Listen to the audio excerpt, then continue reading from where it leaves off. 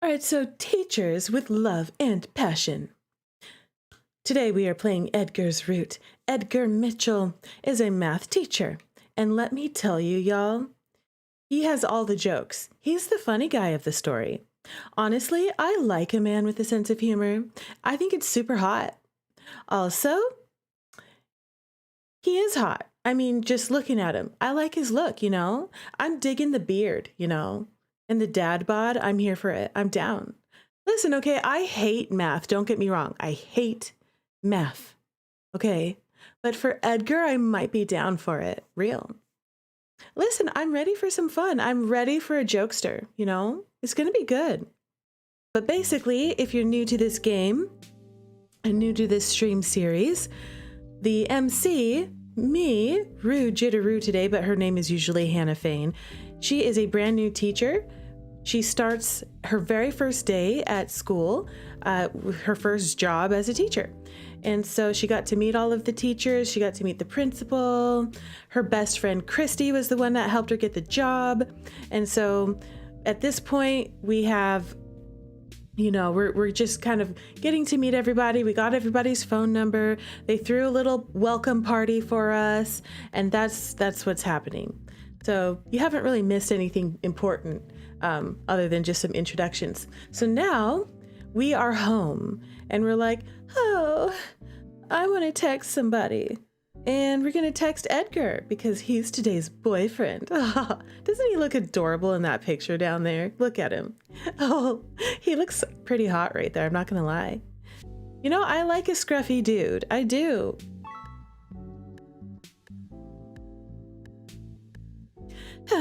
Of course I need to text him. I wonder if he has any pickup line this early in the morning. Oh yeah, Edgar has been hitting on us relentlessly, but it's all been like really funny pickup lines. You know, the dude is hilarious.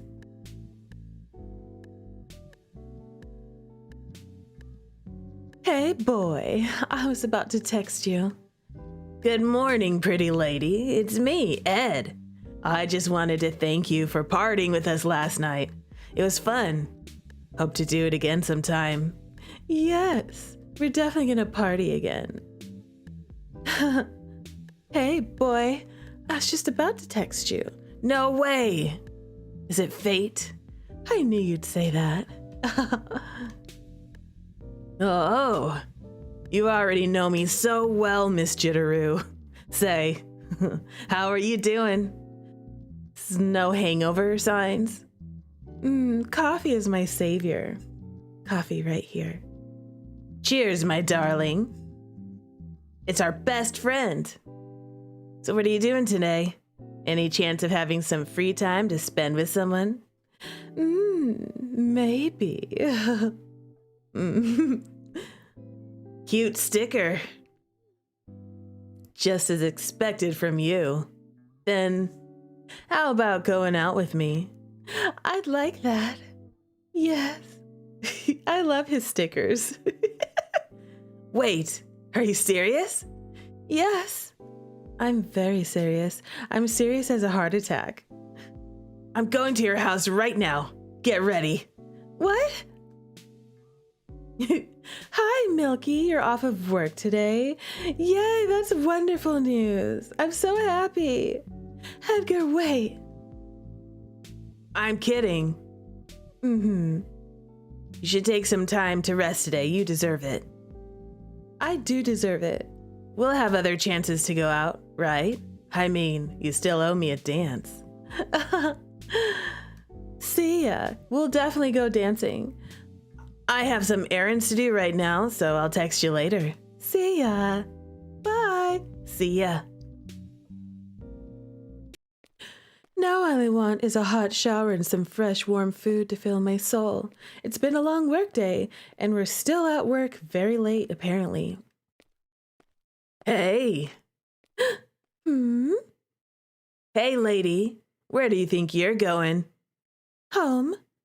And did you plan to do it without your books? He holds out his hand, showing me the biology book I was quoting to my kids earlier. Oh, I forgot. You forgot it, girl. My gosh. Gosh. I would have been so mad at myself if I got home without it. I saw you reading and highlighting it all day today, so I figured it was something important. Thank you. And sorry for making you run after me like this. Girl, I don't need a book to have a reason to run after you. Wink. Stop, Edgar. Oh, gosh. Anyway, thank you for bringing it, Mitchell. Call me Edgar. Oh, okay. You're going home, right? How about I walk you downtown? Are you sure? I don't want to trouble you. Of course, it would be a pleasure. Yes, go with him. We're going on a date with Edgar. Yes, we are. Then let's go. Yes. Walking by my side, Edgar opens the doors for me, showing me the way with a relaxed expression on his face. The city is always pretty at night. The light coming from the pubs and cafes is a comforting spot in the beautiful nocturnal darkness. I mostly enjoy the lull that covers the roads at this hour. It feels like the whole world is just living in peace for a moment. Do you live nearby? No. It takes me around 20 to 30 minutes to walk home. But I don't hate it. It's my daily stroll to relax after a stressful day. That's nice. 20 to 30 minutes isn't that bad, you know? That's a nice walk. Yeah. Unless I'm tired. Then I'd rather take the bus back home, or if it's raining or something. But even then, girl, you have walked in the rain before. We saw it before. I don't blame you. So, are you tired right now? No. Then how about we do something fun? Like what? Come on. Don't give me such a suspicious look. I'm a fine gentleman, remember? Yeah. Just come with me, and you will see. Okay. Leaving a mysterious feeling in the air, Edgar gives me a gentle smile. Yeah, it's dark outside for walking alone. Exactly. I wanted to ask again to make sure it's not something weird, but I decided not to. Edgar is a good guy, and I'm sure breathing some fresh air will do me some good. Yeah, he was rhyming. Shyly nodding, I give him a positive sign to lead me wherever he wants to go. Wherever he want to go, we're gonna go wherever he wants to take me. I'm sitting on a lonely bench, holding my bag on my lap as I watch the cars pass by. Edgar told me to sit and then just left. He didn't say where he was going, but he promised he wouldn't take long. Trusting his words, I decided to do as he said. Taking a long look over my shoulder, I see friends enjoying desserts in cozy cafes, businessmen walking out of pubs with drunk smiles on their faces, and couples chatting on benches. It's been a while since I took a moment to sit down and just appreciate the things around me. To feel that I'm here, right now, it's such a good feeling. Hey, sorry for the wait. A loud, happy voice calls out to me. As I turn around, my peaceful expression melts away in surprise. Running toward me, I see Edgar smiling with 2 ice creams in his hands. He got us ice cream. Gosh, the shop was so crowded. Usually it's not like that. I guess all the guys had the same plan as me tonight. Oh, sorry. I didn't know which one you liked, so I ordered the traditional ones. It's always a safe choice. So what's it gonna be? Chocolate or strawberry? I can't believe it. I thought he would have got vanilla, you know? Chocolate or vanilla, that's like as traditional as they come, you know? But between those two, chocolate or strawberry, I'd probably go for the chocolate. Probably. I just can't believe it. In front of me, Edgar's puppy face eagerly waits for me to choose a flavor. To be honest, I was expecting him to take me out for a drink. That fits his character more. But I guess I was wrong. You know what? He is Okay, so I thought we were gonna go out on a date with Ray, but we ended up just kind of driving around. This is actually officially, I think, the first time we've gone out on a date for like ice cream. I mean, I guess it's not a date technically, we're just friends at this point, but it's a date. Come on. He's the only one who's bought me ice cream, okay? The only one! And maybe I'm happy to be wrong. Rue. Ah, wait. Oh no, please don't tell me you hate ice cream. No, that's not it. Oh, thank God. I'm just happy. I'm glad. Can I have the strawberry? I thought you'd want chocolate. Chocolate is a bit too bitter for my taste. Okay, to each their own, okay? Girl, that's not how this Rue goes. I love bitter. I like chocolate. I like a good mocha, you know? Coffee flavored ice cream? Yes. My favorite kind of ice cream though is actually mint chocolate chip. It's a little secret about me. I love mint chocolate chip ice cream. It is my favorite.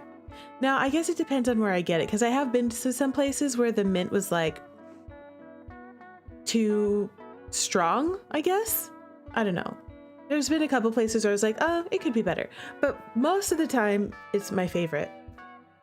Yeah, it changes for you. You know, I have another favorite. I love good cookie dough ice cream. And I'll take like, oh gosh, chocolate ice cream with like chocolate peanut butter cups and stuff in there. Peanut butter and chocolate. So good. And then of course like a coffee too. A coffee gelato, it's so good. Oh my God. Chocolate is a bit too bitter for my taste. I've been a sweet lover since I was a kid. Okay, noted. By the way, my favorite flavor is bubblegum. What? How old are you? Oh, shut up. Laughing it off, he sits by my side enjoying his ice cream. Oh. Rocky Road was your favorite since you were a kid? Oh my God, I love Rocky Road. It's so good. The taste is just as good as I remember, and the cream texture is softer than those you buy at the grocery stores. Let's look at this adorable CG. They're so cute together. They're all cuddled up already. We're like not even in his route yet, and we're all like cuddled up on a date eating ice cream together, all canoodly. It's already romantic. We just started. We just started, and the romance is hot. I love this man. Oh my God. They're so cute. Chocolate chip ice cream all the way for you? Yes. Yes, I do love chocolate chip ice cream. Yes. Yes to that. The taste is just as good as I remember, and the cream texture is softer than those you buy at the grocery stores. It's so good. Right? That shop is my favorite. Last week I tried their salted caramel. Perfect flavor. Oh, Ice cream is a great first date. It really is. It's a perfect first date. Now that I think about it, when was the last time I ate ice cream? Oh, he's so close. Look how hairy he is. Look how flirty he is looking at us. Hi, Edgar. I just hope he doesn't make us do math, like in Amnesia, you know, like Kent. As long as he doesn't make us do actual math, I'll be okay. What's on your mind, Miss Jitterrue? I'm trying to remember when was the last time I went out with someone like this. It's probably a long time if you can't remember. Yeah. Is it a bad thing that we're doing this right now? I think the right question would be, why am I thinking about it right now? I should be enjoying it, but I can't help but worrying about how I've been spending my life lately. I don't go out as often as I should. I don't have many friends aside from Christy, and I'm not an active member of any community. I look back at Edgar. His face has a chocolate stain on the corner of his lips, while his eyes are watching me, still waiting for my answer. It's fine, or I'm glad I forgot that, but you know what? I'm glad, because we got to go on a date. It's actually the opposite. I don't have many chances to go out. No, that's not right. Honestly, I just skip all the opportunities that come my way. So I'm glad I forgot my book at school today. Huh? I'm happy too. Before we realize it, the ice cream is gone. Now we're alone with our silence and the whole city beneath our feet. It's good to be like this. Didn't you tell me your favorite flavor? Oh, you didn't tell it to me. That's because I don't have a favorite. Oh. I don't like to choose something just because it tastes good. Things become too empty like this. Oh. Like when I'm having a bad day. That good taste I said was my favorite can become a hated one. And vice versa. Oh, I get it. That's why I like to change it all the time, so I can taste the moment in it. So, right now, you can say, my favorite is chocolate. Oh, I hope that you don't have that attitude when it comes to love interests. Just saying. His words are followed by a timid smile and a light blush under his eyes. The cold sensation in my stomach melts away as my heart pounds quickly against my chest. The silence stretches as the distance between us feels small. Suddenly he averts his gaze to the street, laughing awkwardly like a boy in love. It's getting late. Yes. We have work tomorrow. Should we head out? Yeah. I'll take you home.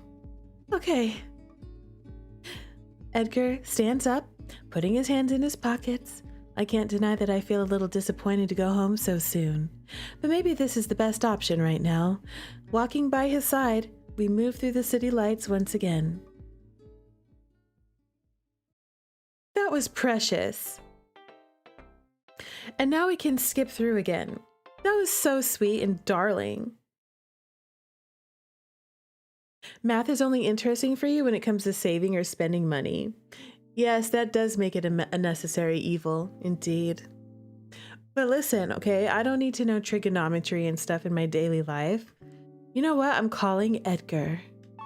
I'm texting him. We're late at work again. This MC's at work a lot late.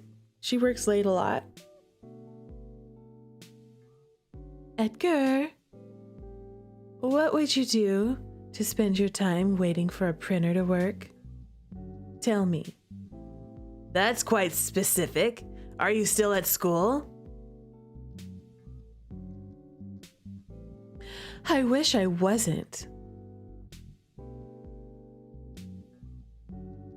Lol, the pain. Let's see. You can play some games on PC while waiting. Thomas has the Solitaire 2.0 installed. Solitaire 2.0? That sucks. What were you expecting? Cool stuff from Thomas? That man is still living in the Victoria era. But honestly, I'd just take a nap. Sounds good. You know what? I could just take a nap, you know? That does sound good. I'll probably do it. Let me just give you a little advice. Don't stay there for too long. You should go home before midnight. What are you talking about? The bloodsucker. What the hell, Edgar? What are you talking about? Yeah, people don't believe it until they see it. But then it's too late. Are you trying to scare me? No, I'm serious. You should be careful, Miss Jitterrue. I live near this school. If you're scared, you can come to my house. I promise to protect you. I'm not falling for that. Shoot. I'll try harder next time, but seriously, be careful on your way back. Thanks. Gotta go. Sure. It was good talking to you. See you tomorrow.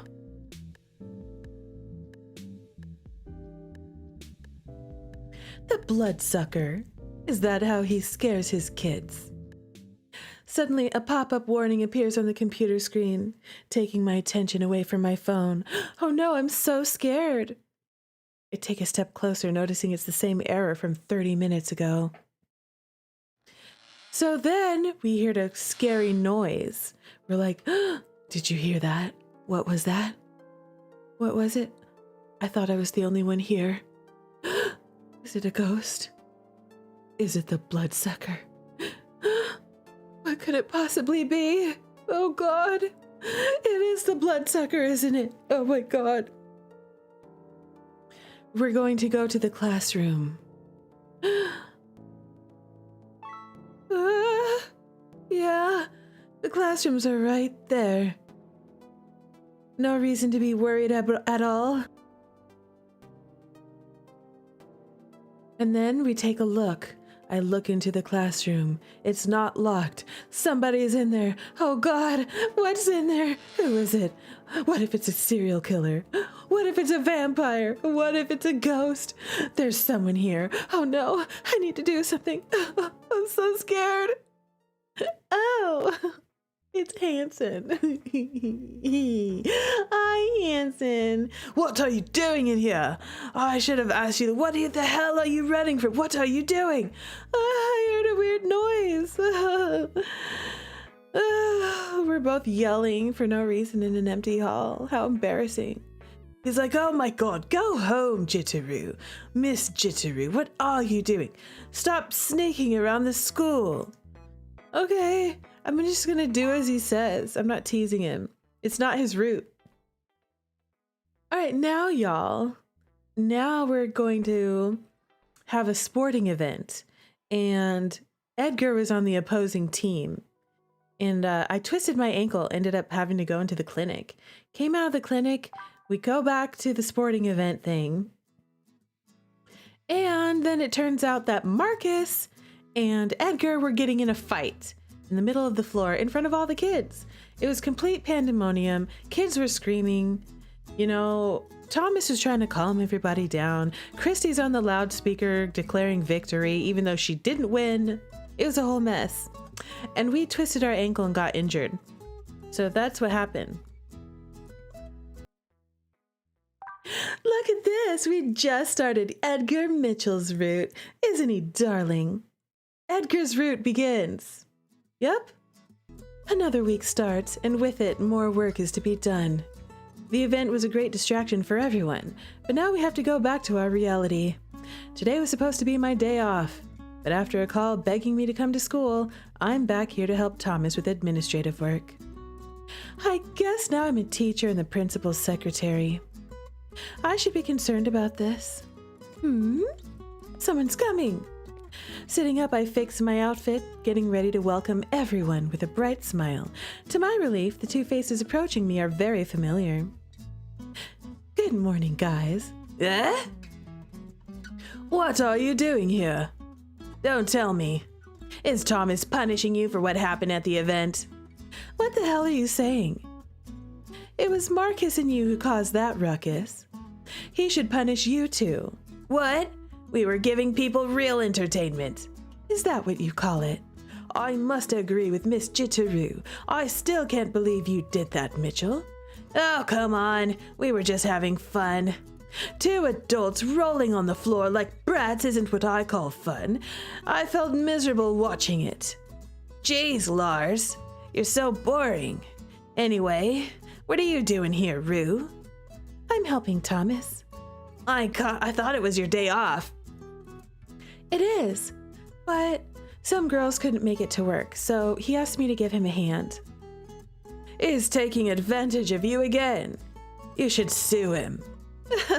It's okay. I'd be bored at home anyway, so I'm happy to help. Your pure soul just left Mr. Coldheart speechless. Lawrence's deadly glare says more insults than his mouth has ever said. I'd be fearing for my life if I was in Edgar's shoes. He probably knows that he messed up, but instead of apologizing, he only smiles at me, not daring to look at the teacher by his side. I take it as a cue for me to act and save him. Do Do you guys need anything? Just give me that damn book. I need to do the check-in. Right away, sir. What about you, Edgar? I'd like to book a date with Miss Jitterrue next week. Do you think it would be possible? Ugh, you are disgusting. What? After signing his line, Mr. Hanson gives the book back to me. Edgar waits for an explanation, but he gets nothing as Mr. Hanson leaves the room, not looking back. I can't help but laugh at how random they are sometimes. That guy, he's so bitter. That's because you're always bothering him. What? I'm trying to make his life less boring. By annoying him. It's the easiest way to get a few reactions from him. And you gotta admit, it's fun. Yes, just say it. Of course, it's fun. But you should take it easy on him. Just because he's old? Nah. He's not that old. He should be glad that I stopped calling him after midnight just to annoy him. You did what? Oh, come on. Prank calls are fun. You should try doing it with Chris someday. Fine. But only if you promise to back me up. Haha, deal. I can't believe I just agreed to do something as stupid as this. But how was I supposed to deny it when Edgar is making me feel so young and full of life? Anyway, I need to sign that book too. Here you go. Edgar leans over the counter, sliding the pen beautifully across the sheet. It is a bit shocking to see how elegant his handwriting is. I was expecting it to be a lot messier. But you didn't answer me. About what? Are you free to spend your day off with me? He talks to me while still leaning on the book. His eyes never leave the paper, and yet I feel so embarrassed, as if he were staring directly into my soul. I know he likes to tease and be flirty with me, but this time his tone didn't sound playful at all. He wants me to let him know if I'm available for a date. Well, I want to rizz him up, so I'm going to say, I think I do. I think I do. Oh? Well then, where should I take you on our first date? I thought that we already had our first date. Leaning back, he supports his elbows on the counter, thinking deeply about it as if it were an important matter. Edgar is pretending to take it seriously, and I'm pretending not to be excited. A walk in the park doesn't sound special for a first date. Maybe we could visit this new cafe downtown. I heard the place is cozy, and they have the best cakes. But again, this is a place we can visit any other day. How to make this first date special? His expressions change every time a new option pops up in his mind. He may be joking, but I don't think that it'd be bad to go out together. Oh, I know. What do you think about going to an amusement park? Oh, that sounds so fun. It's been ages since I went to a place like that. That's a great idea for a date. I love that. Then it's decided. Let's go to an amusement park next Saturday. I'll stop by your house at 9 a.m. Wait, what? Are you serious? Yeah, that would be fun, right? We could wear matching hats and ride a merry-go-round. Then we could hold hands and walk into the sunset in the evening. I'd bring you home at 7 p.m. and call you again the next morning. Just to say that I want to do this again. Too early, make it 10. I agree. 7 is way too early. We could have dinner together while we're at it. Imagining what he's saying. I feel my cheeks getting hotter. Oh. I like this date. Let's do it.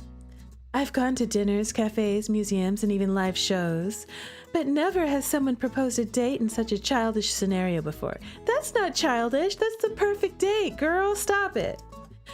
This should make me laugh, but it is actually making my heart jump excitedly. How does it sound? Perfect. He jokes around, but when it comes to dating, Edgar is pretty serious and stubborn. Exactly. And yes, Strawberry, welcome, Stunner. Edgar!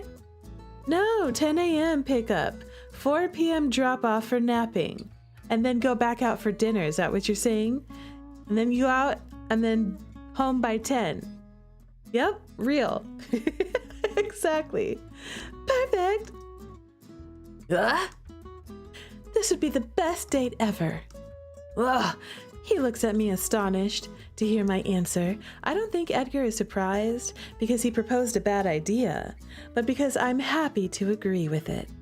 After a moment of silence, he smiles, laughing off the situation as if it were never supposed to be real. Look at him blushing. He's so cute. Yeah, and dinner. In comfy PJs? Yes. I agree. Let's do it. Yeah, 6 hours for a first date, a first official date. Yes, why not? Why not? Yeah, it would be. He closes the book and sets the pencil over it on the counter. Then he looks at me for a long, quiet second. His lips show a soft smile, but his eyes long for a faded emotion I can't decipher. He didn't touch me. He didn't say anything. And yet my heart is throbbing, asking for more of this feeling. There you go. Sliding the book to me, he whispers the words under his breath, slowly bringing me back into the moment. I'm late for my class. Gotta go. Hope to see you later. His cheerful voice fills the room, erasing the moment and the questions from a second ago. Me too. Good luck with Thomas. And please, don't let him take advantage of your angel's heart. Oh, Edgar waves at me, running out of the room and leaving his playful words hanging around me. I don't understand what I feel most of the time when I'm with him, but I know it's a feeling so strong it overflows into my face. And I like it. Holding the book in my hands, I turn back to my work, trying to stay focused for the day. He is so nonchalant. I love him. He's very chill. He's fun, he's relaxed. He's spontaneous. That's kind of hot, spontaneous. The day has been like hell.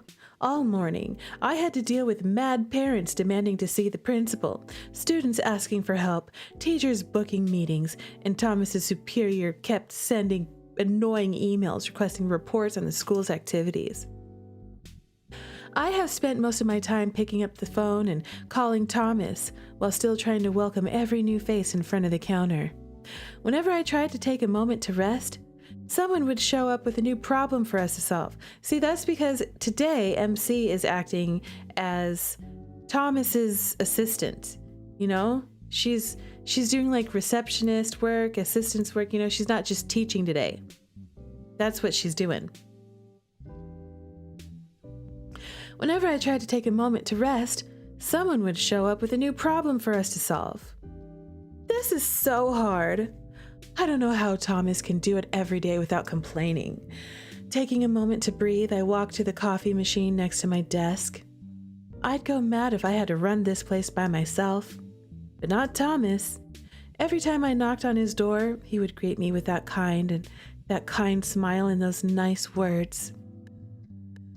Even if I could still hear him sighing tiredly after closing the door, Thomas never showed me how exhausted he was. He was always doing his job while still encouraging me to do mine. I'm glad I decided to help him. I just wish it wasn't so hard for both of us. As I'm about to take a sip of my drink, I hear my cell phone ringing.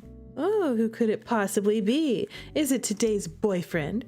Afraid to find another problem to be solved, I swipe up the screen, biting my lip.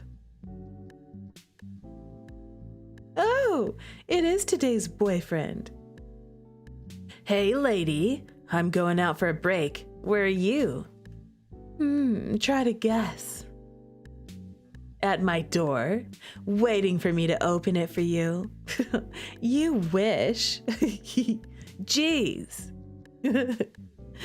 How dare Thomas rent all your services to himself? Doesn't he know that we are missing you here? Oh, then come see me. I love how MC is being flirty right back to him, I can totally flirt with him back, and I love that. Girl, don't try me. If I go there, I'll steal you away. Thomas will come after you. Yeah, he will, but seriously, are you okay? Thomas usually works a lot. It can be overwhelming. I'm more worried about him, you know? I know what you mean. The man needs a break. But you also deserve a break. Oh, I know. Say, are you staying around for another hour? Yep, I'll be here until 5 p.m. Damn. But it will give me some time. Tell me, Miss Jitterrue, do you like cake? What? Yeah. I'm standing in front of a bakery right now. I'm looking at a cute strawberry cake. And I'm thinking about getting you something. What do you say? Edgar, you don't need to do that. But if you get me the cake, I'm not going to turn it down. I will eat it. I know that. But I want to. Take it as a reward for your hard work. Listen, how about a cupcake? I don't need an entire cake to myself. And then maybe you can help me eat it. How about a cupcake? You know, get one for you and one for me, and then we can eat it together. Thank you, Edgar. Then I'll gladly accept one slice if you eat a piece too. Fair. Ah, how sweet. All right, deal. Then I'll leave it at the lounge for you. Ah, I'm next in line. I gotta go. Talk to you later. He's buying me a whole cake. Yes. You bought yourself an entire cake? You know what? That's epic. I love that. Chocolate mousse? Ooh. Oh, yeah. Yes. Warranted. Warranted. He's spoiling me too much. Oh, my heart is pounding again. I guess I need to work harder now. Shaking my head to wave off these funny feelings making me smile, I turn back to my seat. Now I feel a little bit more excited to work again.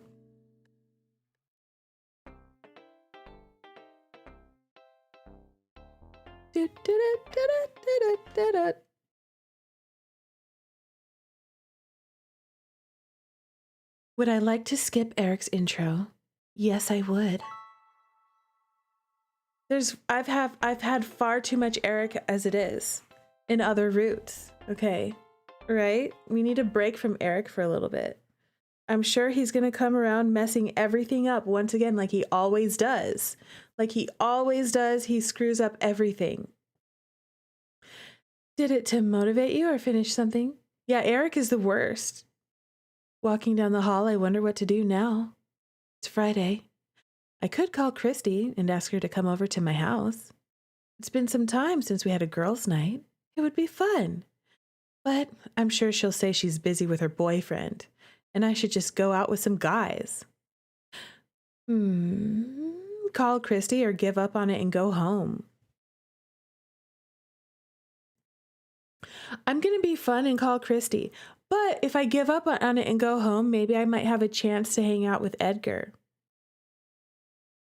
If I call Christy, she's probably going to be like, oh, I'm busy with my boyfriend. And then maybe she'll encourage me to hang out with Edgar. Okay, call Christy. Yeah, I'll do it anyway. Maybe I can change her mind this time.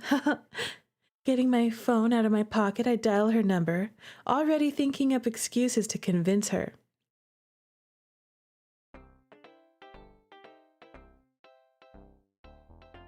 You got a cake as a reward for surviving a rocky new point of sale system.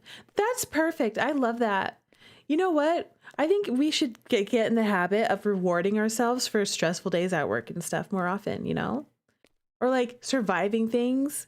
You know, we have milestones, we do fun stuff. Why do we only celebrate birthdays and Christmas? You know? I'm about to sneeze. The day has been quiet and slow. It was good to help me settle my mind and get ready for a whole day of student assignment presentations. It's always so unpredictable to be in a classroom. The kids can get very excited or nervous to do it. I need to always be ready. Yes, it is possible for you to get the result using this method. I'm just guessing that it's today's boyfriend talking. But I don't think it's the best option. Huh? That's Edgar's voice. I knew it. Bewitched by the sound, I walk towards a classroom, carefully stretching my neck closer to the door. Inside, I find Edgar, crossing his arms in front of the blackboard, looking at the students, taking notes. I have a feeling that Edgar is the student's favorite teacher. You know, because he's fun. Look, I'll teach you an easier way to do it. You always say that, Mr. Mitchell, but it's never easier. Trust me this time, okay? He smiles, making a few kids grunt in the back. Turning his attention to the board, he starts writing on it as he continues to explain the lesson. I thought he'd be a fun teacher, but he's pretty serious. He looks so different.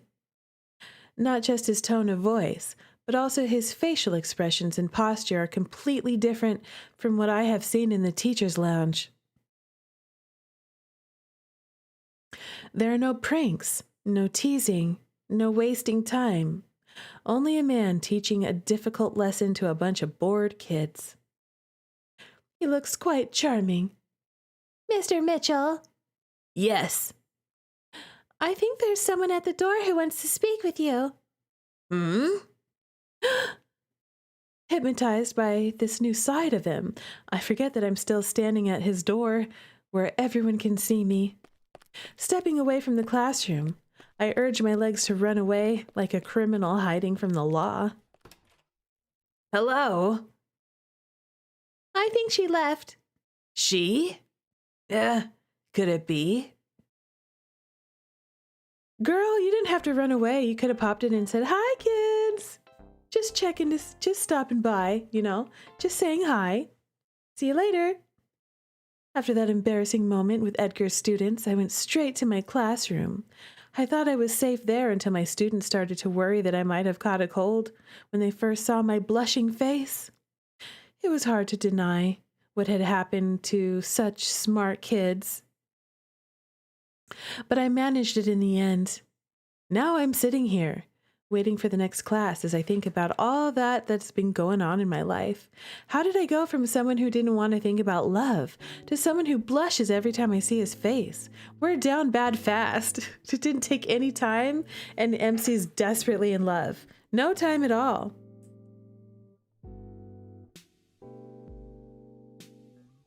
Maybe it happened because Edgar welcomed me with open arms for my first day. He was there, cheering me up and reminding me of things I didn't even know I knew. Slowly, he made his way into my life, and now he's living rent-free in my mind, too. Edgar is the kind of person who makes you feel safe and comfortable, like being in a warm room in the middle of a cold winter. He's the safe place that allows me to be vulnerable. And as nice as it sounds, this is not something easy for me to handle. Because every time I try to be vulnerable, I get hurt. I'm tired of it. And yet, I can't stop thinking about how my life would be if I tried to give it another chance. What would my life be like if Edgar was in it? Wait, what? No, stop it, Rue. He's your colleague, and you're not supposed to be thinking about this. Breaking the course of my thoughts, the door opens, revealing Ray's tired face behind it. What's Ray doing here? He doesn't usually come in here, except for when it's his route and he's coming here for me. Also, MC's been falling for Edgar really quickly compared to the other love interests, thinking about love and having romantic feelings and thoughts about him really fast. I think he's good. I'm kind of getting worried about that. I'm getting worried about that. I feel like he's going to break our heart, because there's going to be drama. There's going to be drama. And now I'm worried that like we're so into him so fast, he's going to do something and he's going to break our heart. You better not break my heart, Edgar. How dare you? Breaking the course of my thoughts, the door opens, revealing Ray's tired face behind it. I flash him a smile, trying my best not to show the turmoil going on inside me right now. Oh, Miss Jitterrue. Why did it have to be you? Huh? What are you talking about? We're doing some stuff in the gym, and I came here looking for help. I thought Leonard would be here for me to drag him into it, but I guess I will do it with you instead. Oh, don't worry. I'm always happy to help. Always a good girl, Miss Jitterrue. You with the good girl, Ray. This is not your route, okay? Stop. Then please follow me. Everyone is waiting for us. I didn't give myself time to think when he suggested it. It's my chance to get some fresh air and stop worrying about my feelings for once. Leaving my bag behind, I follow Mr. Fox out of the lounge, wondering what they're doing.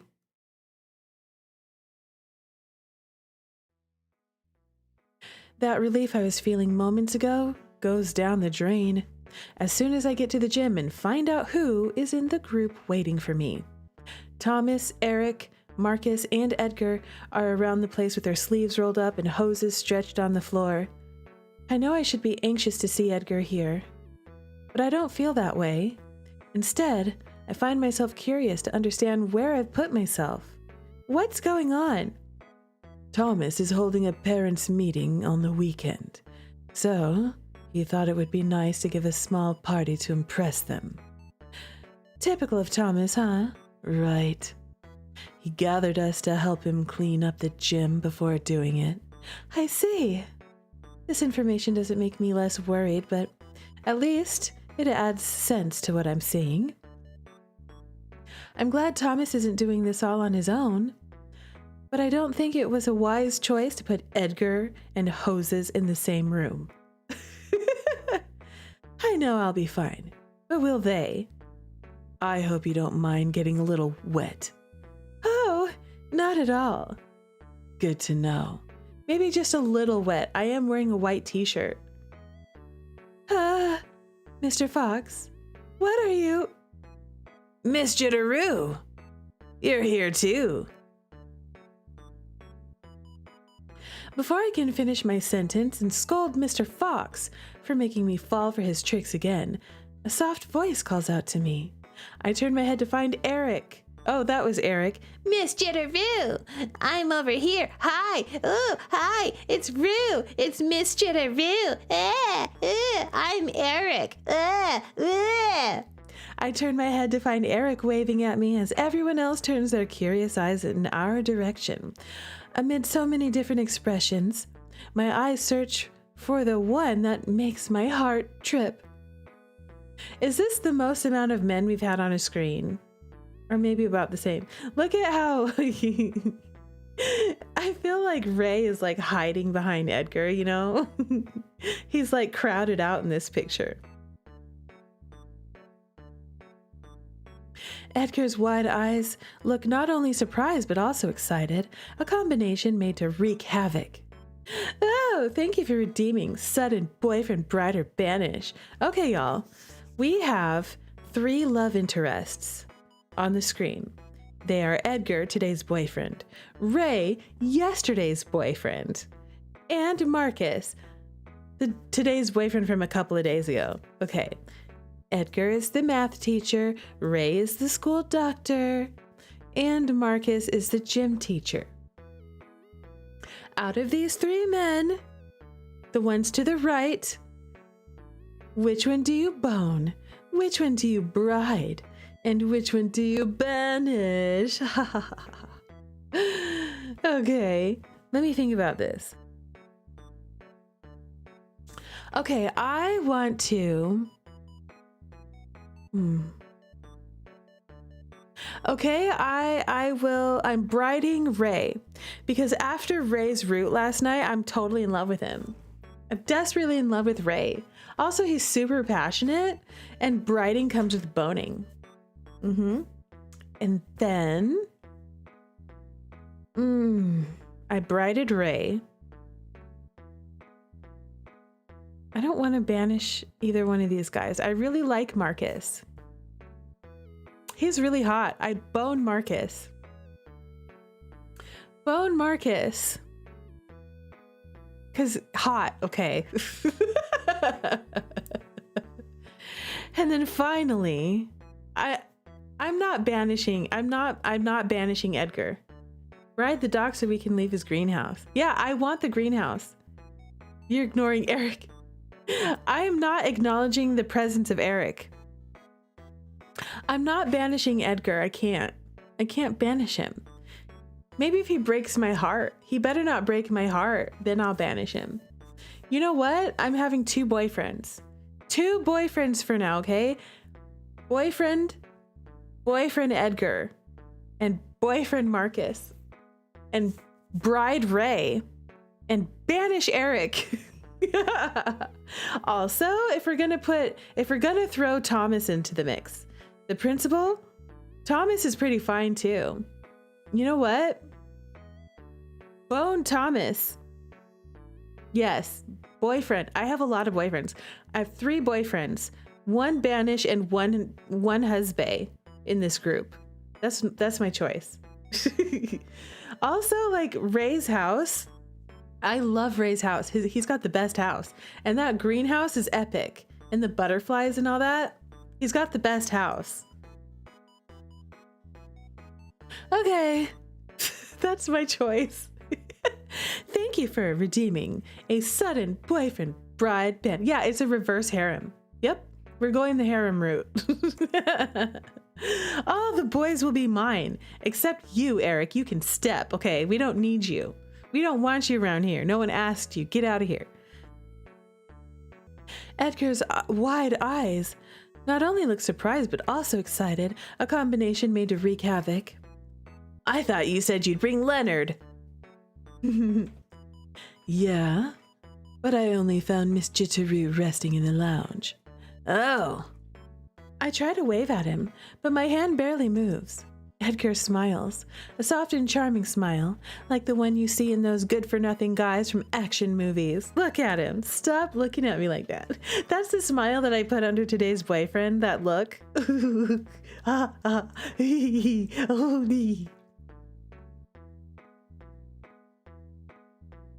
Something that should make me roll my eyes is now making my legs go limp. Blame Thomas for whatever happens to you here.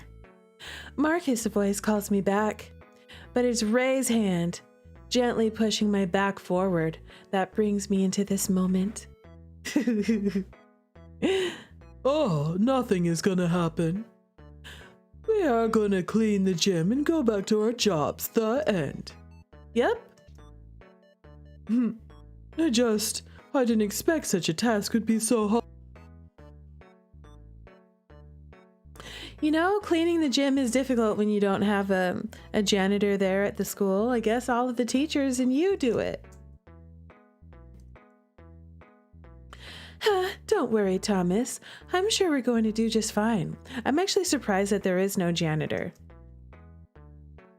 And it also looks fun. Hopefully... Oh, Thomas. Hopefully it will be. As always, my positivity shows an immediate effect. With a few words, I stop them from starting an unnecessary argument and get our heads to work. With questions answered, Thomas takes the center. He then proceeds to explain our tasks for the day. In Asia, the students need to clean the school. When I was in school, we only had to wipe down tables and stuff. In the lunchroom, we had to help with a few things, but we didn't do all the cleaning. As Ray said before, Thomas wants to clean the entire gym so he can make the party happen on the weekend. Our tasks are simple. get buckets of water, squeegees, and brooms, and scrub every corner of the hall until it shines clean. As simple as this task is, we still need to separate teams and organize ourselves. So to start it, Thomas and Ray go to the back room to get brooms, squeegees, and other cleaning stuff. The rest of us stayed in the gym in charge of unrolling the hoses and checking out the faucets. Marcus, can you get that side? I think it'll be easier if we keep the hoses closer to the sink. Sure, I'll hold the ends, and you guys unroll it. As they decide what to do, Eric and I walk to the corner, pulling another hose out of the dark.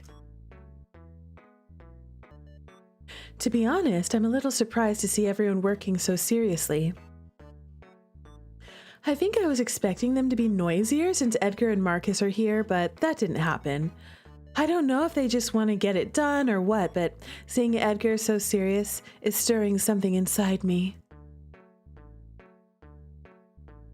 This girl is down bad. The cafeteria was loud and stuffy, so you ate at a table with benches back then outside. If the weather was nice when I was in school, I would like to eat outside too. Sometimes I did. But I was in a place where it snowed and it was very cold oftentimes, and so, we couldn't go outside all the time. You ate in the gym when you didn't have a lunchroom? On the bleachers. They brought essentially fast food every day. Oh my gosh. That's basically what kids in the US eat. They eat fast food at school, even if they're not under construction. They give the kids like pizza and chicken nuggets and stuff. And it's like hard pressed to find a good vegetable. If they are vegetables, it's like canned peas or something, If there's a salad bar, it's like wilty, gross lettuce. It's like iceberg, disgusting nastiness. It's like no wonder kids out here don't eat good food at school. I'm glad you're here, Miss Jitterrue. Eric's voice sounds far away, even standing beside me. When I turn to face him, I realize I've been standing in the same spot for minutes. My face becomes red and my stomach turns cold. I've been looking at Edgar this whole time while Eric is doing the heavy work. Now I know. We'll make it right. I look at him, wondering what it's supposed to mean. Does he think I know what I'm doing? Or is he considering everyone here as irresponsible as they look? I had to look at that sentence again for a second. I was like, I interpreted it wrong. As I think about it, I drag the hose closer to the center where Edgar is straightening the other two. Miss Jitterrue, be careful. This thing is heavy. I don't want you to hurt yourself. It's okay, Eric. I think I can handle it. Eric's loud, concerned voice caught Edgar's eyes in our direction. He isn't wrong about it being heavy. Even I am surprised to use so much strength to hold it, but that's not a reason to be worried. I know he probably said that for overthinking, and I shouldn't have let it get onto my nerves, but I couldn't help feeling bothered. I didn't hear him saying anything like that to Marcus or Edgar. Does he think I can't do it because I'm a woman? Maybe now I am overthinking, but it's too late to push this anger away. Clutching the hose with both hands, I lift it over my shoulder. The weight isn't as bad as I thought, though it still bends my back slightly, and yet I keep a straight face, walking my way as if it's nothing to me. Listen, MC's probably strong or just as strong as you are. Look at you. Look at you. Look at what's his name? What is his name? Eric. Banish Eric. Look at you, Eric. You don't look all that strong yourself. Okay, maybe he's hiding some muscles and stuff under there. I don't know. But listen, okay? Well, we were going to bring Leonard in before, okay? I'm easily as strong as Leonard, okay? How strong is Leonard really? I can do this, okay? It's not that bad. I'm not a total weakling. Okay, like, yes, men are generally stronger. Fine, okay? But, like, we're talking about Eric. Look at Eric, okay? Eric looks like a little twink. Look at MC. MC looks actually pretty strong. Yeah, MC probably has bigger muscles than Leonard. Exactly, that part. MC is fit, okay? She's pretty fit. As I'm dragging it out of the way, I notice Edgar's gaze following me with awe in his eyes. Eric is just gross. What? See, look at MC right there, okay? She looks like, you know, she is a sturdy, strong woman, okay? She's not no twig chick, you know, with no muscle and stuff. She could pick up the hose. She could pick up the hose. Eric has no ass. Eric has a ruler booty. That's what Eric has, ruler booty. Mm-hmm, pancake. Yep, definitely pancake. But look at Edgar, okay? Edgar, you know, Edgar got junk in the trunk. Guaranteed. Guaranteed junk in the trunk. Also, I bet Edgar is really strong. He's probably one of the strongest of them all. Look at how big his forearms are, okay? Huge, huge forearms. What? Those arms are so hot you could kill a man. Thank you, Edgar. I love Edgar, yes. Yeah, Edgar. Them hips don't lie. Huh? Seriously, I will let you choke me anytime. Edgar. Edgar. Oh my God, stop it. Like a puff, anger, and my serious posture are gone. I don't know if he noticed my annoyance or if he just said that because he wanted to, but whatever the reason, I'm glad he did it. Edgar's kink unlocked. Edgar. Laughing with me, Edgar comes closer, helping me drag it to the right spot. Looking at his face now, I see a hint of a smile in his eyes and a different light in his face. It's almost as if he's happy that I'm smiling. This kind of happiness is something I only feel when we are together, and I like it. And I want to see and feel more of it. I think it's fine to leave it here. His voice surprises me, reminding me I have been staring at him for too long. Luckily, he is too busy with his work to notice the bright color on my face. I bet you, girl, he did notice. He just didn't call it out. Okay. Leaving it on the floor, I take a few steps back while he makes sure nothing is blocking the way. Averting my eyes to the back room, I pretend to be waiting for Thomas as I try to calm my flushed heart. Let me just check.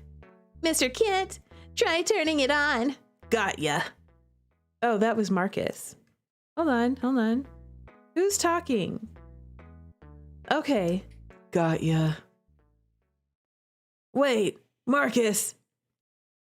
Edgar's scared voice calls me back. But the same sound doesn't reach Marcus in time to avoid disaster. In a matter of seconds, water comes out, hitting Edgar hard in the face. He puts his hand over it, trying his best not to let it splash on us and give him some time to breathe. Marcus, turn it off. What? Make up your minds already. At my shout, the water stopped coming out, leaving an awkward silence and a wet face behind. Worried, I look at Edgar. His eyes are closed, his mouth open, and his hair is down, dripping as much as his beard. Breathing slowly, he squeezes his eyes, wiping water out of his sight as the situation starts making sense in his mind. Marcus runs in our direction, and as soon as he sees Edgar, his worried face turns into surprise. What the hell are you doing? Don't blame us. Making sure the water is wet enough. I love him. What? I can't help but burst out laughing, seeing Marcus's confused eyes, looking around for answers. Hearing my voice being the only sound echoing in the gym, everyone turns to me. I thought Edgar would be angry, rightly so, but instead of that, he only smiles at me. He runs his finger through his hair, pushing the water drops away from his face, not caring about it at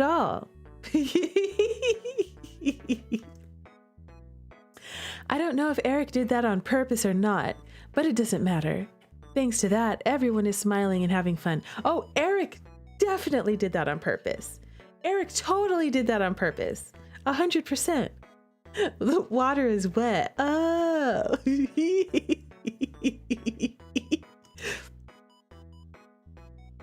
Footsteps call our attention back. Coming out of the back room, Ray and Thomas finally come back to join us with cleaning material in hand.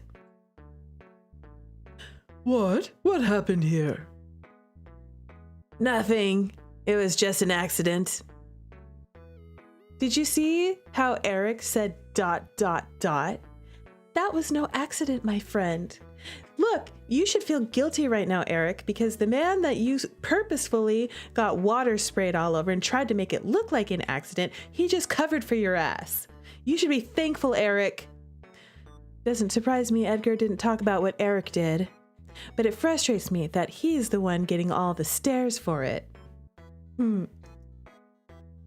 Take a look at Eric, and all I see is the annoyed expression of one who had their plan boycotted. Is everything all right now? Yeah, don't worry. It was refreshing and fun. Eric, stop that, okay? How dare you? Thomas was a bit reluctant to accept it, but in the end, he decided to leave it that way. After all, we still had a lot of work to do. All right then, let's get back to work. Clapping his hands together, Mr. Fox draws our attention to what matters at the moment. Quickly, we divide into pairs, choosing tasks that fit us best and letting no one get overwhelmed. On one side, Marcus and Eric sweep the gym. On the other side, Thomas and Fox are mopping the floor. And in the corner, Edgar and I are watering the bleachers. No more accidents. All goes well as we chat about little nothings to keep the silence away. Everything is going too well when I notice water stops coming out of the hose next to my feet. Worried that it may have been twisted, I look to my side, searching for what could be the problem. Suddenly, my eyes stop at the sight of other feet above the blue material. Curious, I run my eyes up until I finally find a mischievous face looking at me. Uh-oh. For a moment, I only look at him puzzled. He is aware of what he's doing, so why is he still standing there? But then, like a flash in my mind, everything makes sense.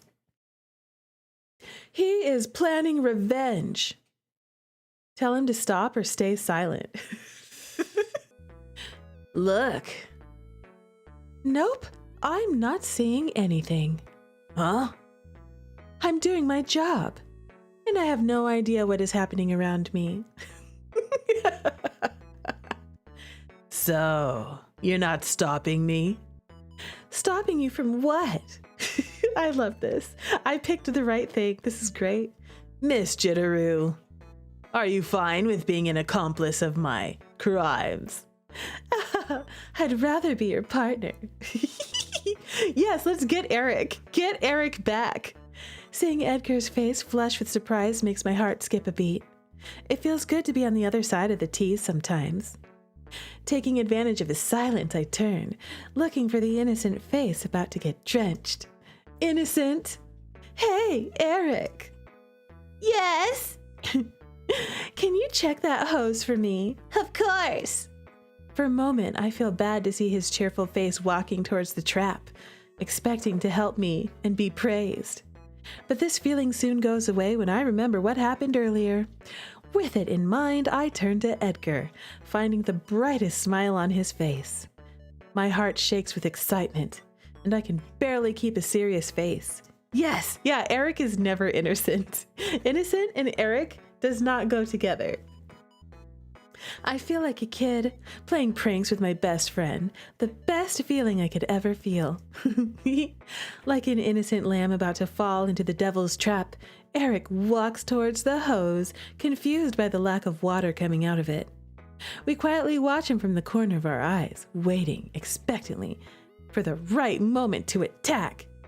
I can feel the tension building up as the boy takes the hose in his hands and brings it closer to his face. He tilts his head and looks into the hole, seriously trying to understand it. In the next moment, his concerned face turns to fright. We all hear his loud gasp, along with the sound of water shooting into his face strongly. Yes!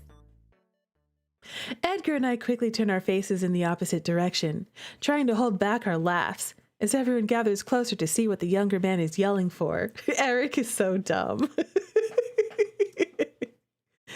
Ha! What are you doing? Are you all right, Eric? Yes, Miss Kleinman, I don't know what happened. Our faces are red and our cheeks are hurt from holding back. I thought it was stuck, but then... Unable to hold it anymore, Edgar lets a short giggle escape his lips. Hearing that funny sound, I feel I can't control it anymore, too. Eric turns in our direction with a suspicious gaze. His eyes seek the older man's face like an eagle, hungry for the truth. Mr. Mitchell, did you...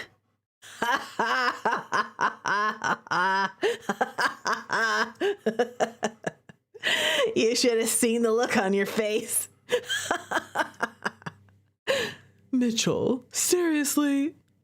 Jeez. I'm so sorry. I couldn't help it. I just wanted to. Before he can finish his sentence, Eric lifts the hose, soaking Edgar's face.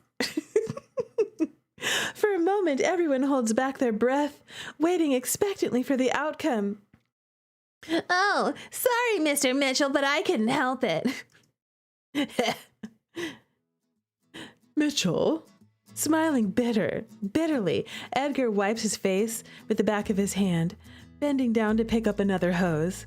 Don't do it! Thomas already knows what's about to happen, and he also knows that no matter what he says, he won't stop him. Everyone gets into defensive positions, as if Edgar were some type of wild beast ready to attack. A smirk crosses Edgar's lips, and a bright light shines in his eyes. Let's party! As if living in an old Western time, Edgar takes the first shot at Eric. The boy quickly dodges, jumping back and holding tight to his weapon. A war of laughter, water, and screams begins. They are only aiming at each other. However, their movements are splashing water everywhere, forcing all of us to run from side to side. Honestly, this is adorable. I love how, Eric totally did this in bad faith, but then Edgar turned it into a fun game. You know? How could you not love Edgar? How could you not love him? How old are you two? Stop it right now! Thomas yells, dodging the pool of water forming on the floor. I know this is getting out of hand, but I can't help the smile on my face seeing all these adults worried about getting their clothes wet. I'm serious. If you don't stop it, I will... Thomas's orders are interrupted by a fast and direct hit of water in his face. With no proper reaction, the three of us look at him, watching water dripping from his mouth as he chokes awkwardly.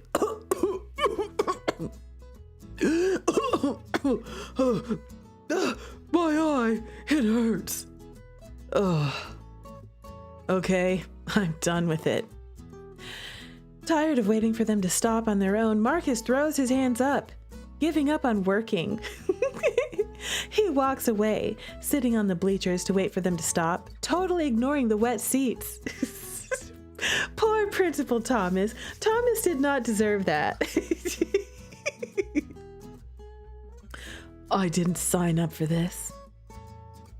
As if we were the only responsible adults in the room, Ray sighs heavily beside me. Eric, stop it.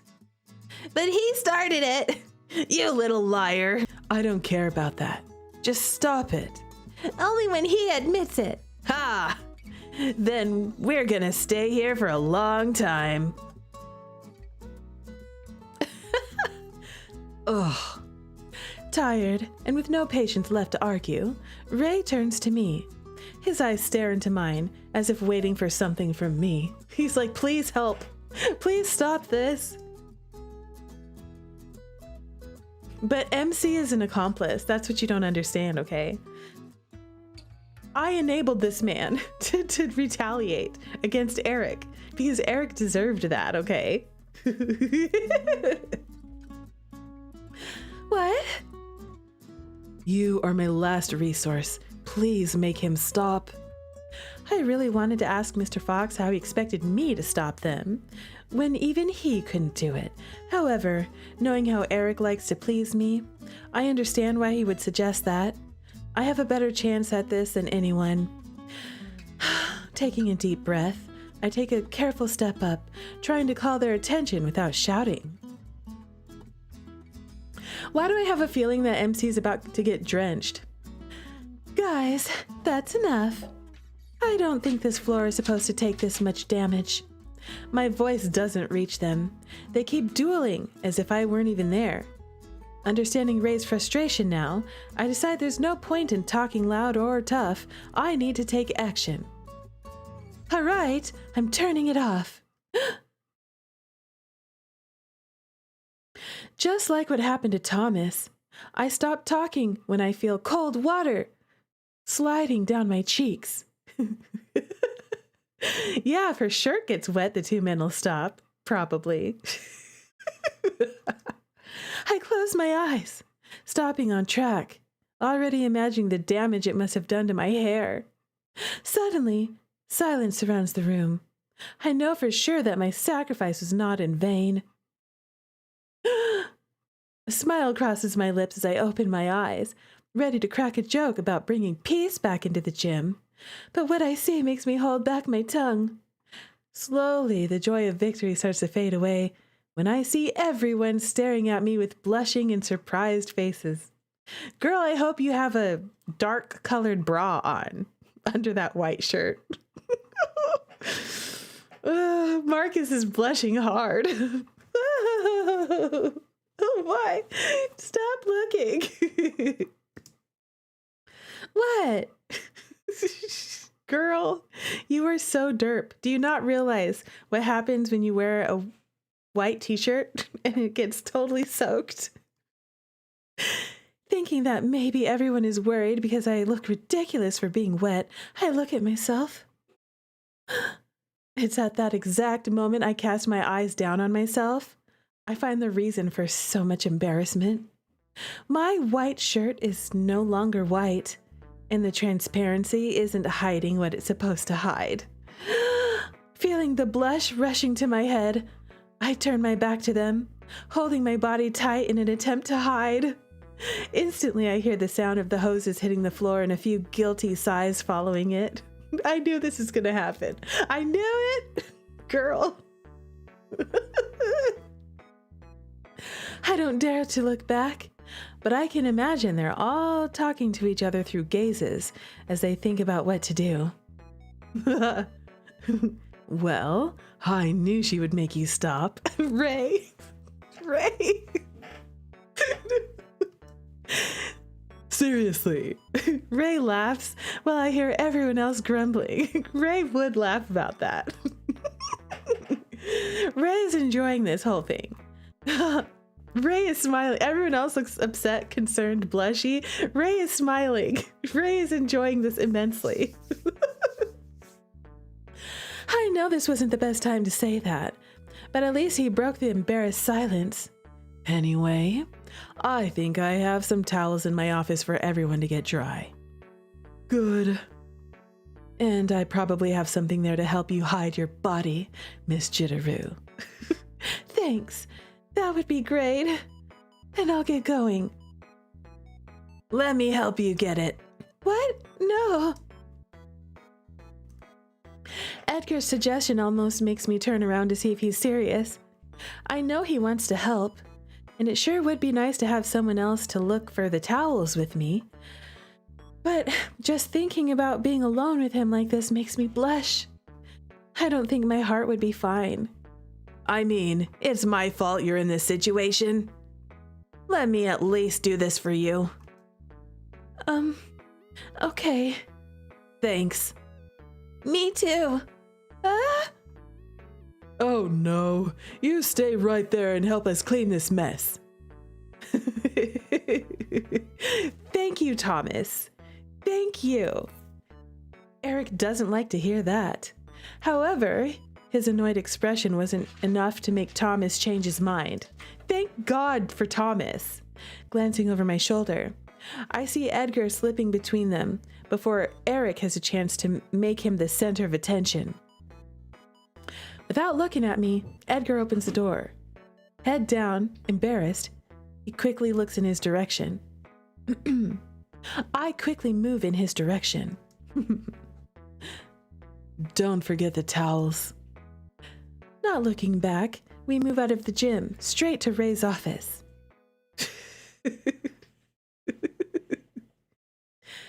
Quickly after we enter the room, Edgar tells me to wait beside a bed. He then runs to the bathroom, searching through the cabinets for anything to help me dry. Slowly, I notice my body starting to shake a bit. In reaction, I hug my arms, rubbing my skin. Cold water slides through my fingers, but my skin still burns hot. My heart beats like a drum, and I can't tell the difference between excitement and cold. Silence grows longer as I tap my feet on the floor, trying my best not to think about Edgar and those troubled feelings. I take a deep breath, and suddenly, I feel something heavy falling on my head. Worried, I try to turn my body around. However, I'm stopped by strong hands, holding my shoulders still. Don't turn. A soft, gentle voice whispers behind me. Shivers run down my spine. Slowly, I sense Edgar's body standing close to my back.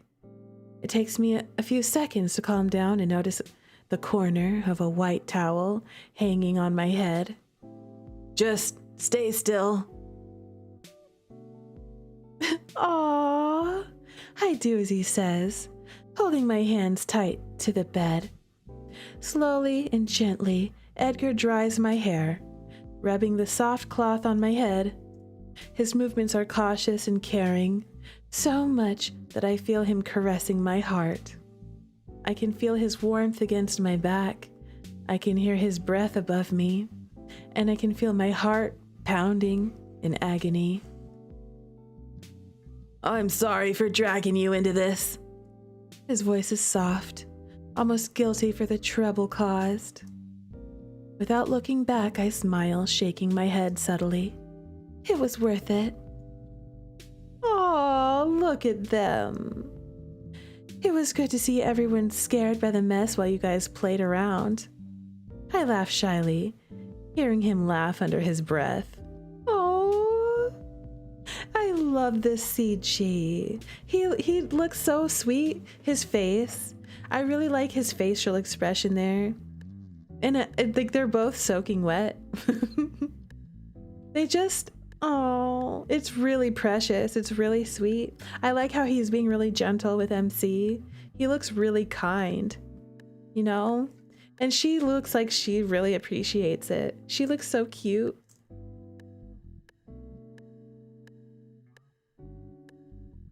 I laugh shyly, hearing him laugh under his breath. Thomas is not gonna forgive me so easily this time. You better be ready for your punishment. I don't want to be his assistant again. My laugh echoes in the room as I hear him mumbling like a spoiled child. Edgar rubs a towel over my neck and then back to my head. We're not worried about the time anymore. I just wanted to play with that kid. I hear a smile in his voice, but I can't see it in his tone. But I guess it was stupid. No, it was fun. We may be in a bad situation, but thanks to it, we had a good time together. And I want him to know it.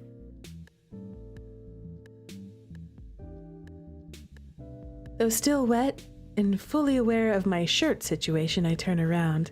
Edgar tries to avert his eyes, but as he realizes I'm not worried, he turns back to me. Like, you can look if you want. You shouldn't feel guilty for trying to make people have fun. Thanks to you, I had a good time working. Even if now we're both soaked. We smile, letting small laughs escape our lips. Me too. Silence fills the room, and for a moment, there's nothing left to say. Slowly, his hand slides from the towel to my face. His fingers gently caress my cheek, never averting his eyes from mine. My heart races, noticing just now the short distance between us. My face blushes, but I don't dare to avert my eyes from his. I don't know what is about to happen, but I don't want to miss it. You're so beautiful. Oh, sorry. As if something clicks inside of him, Edgar pulls his body away from me.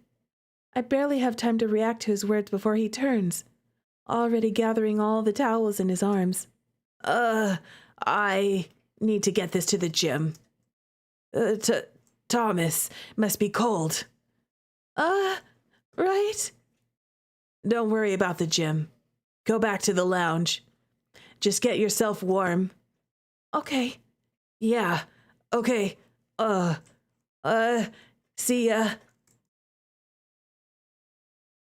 See ya. Edgar practically runs away from the office, leaving me alone behind. I know he said something unexpected, but seeing him more embarrassed than me left me confused. I take the towel off my head and stare at it. He wasn't joking like before. That caring touch on my face wasn't my imagination. And these feelings churning in my stomach aren't as absurd as they used to be. I'm a little scared now.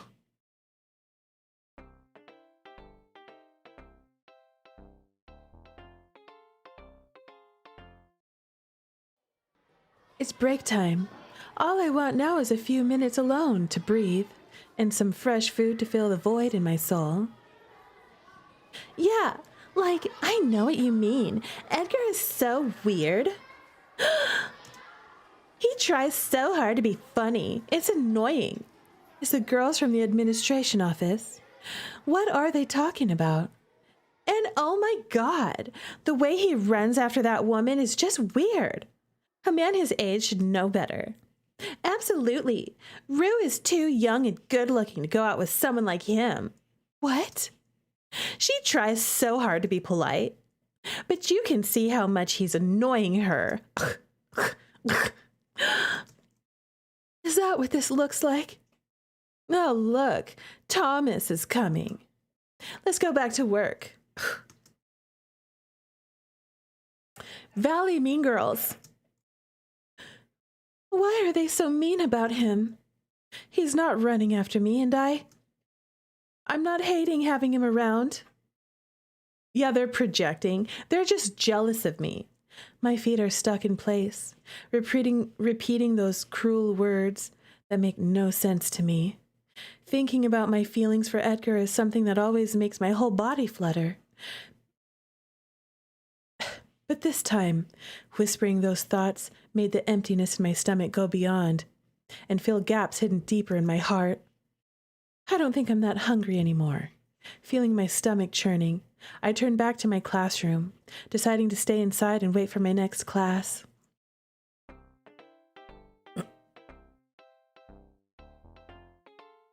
Seriously, Mean Girls, how dare they? So rude. If I was MC, I'm blunt, okay? If I was MC, I would have walked right in there and be like, hey, I hear you talking about me. Can I help you? And then they would have scurried. They would have shut their traps and scurried away like the cockroaches that they are. And if they wanted to start something with me, I'd be like, let's go. Let's go, biatches. Are you talking about me and my man? Listen, okay? I like Edgar. Don't you dare Diss him. And don't you dare get an attitude with me. Because listen, girl, I will slap you. I will slap you right now. I'm going to slap you to next year. Oh, don't think I won't. Girl, I'm going to backhand you like you deserve. I'm going to do it to Eric too. Real. Do not talk mess about me behind my back. And don't talk mess about my man behind my back. Because girl, listen, okay? You got something coming. You think I ain't going to play? You think I ain't going to play? Girl, I'm going to play. All right? Back off.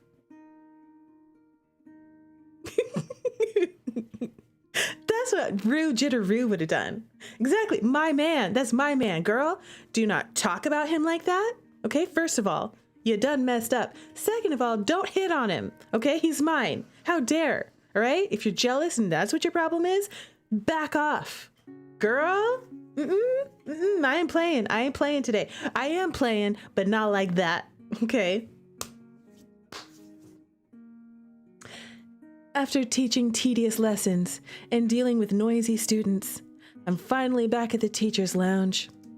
Surprisingly, it's peaceful and empty here, different from what I'm used to. In other circumstances, I would be happy about it, but this time. See, when I was young, when I was a sweet summer child, you know, I would let people walk all over me and mistreat me. I did. But now I'm old and jaded, okay? I don't put up with that mess anymore. And listen, okay, I'm professional and I'm nice. I'm very nice, okay? I'm nice to everybody. But you cross certain lines, listen, I ain't playing no more. Okay? I'm too old for that, okay?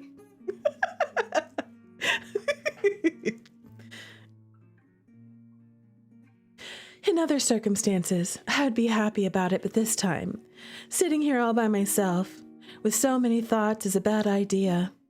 Now I can't stop thinking about what those women were saying. Edgar is a nice guy. He's sweet and funny, charming, and I mean, he's cool, and he cares a lot about everyone. Did they even consider that annoying other people might be his way of showing love? This isn't fair. Did they ever see him working? He's a great teacher, too. Why is this bothering me so much? Girl, you know why it's bothering you. It's because they were talking smack about y'all behind your back. Okay? Yeah, we'd be like Lawrence. See, me and Lawrence, we're like that, okay? Lawrence would step in and be like, "Can I help you? What are you talking about? Get back to work, you trifling little something." Whatever insult he would use. It'd be something really intelligent. "I won't stand for this. Get back to work before I have you fired. I will sue you." Yep, that was what Lawrence would do. Why is this bothering me so much? I feel so bad, as if they were talking about me. They were talking about you. Is this because he is my friend, or am I having feelings? Girl, you don't realize by now that you're desperately in love with this man? How do you not figure that out by now? The sudden sound of the door opening makes me jump out of my seat. It wasn't the most pleasant way. However, it was enough to bring me back to reality. In front of me, Eric is standing at the door, surprised to see me here. "Oh, hi, Eric. You surprised me." Sorry, Miss Jitterrue. I didn't know you were here. "It's okay. It's not your fault. I was a bit distracted by my thoughts." Are you all right? "What do you mean?" You look tired and sad. "Don't worry. It's not a big deal. It's teacher stuff, you know." Oh. I hope the students aren't bothering you. "No, of course not." So, are the teachers?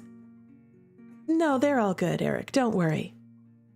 Then, I'm sorry if I sound a bit nosy, Miss Jitterrue, but I don't like to see you sad. You're always so nice and kind, and I think you deserve to be treated the same way. That's sweet of you. I'm serious. I want you to always be happy.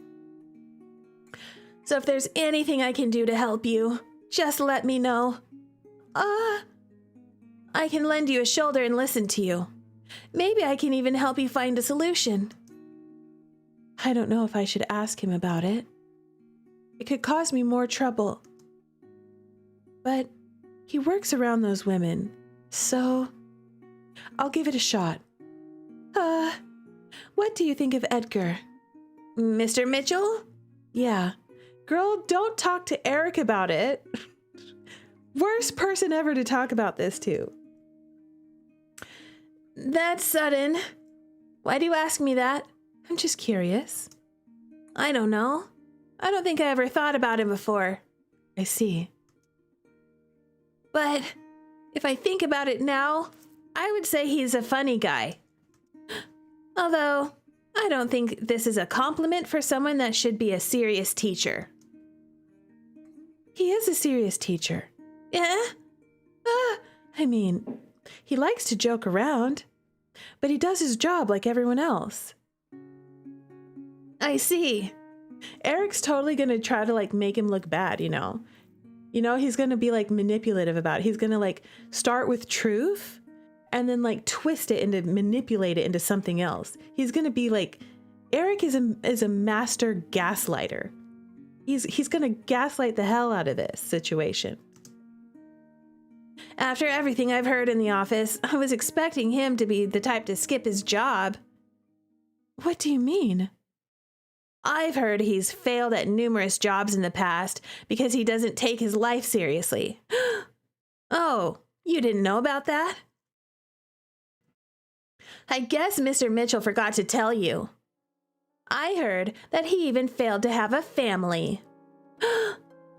See what I tell you? Gaslighting. Also, that's none of your business. His family life has nothing to do with you. How dare you? What is he talking about? I think Mr. Kleinman took pity on him and decided to give him one last chance. Really?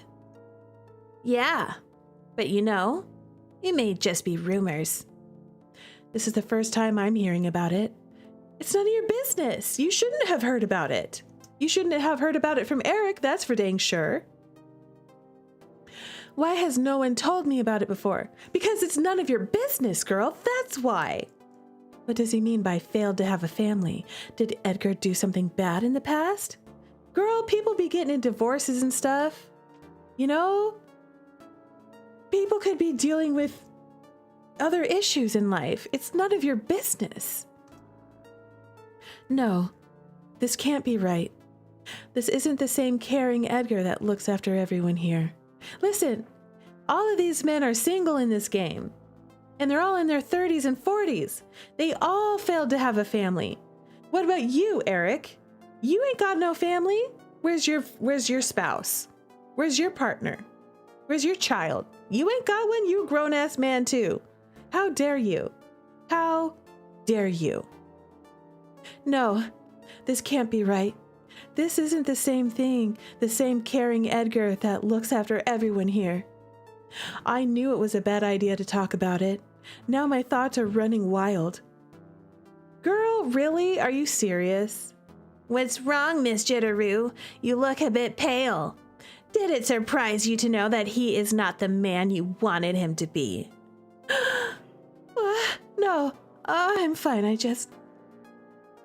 Why did he say that? Why is everyone telling me that I am wrong to like him? I don't want Edgar to be anyone but himself, and I'm fine with it. I'm fine, but my heart doesn't seem to be feeling the same. Yes, Eric is not above lying. But you know what? I don't think Eric is lying. He's telling a truth, but he's twisting it in a way to make Edgar look bad, He's twisting the truth. Yeah, I fail to see how him having an ex is a problem. Exactly. Thomas is divorced. Thomas has, nobody's upset with Thomas. Or Edgar is divorced. Who cares? Oh, I don't know what happened to Thomas's baby mama. I can't remember. I think we did hear, isn't Edgar might be divorced. Eric, I love you, but you're pulling this out of nowhere. Who cares if he's divorced? Most people are divorced these days. Most people in their 30s and 40s are like half of them. Half of the marriages out there, it's like 60% of marriages end in divorce. Who cares? My God. I'm fine, but my heart doesn't seem to be feeling the same. Hi, sorry, Eric, I gotta go. See you tomorrow. I don't understand what's happening, and I don't want to hear any more of this. Nervously, I grab my bag, stuffing all my things inside. I don't give myself time to see what's in front of me as I run out of the lounge. Right now, I just want to stay away from all of this. At least we had the sense to, like, run away from Eric.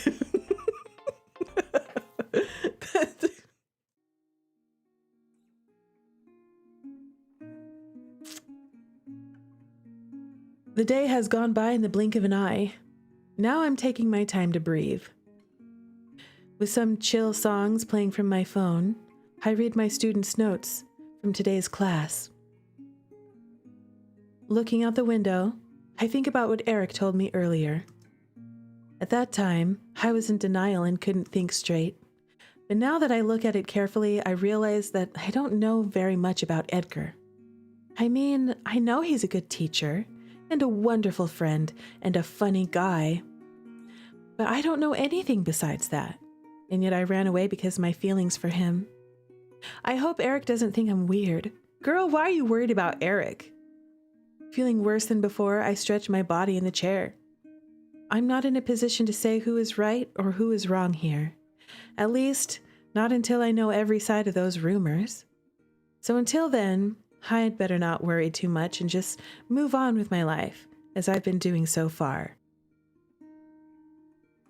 Shaking my head, I glance to my left, finding Edgar standing close to the table. My heart turns cold as I see his caring eyes watching me with a playful expression on his face. Quickly, I take one of my earphones out, wondering if he had heard me singing a song just now. We were singing to ourselves. That's adorable. Hey. How long have you been here? A few minutes. I called you, but you didn't hear, so I decided to wait. Oh, sorry. Don't worry. You were looking so peaceful. I didn't want to disturb you. And it felt good just watching you. It's obvious on my face how clumsily my heart is beating right now. There's no denying it. Hearing Edgar saying such sweet things always makes my feelings bubble up like I'm living a teenage love. However, that wasn't the only thing making me feel unsettled. On his face, a tired look watches me, trying to hide itself from behind a fragile smile. Somehow, it feels like just sharing the place with me was enough for him. I'm surprised to see you still here. When your class is over 2 hours ago? Yeah, but I wanted to check the kids' notes before leaving. They were having so much fun learning about cells today that I felt motivated to work a bit more. What? Nothing. I think it's funny how I feel so good just hearing you talk. But I didn't say anything special. Anything you say becomes special to me. I wish I could stay here with you for a long time. Then stay and talk to me about all the things I don't understand here. But I don't want to bother you that much. I just came here to get my bag and leave. Stay a bit. It won't bother me. He doesn't give me an answer. Not one that my ears can hear, but one that my heart understands perfectly. Our eyes are locked on each other, afraid to turn away and lose sight of the moment. My feelings fight against my good senses. It's a turmoil of pain and pleasure inside my body. Edgar casts his eyes down, scratching the back of his neck. This is embarrassing. I have no idea what I should say. Mind if I ask what you're listening to? Yeah? I mean, you were so lost in it that I'm curious to know what it is now. Oh, it's a random playlist. Some chill songs to help me relax. Can I listen? Sure, just let me. You want to see them tilting their heads? Hey, puppies. Treat a pup? Hungry? Treats? Food?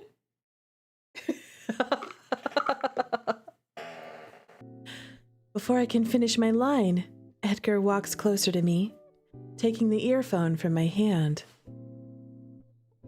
He puts it in his ear, pulling his face closer to mine. Did y'all wipe that off first? Gross. Like, it's an earbud? I hope it's like an over-the-ear situation. I hope you cleaned that off before you put someone else's earbud in your ear. Gross. Embarrassed, I turn my face to the other side, staring down at the table. The song plays slowly, repeating a comfortable beat.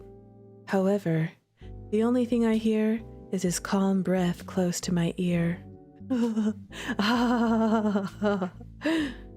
His short, hoarse laugh hits my skin, sending shivers up my arms. This is good. I can understand why you were so lost in it. This is too close. I can't pay attention to what he's saying.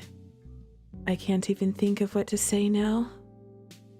And I think this prolonged silence is raising his suspicions. I try my best not to look at his face. However, I can notice from the corner of my eye that he's watching me with surprised eyes. He must have only just realized how close he is to me. This shouldn't be a big deal since we spend so much time together, but for some reason today, something feels different.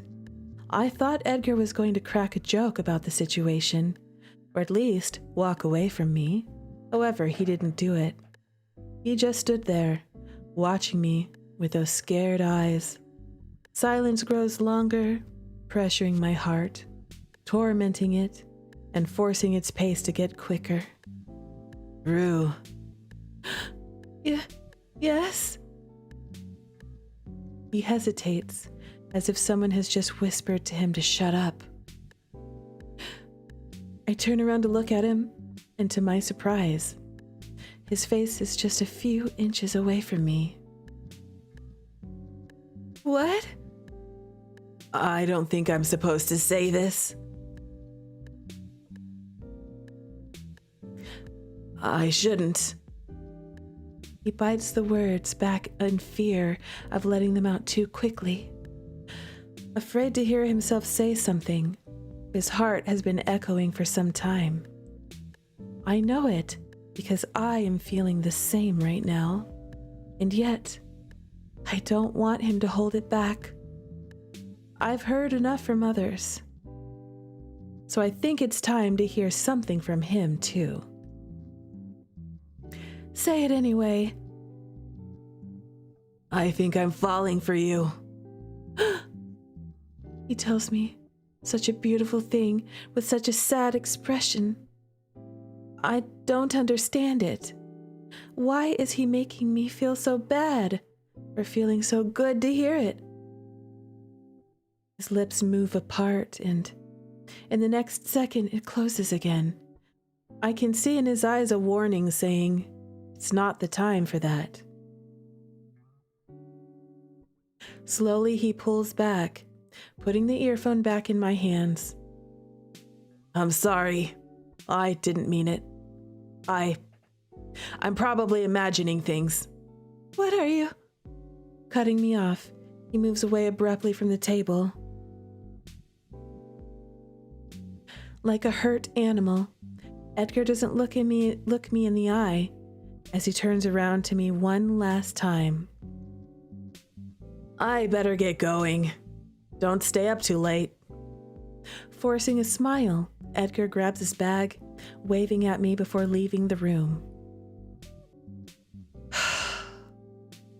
Seeing his reaction, trying to push us away so quickly, sends me back to what I heard from the administration girls on that day. When we're together, what it looks like to him. Does he feel the same troublesome feeling in his stomach as I do? Does he like it? Does he hate it?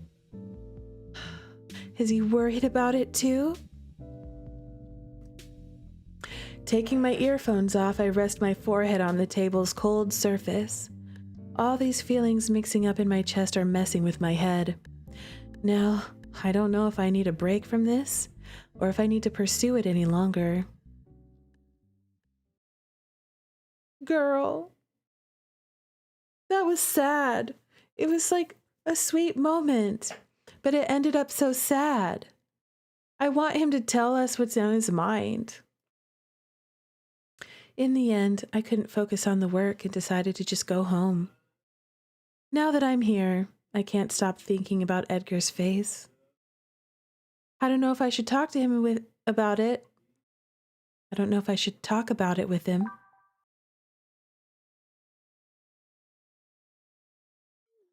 Hey, are you there?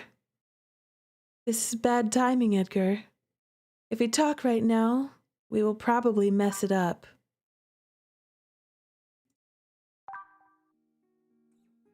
Well, sorry for leaving so suddenly earlier.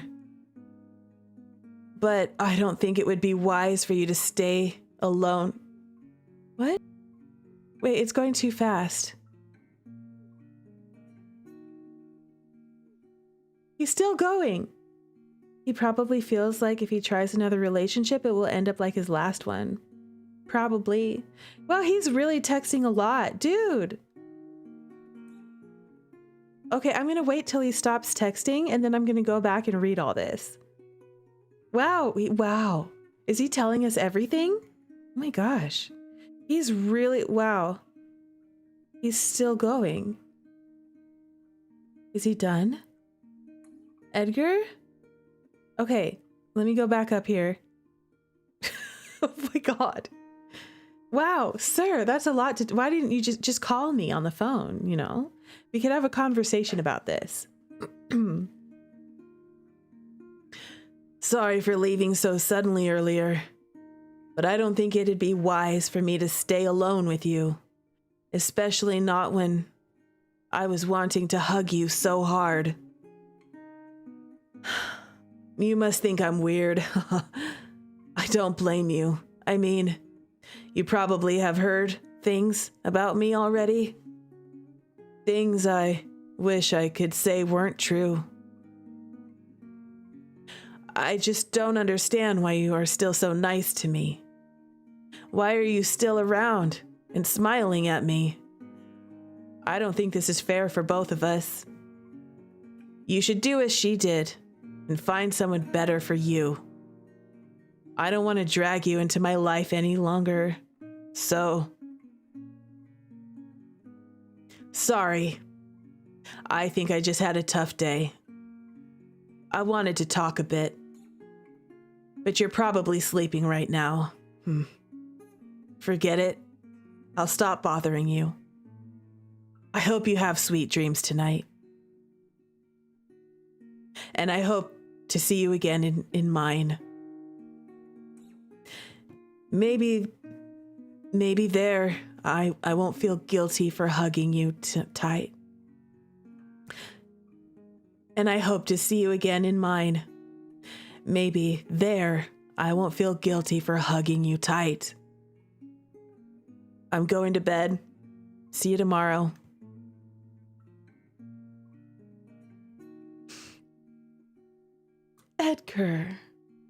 Edgar. Girl, you need to comfort him. This is where you call him back. This is where you call him and you say, Edgar, I don't care about that. Half of the country is divorced. Who cares? Most people have an ex. It's fine. We can date. I want to hug you back. I don't understand. Does it mean he wants me to stay away? Because it doesn't sound like that. Not completely, at least. And who the hell is he talking about? This is bad. My heart is beating painfully fast. He keeps pushing me away, and then pulling me closer again. I think he wants me to decide it. Liking him is killing me. Hugging my phone, I lay back, trying to calm down my racing heart. Tomorrow when I see him in the hallways, how will I react? Can I pretend none of this happened and just act like we used to? Can I lie to myself that much? Can he do that? Maybe it's better to wait until tomorrow or find out the answer.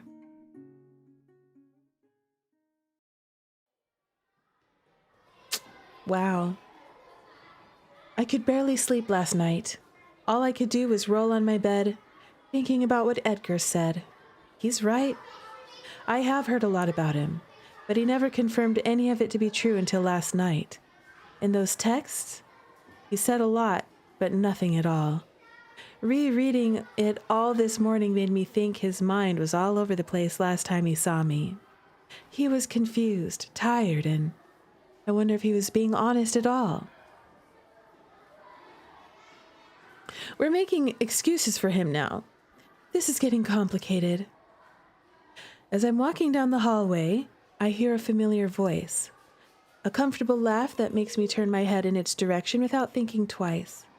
Leonard is standing close to the lounge's door, talking to someone I can't see. Seeing his embarrassed face, I feel relieved. Now I can talk to him about work and just stop thinking about Edgar. Hey, Leonard, I had something to ask you. The words fade away from my mind when I come closer, seeing who he's talking to. Yeah, 'cause they're besties, these two guys. As soon as Edgar sees me, his happy expression melts away, leaving his scared eyes behind. My mouth is dry, my hands are wet, and my heart is beating like a drum in my ears. Looking at him, I can tell he didn't sleep enough last night, too. Hey, Rue. Hi. Catching a glimpse of our faces, Leonard falls silent, confused by our silence. I can't blame him. Usually Edgar talks to me first, and I'm always laughing at his greetings. Now we both look like two scared animals. Are you guys all right? Yeah. It doesn't look like that. I see. So Edgar doesn't want to talk about it. Well, probably not in front of his friend. Why do I feel so disappointed? It's all good, Leo. Why wouldn't it be? Because you look like you committed a crime. Ugh. Rue, did he do anything bad to you? You can talk to me. I'll protect you from him. These men. Don't worry about me, Leonard. I guess everything is fine. Really? I don't think I like the way you guys are acting like right now. Should I leave you alone to talk? No.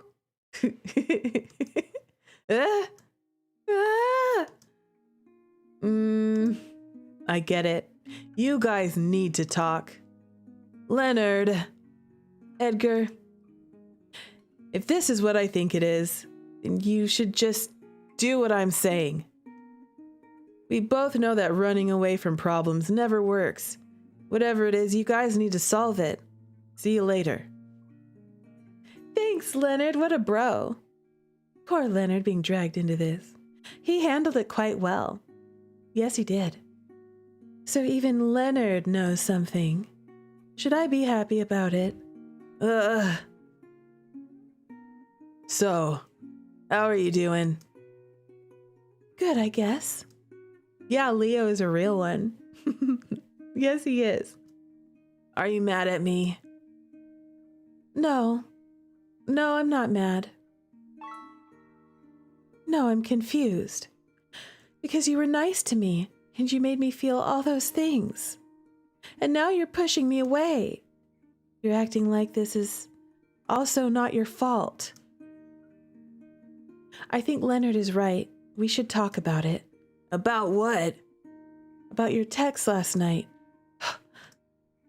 and about the moment you said you were falling in love with me. How the hell did you want me to feel? I didn't want you to feel anything. I told you to forget it. Forget it? How do you forget a feeling? This is not fine for me. Miss Jitterrue! I knew it was going to be Eric, because he's always interrupting us at the worst possible times. Hi, I'm glad I found you. Gosh, worst timing. He always has the worst timing. Real. Hi. What's wrong, Eric? Something came up, and I need your help. Mr. Kleinman asked me to do a banner for the summer event next week, and he told me to ask someone to do it with me. So, I was wondering if you would be up for it. Oh. Hey, isn't that a bit unfair? Oh, hi, Mr. Mitchell. You are here too. You knew this man was standing right here next to me. Don't act dumb. Rue has been working a lot around here. Can't you ask someone else? Like who? You? Yeah, why not? Sorry, Mr. Mitchell, but I like to have my job well done. And you think I can't do that? Not just me, but yes. Oh my God. Eric is the meanest of all the mean girls. The meanest of all the mean girls. Well, I didn't say you had to ask me. You can go to Lawrence if you want it to be perfect. He's busy, and I would rather have Miss Jitterrue with me. What the? I'm asking her, Mr. Mitchell. Eric gave up on sounding nice and just raised his voice to shut up Edgar. For a moment, he looks at me, shocked to hear the young boy yelling at him. If it was in any other circumstances, I'm sure Edgar would make a joke about it, and I would be laughing with him. But right now, I can only stare at Eric while Mitchell turns his gaze to the floor. Yeah, I'm free on Saturday. Girl, why did you say that? You saw him being so rude. Even if you weren't into Edgar, okay? Even if there was no romance involved, he was just being an ass to somebody else for no reason. He was yelling at him. He was being rude. You should not entertain that behavior. You should not reward that behavior. You should say, you know what? No, Eric.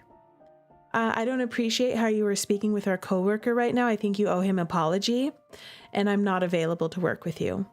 I think you should find someone else. And then walk away. That's what you do, girl. What the hell are you doing? How dare you side with Eric? Eric is unprofessional and childish in the worst possible way. Yeah, he deserves to be fired. This route might be the one that makes me hate Eric because he's irritating me. That's how I feel. I can't believe that MC told him she's free on Saturday. Good. Then I'd love to meet you. I'm coming too. Huh? What? You said you need help, right? So the more the merrier. Fine. 8 a.m. Meet me in the lounge on Saturday. I love how Edgar just invited himself to that. I mean, MC should have shut that down. She should have shut it down. Got it. This is going to be so awkward. Edgar's protective instincts are kicking in. Yes. Yeah, he is. He is being protective. He leaves us, walking angrily down the halls as Edgar smiles behind. See ya, Eric. Edgar watches him go until his silhouette is completely gone in the hallway. He then turns to me, shaking his head and laughing under his breath. You know, he was even trying to offer to help Eric, but Eric was being an asshole, you know? If it was really about getting someone to help you, what's wrong with getting Edgar to help you? Edgar's trying to have fun with... Edgar has been trying to be Eric's friend since day one. He has been trying hard to be Eric's friend since day one. and Eric is just being an asshole. He then turns to me, shaking his head and laughing under his breath. You need to talk to Thomas about it. This boy needs to stop asking for your help every day. I think I have a bigger issue to solve right now. Huh? Yeah, Edgar's not taking Eric's bullshit. Right. I'm sorry. Seeing Edgar's smile fade away as soon as I talk seriously to him makes me think I sound much like Hanson. I hate it, but I can't let him get away now that we've gotten so far. Look, I know I'm not being nice, but this whole situation is a mess. But I really didn't mean it to be like this. I got messed up with my feelings and I dragged you into it. You dragged me into it? That's what this is for you. No, I don't mean. He chokes on his words, interrupts his own thoughts, and in the end, he just stops talking. Oh, Eric has a crush on us no matter what. Absolutely. Absolutely. Regardless of what route we're on, he always has a crush, and that's why he's meddling all the time. It seems his mind is not favoring what his feelings are trying to show. I can't deny it hurts my heart to see him struggling so much, but it doesn't mean I will back down now. I can't do it, because it's clear to me that he needs to sort this out as much as I do. It's more than that. And of course, you deserve to understand it to make up your mind. But can you wait until Saturday to talk about it? This is not what I wanted to hear, but at least he's not pretending everything is fine anymore. Sure, if you need the time, then I will wait. Thank you. I promise I will make things right for us. I'm counting on that. I'll get going now. Bye. Awkwardly, Edgar shows me a worn-out smile before leaving. Make things right, he said. Is this supposed to make me feel better? Snorting, I let my shoulders sink wearily. The day has barely started and I'm already feeling exhausted. I don't know why, but I have a bad feeling about all of this. This is going to be so much drama when we're doing this group project with the three of us. It's the worst love triangle ever. God, this is going to be terrible. Saturday morning and I'm back at school. I'm tired, anxious, and annoyed about way too many things. Since that day, Edgar has been avoiding me in the lounge, hallways, library, dining hall, everywhere. Even Marcus noticed that. To be honest, I feel like all the teachers noticed our situation. They've been trying their best to cheer me up while staying out of it. I'm happy for the friends I have here. But that's the only bright thing that's happened this whole week. Shaking my head, I walk inside the lounge to find Eric all by himself on the couch. You feel like we should be trying to make things right to Edgar after that you and Eric just did. Oh, yeah, MC needs to apologize. Absolutely. How dare, after Eric was acting the way he was acting, which is inexcusable to anybody. Nobody should be disrespected like that. And then she actually agreed. She didn't reprimand him. She agreed to him. Lawrence would not have put up with that. Lawrence would be like, you need to apologize. You know, that's what Lawrence did before in other routes. You know, it's the behavior. It's not okay behavior. Morning. Good morning, Miss Jitterrue. You're early. So are you. It's good to see you're eager to work. Of course. You always give your best, so I want to do it too. How nice. I take a look around the room, seeing no sign of Edgar's bag. My heart is pounding in my throat, scared he might not come like he said he would. I had planned a few things for us to do today. That's good. Eric, Yes? is Edgar here too? This again. Why are you so concerned about him? Huh? No, I'm just wondering. Every time we're together, you mention his name. Really? Eric's aggressive words grabbed my attention to his face. I can't help but feel a little bad for ignoring him so much. Though that's no reason for him to act this way. I've never seen such an annoyed expression before, and it sure is a bit concerning, to be honest. It's kind of annoying, you know. I'm right here. Can't you see that I'm giving my all to you? Huh? Can't you just pay attention to me for once? Stop being so needy. What the hell is wrong with you? I just asked where he is. Gosh, stop being so needy. What? Seriously? What's so good about him? This is not about that. He said he was coming, and I hope he does. Great. Now I yelled at a kid because I'm frustrated. What do you mean a kid? He's 25. The day keeps getting worse. Sorry, Maybe he won't come. I mean, I only need your help anyway. He probably noticed that having him around would be a burden. What are you saying? Sorry I'm late.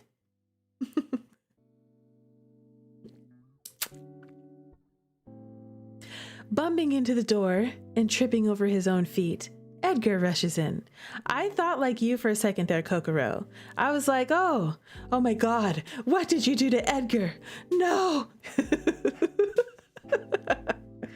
Because he would do something to Edgar. We've seen him do things to people before. Bumping into the door and tripping over his own feet, Edgar rushes in. It's easy to say that he's running all the way from his house just looking at his breathless face. Edgar! That's me. I was mad, tired, and annoyed at him for the entire week. But seeing his face right now was enough to bring a smile to my face. It hurts how much I was missing his bright eyes and playful expressions. Is this the kind of pain you feel when you're in love?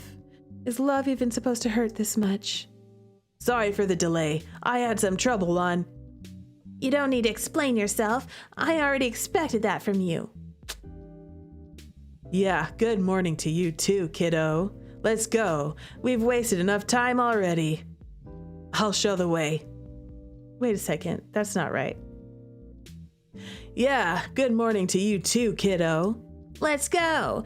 We've wasted enough time already. Show the way. Giving no time for us to talk, Eric walks ahead, pulling the door forcefully open. Edgar looks at me, confused to see the younger man so annoyed with his presence. I don't understand this kid. Maybe he just wants your attention. He's doing it all wrong. Yeah. No, he wants your attention, MC. Hey, are you smiling again? Girl, are you stupid or something? After what Eric just said to you. Are you stupid? Girl. MC. Oh. It's as beautiful as I remember. That red blush under his eyes and the small wrinkles showing as his smile gets bigger are making my heart ache. I love how Edgar does not care that Eric is being an ass.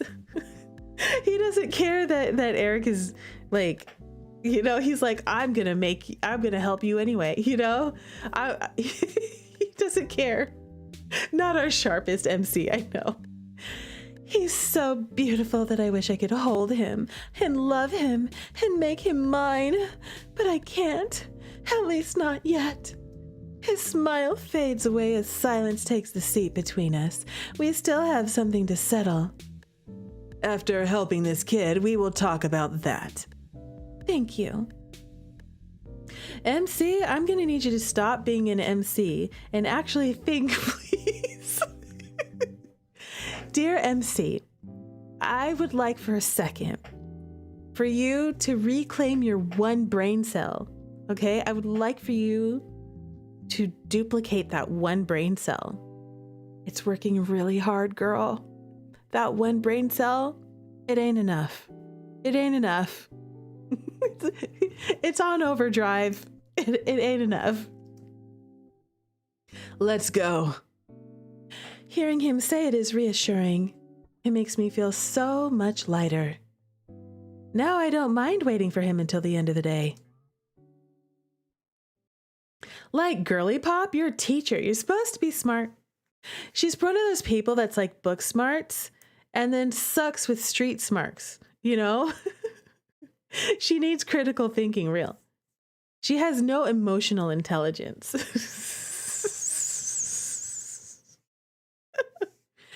As expected, the obstacles don't stop appearing.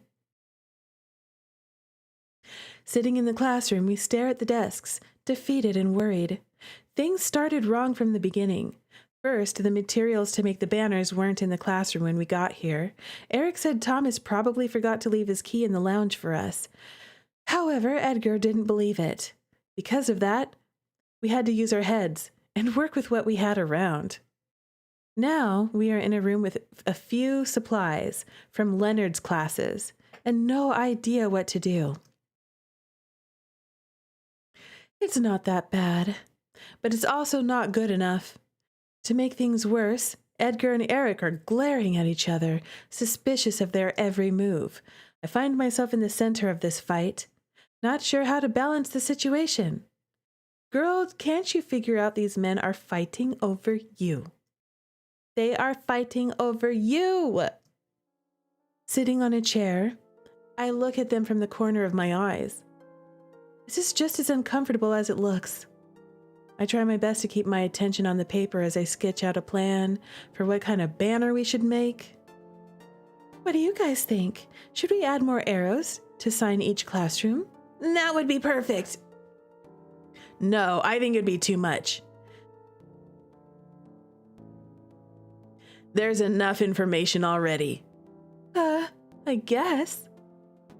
But I think it still looks confusing for the parents visiting the school. Just write it in the corner. It's simple, yeah?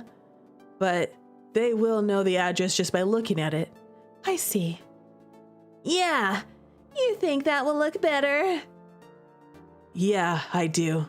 Honestly, that only looks lazy to me. Sounds like you don't want to help at all. What?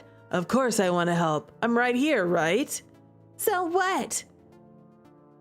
It doesn't mean you're making a difference. Hey, that's a bit harsh, Eric. Sorry, Miss Jitterrue, but I'm just worried about him screwing up our work. Hey, kid, what's wrong with you? Me? Yeah, I've been wanting to ask you this for a while now. Why do you hate me so much? Did I ever do anything to you? I just don't like people like you. What do you mean? Lazy, carefree, living your life like nothing around matters. You all just mess up with everyone else's life. Eric! My voice echoes alone in the room. Edgar stares at Eric as if seeing a ghost. Meanwhile, Eric pouts at me for yelling at him. MC seems calm and has good posture, but she should understand by now that recognizing that men are competing over her is not self-centered. It's reality. Yeah, girl, that part. The silence grabs us by our throat, pulling us away from each other in a tight embrace. I don't like the heavy feeling taking over this room.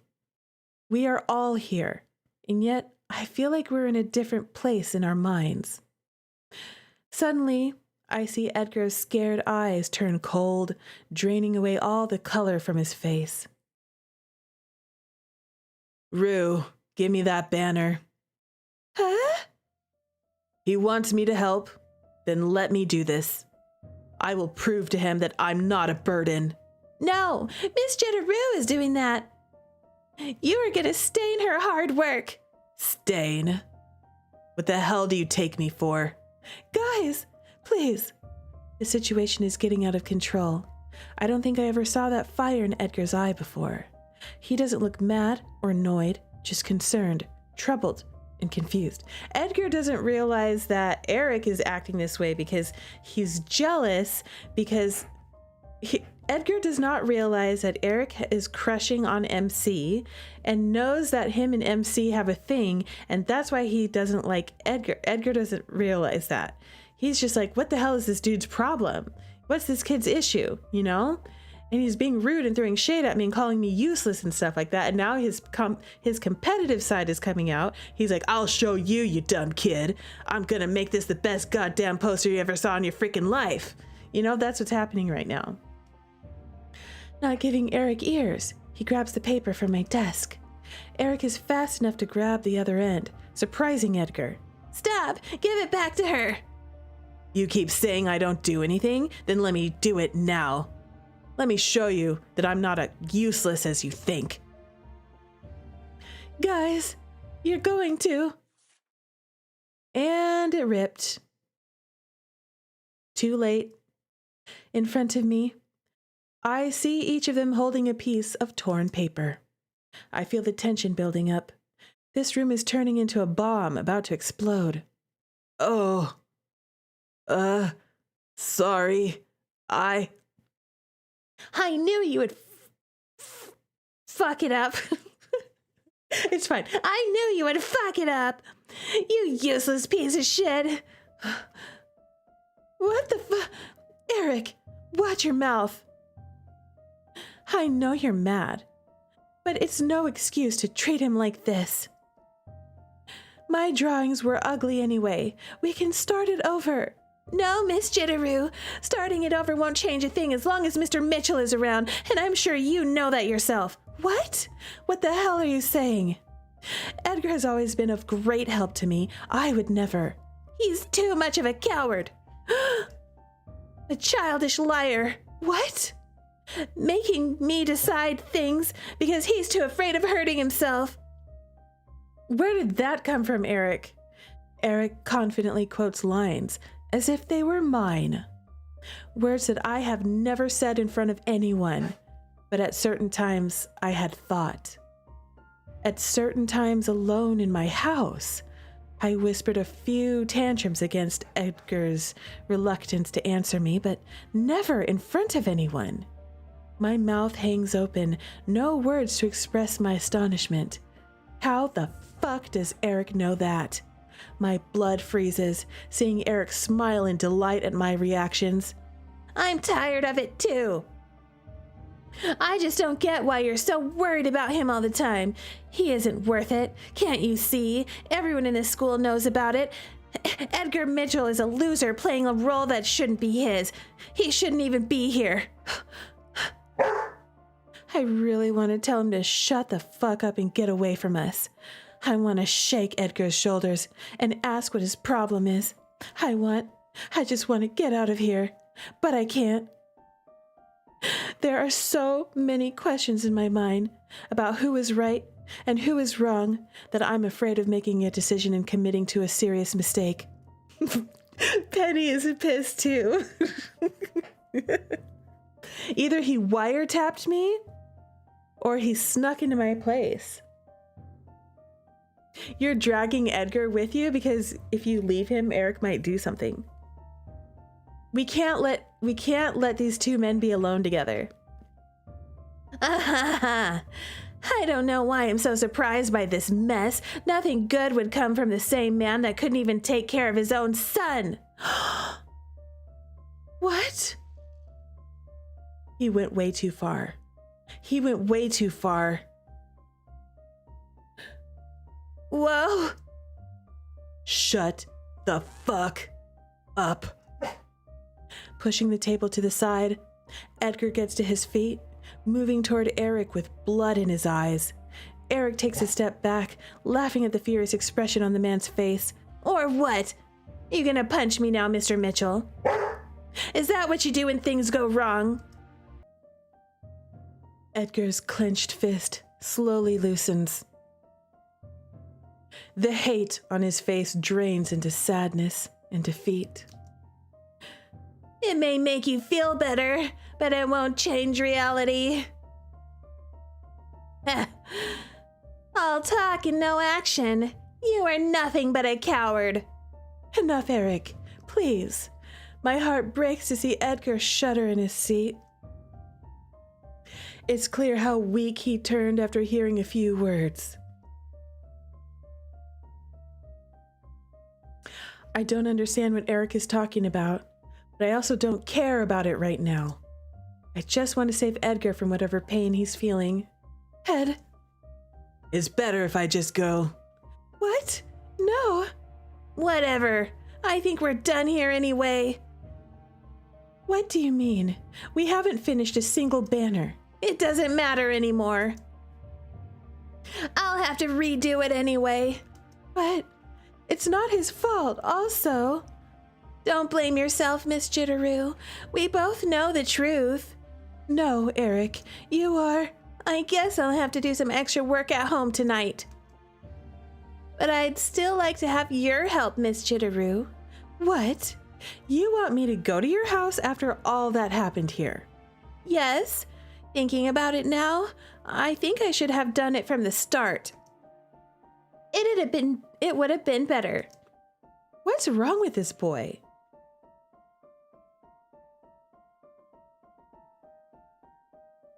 Does he really think I'm going with him after he trashed Edgar like that?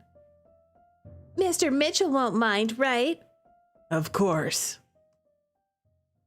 He's right about it. What's he saying? Why does he not sound mad anymore?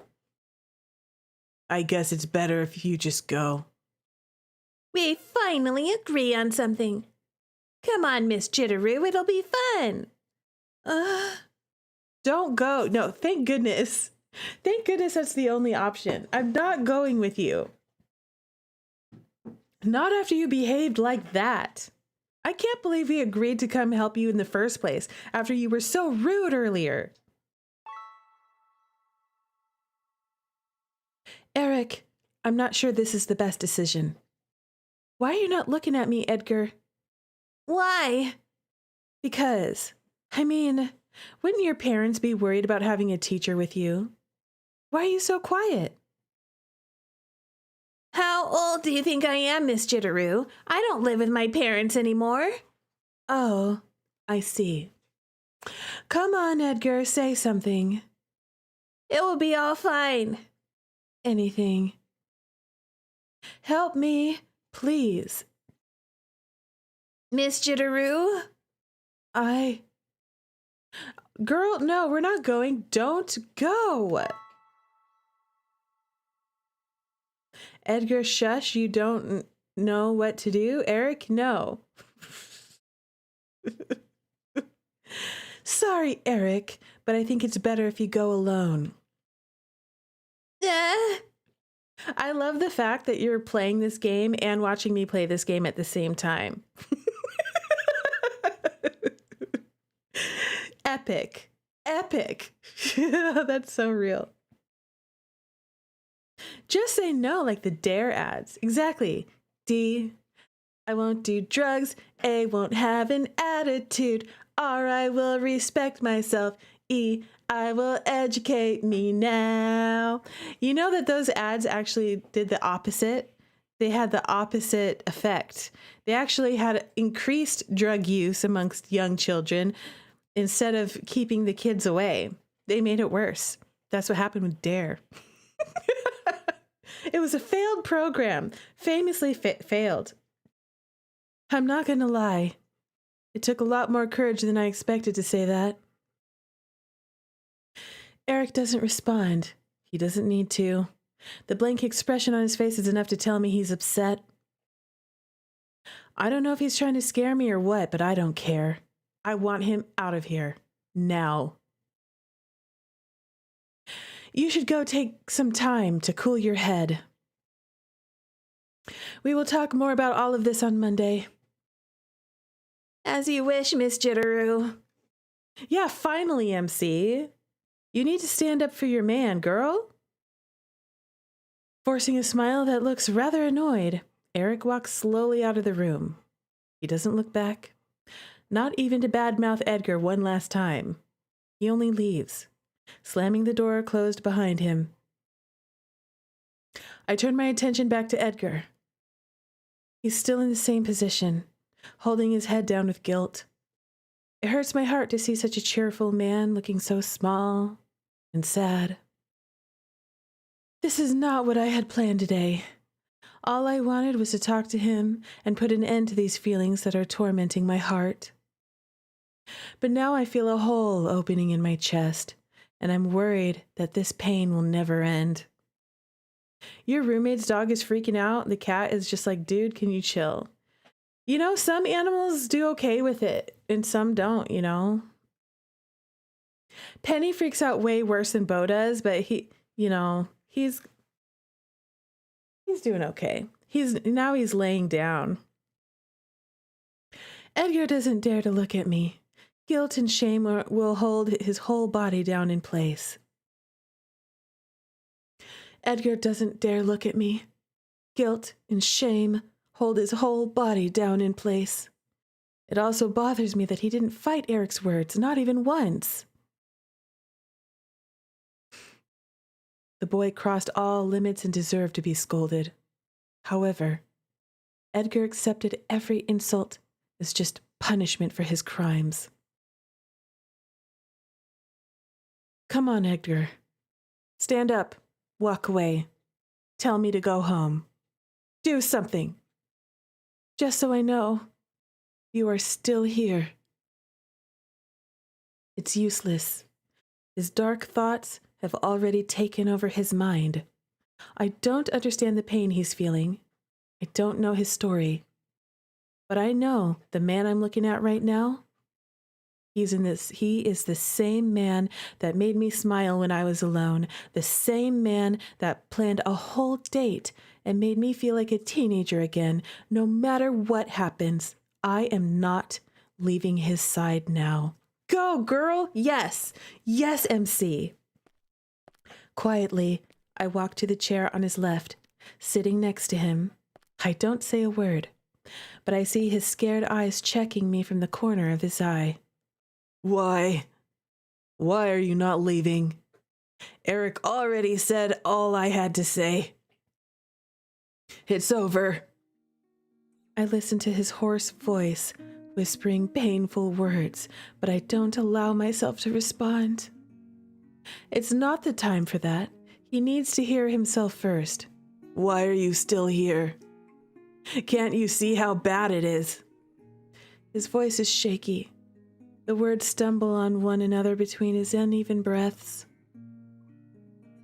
I'm not a Prince, Rue. I can't to make you happy. I couldn't even make myself happy. He finally raises his head. The face I see breaks my heart. His eyes are trembling, staring into mine like a scared child. His lips are distorted, trying his best to hold back a painful sob. You are a good person. I know it. That's why I also know that you deserve better. You don't get to decide what's better for me. How dare you, Edgar? Stop it.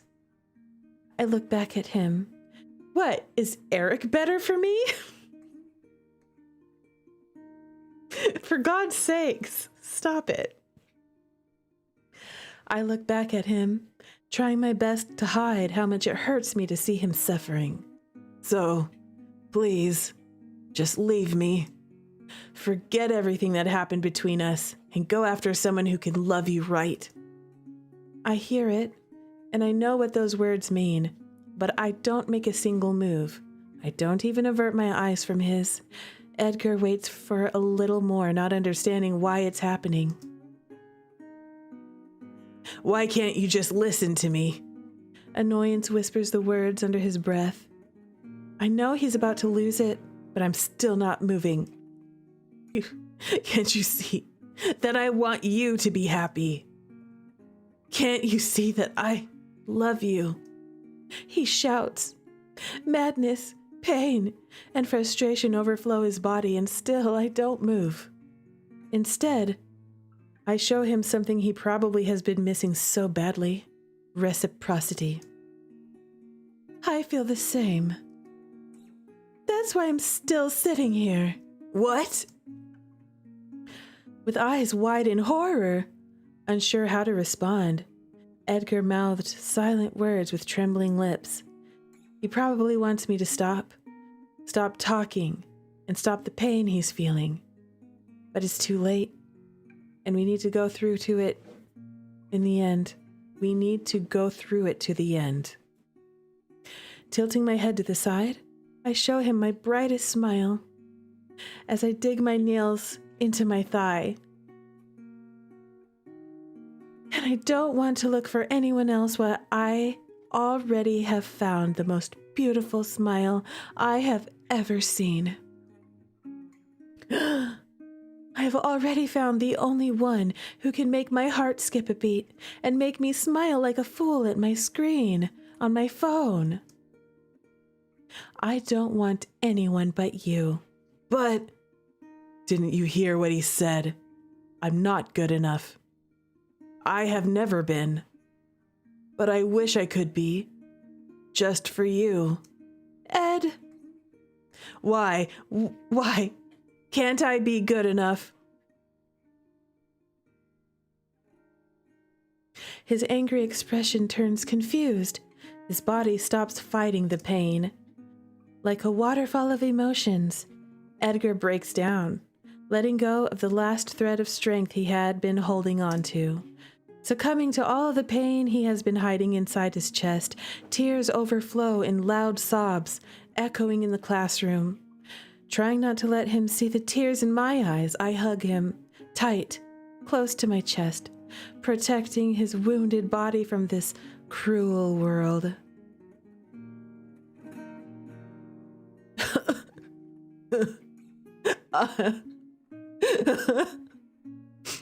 I'm sorry. I'm so sorry. It's okay. It's okay. It's going to be all right. I'm trying to be strong and better. But I always make the same mistakes. I'm always the same. I don't know how many times he had to hear the awful things people said behind his back. But I'm sure no one ever apologized for the damage they have caused. I hate to agree with them. I hate it.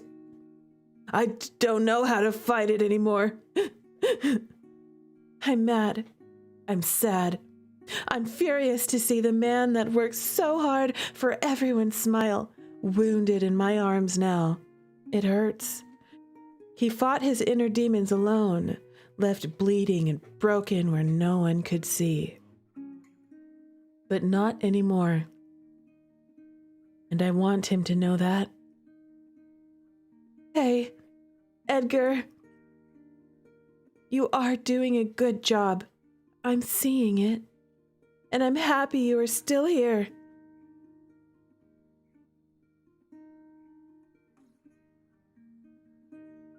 I love the CG. I love the emotion in this CG. I love the way she's holding him, and he's holding her for dear life. His tears. Oh, Edgar. Oh. Is he sitting on the desk? I think he's sitting on the desk.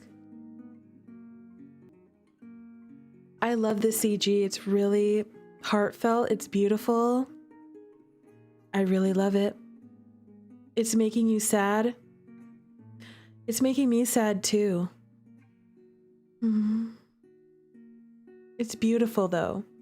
It's so sad, but this moment, you know, it's heartbreaking, but it's beautiful to see two people supporting each other in this moment of need, to see how MC is just, she is exactly what he needs right now. And he's desperate. He's like, he feels like he's about to lose her, you know? Like, not only has this man has been mistreated, he's been mistreated. People have been horrible to him. And what has he done to anybody to deserve this? Nothing. He doesn't deserve this. Whatever happened between him and his ex, it really messed him up. She redeemed her missing brain cells, MC. She sure did. Good on you for this, CG, MC. You're doing the right thing right now. This is what you need to be doing.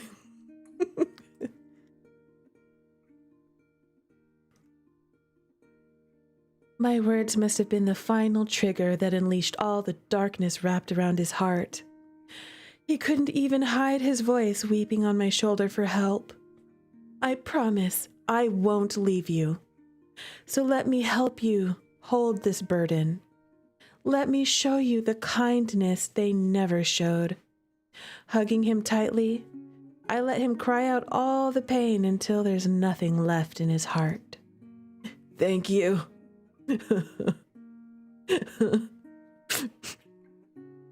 Thank you.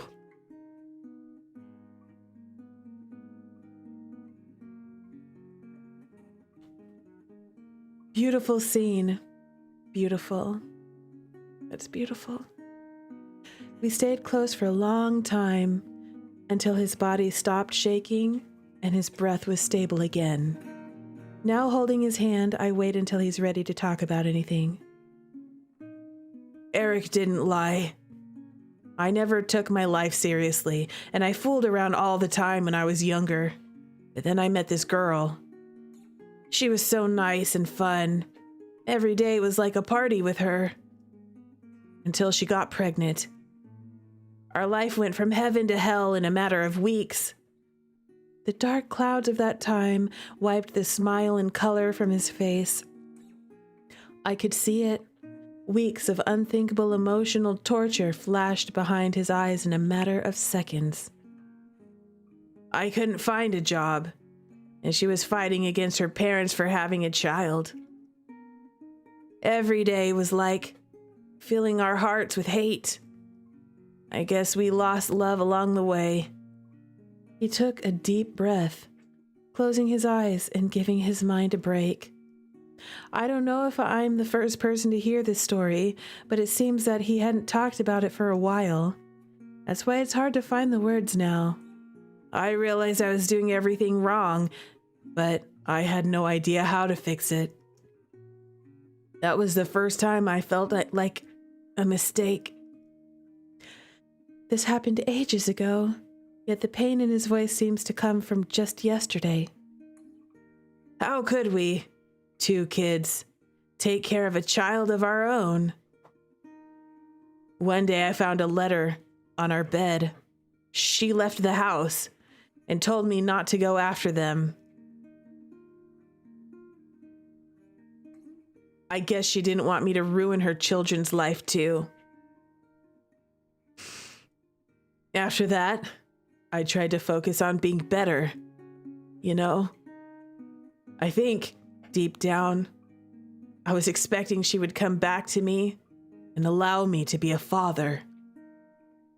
But it didn't happen. I was only making it worse. Just as the last words came from his lips, Edgar turns to me. His eyes are tired, disappointed, and so ready to hear another rejection. Do you get it now? Things got worse when I told you I was in love with you, right? You're wrong. It got worse because you were running away from me. And it will keep happening if you don't face your fears. I'm sorry for what happened to you, but you can't live your life thinking that it will happen again. Everyone makes mistakes, Edgar. It's impossible to have the perfect life that you're looking for. I also had my fair share of mistakes and troubles. I even gave up on love, I heard about it. See? But since I met you, things are looking different. I see colors everywhere I go. And I'm happy with this feeling. My heart is pounding happily in my chest, Such a nice feeling I haven't felt in a while. Edgar is looking at me speechless. However, I don't see the same fear from before in his eyes. A good sign for me to continue talking. You know, someone once told me that love is an opportunity. Ah. And I think we shouldn't waste it because we're scared. Are you sure you still want to be with me after all this? Yes. I'm not perfect too, Ed. I can't promise to make you happy all the time. That's life. But I want to stay with you until we can smile again. His smile still carries the painful loneliness of a man who's rejected his own life. It won't be easy for him to accept that I truly love him, but I won't give up on it so easily. And I'm happy that you're so stubborn to still be here. Smiling as wide as the love inside me, I lean over his shoulder. I feel his beard scratch me and then lay a soft kiss on the top of my head. Should we give this feeling a try? Yes. Then give me your hand. We will walk step by step together. Love is already here. Now we just need to let it bloom.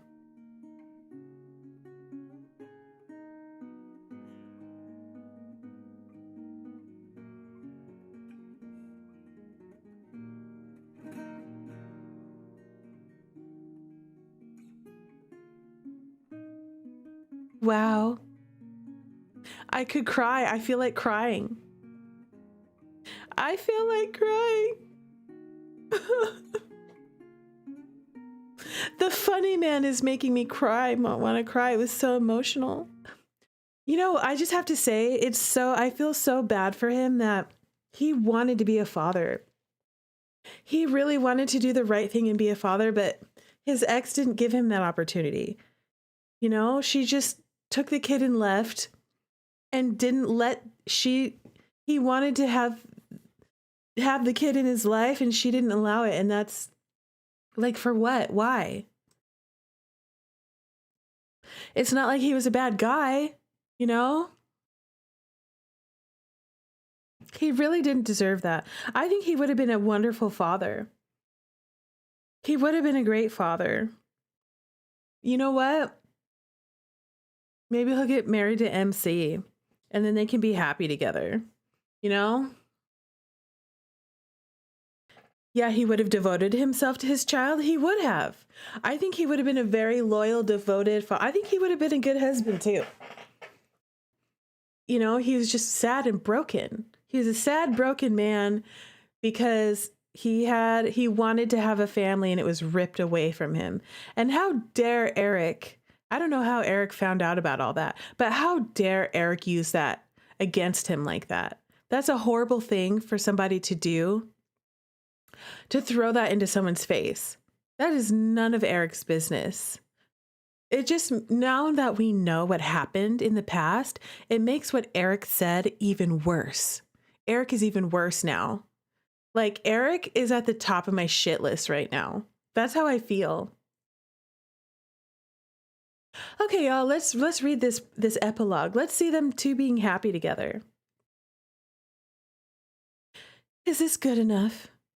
Looking at myself in the mirror, I ask aloud, as if I'm not the only one here. My eyes are wide open, just like my smile. This is love. Such a strange feeling to see in my reflection. Biting my fingertips, I rock my body back and forth, watching my skirt swing. I feel a bit childish for being worried about something so trivial, but at the same time, the same feeling makes me feel young.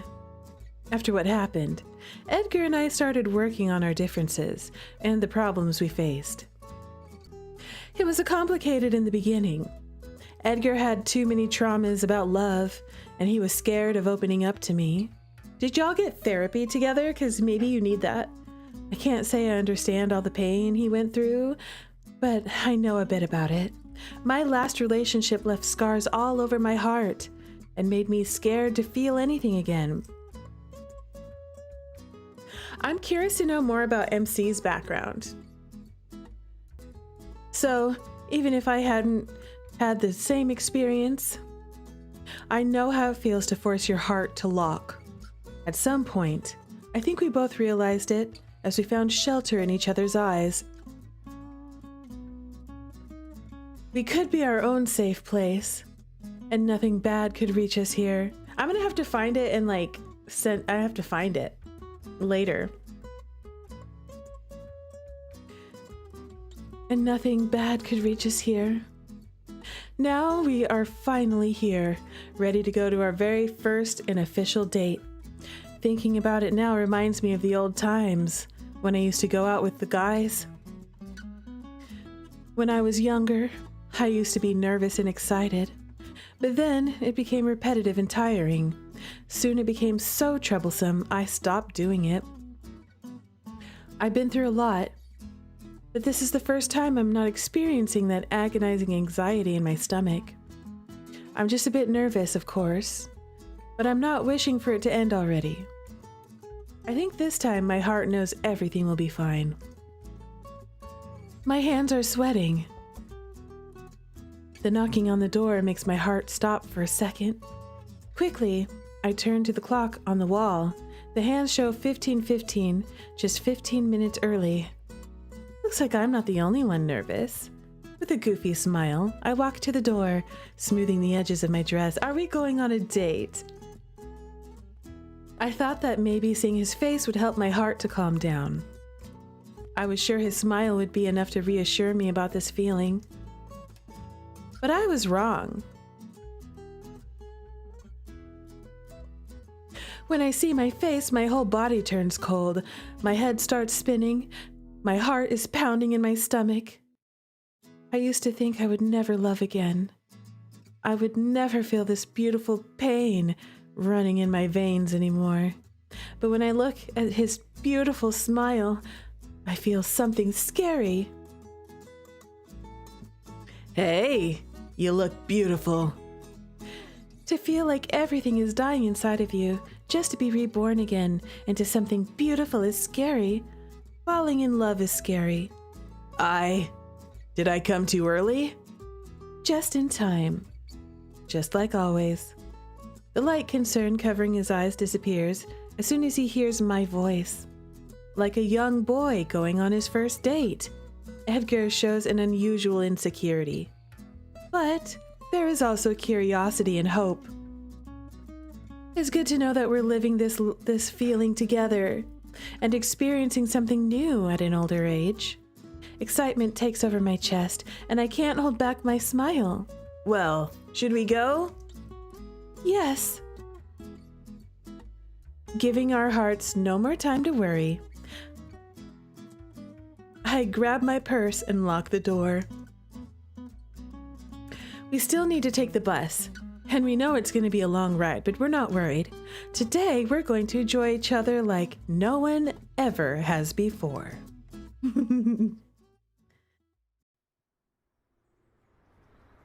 Just as planned months ago, we decided there was no better place to spend our first date than an amusement park. That playful conversation we had in the administration office that day is turning real right before our eyes. I look around. Couples and parents with kids fill the line loudly around us. And yet, all I see is the man taking the tickets out of his pockets with a puzzled look on his face. I didn't even know my heart could melt like this until I had him by my side. Suddenly, he looks from the corner of his eye, catching me red-handed, smiling at him. What? Nothing. And why are you smiling at me like that? Come on, what are you thinking? You better not be planning to prank me.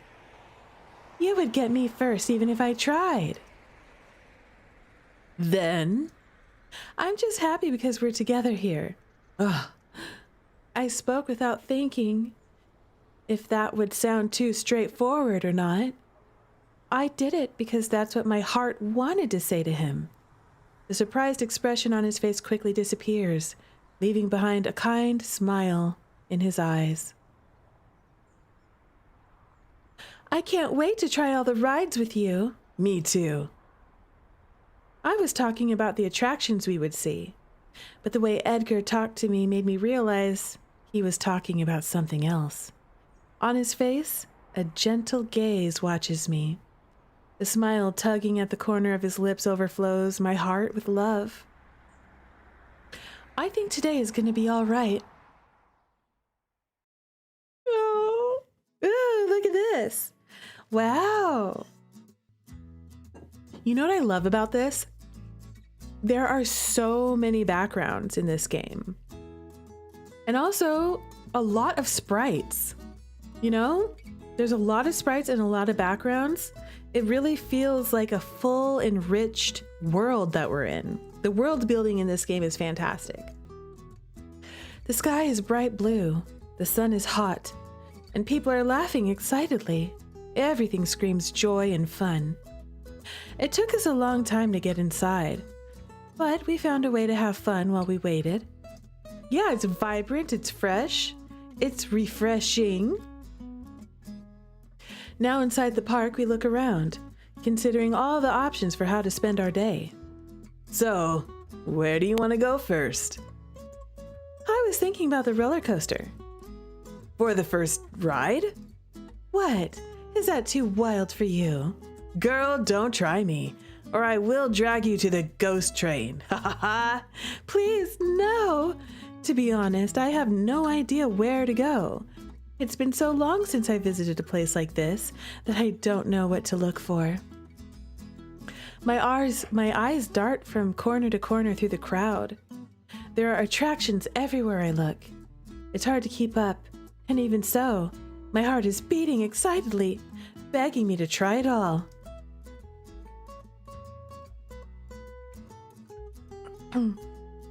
Edgar chuckles beside me, pulling me out of my thoughts. I turn around, but I find no reason for that. What? Your eyes are sparkling. It's so cute. I didn't realize I was acting like a kid until he said that. Now my face is red, and I still have no answer to our question. What do you say about the Ferris wheel?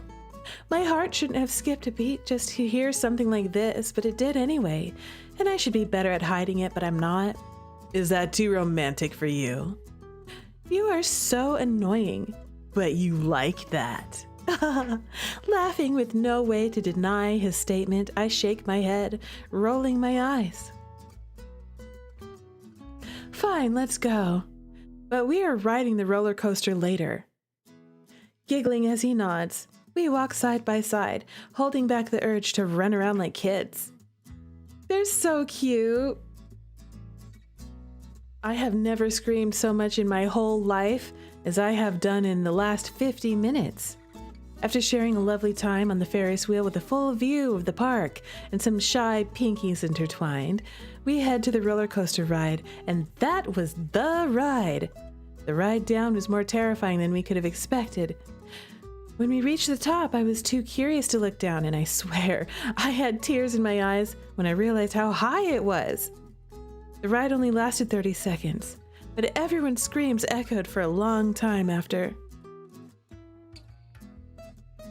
The best part was hearing Edgar yelling and laughing next to me the whole time. It helped me cry a bit less during it. I think the almost death experience was exactly what we needed to fire excitement inside of us.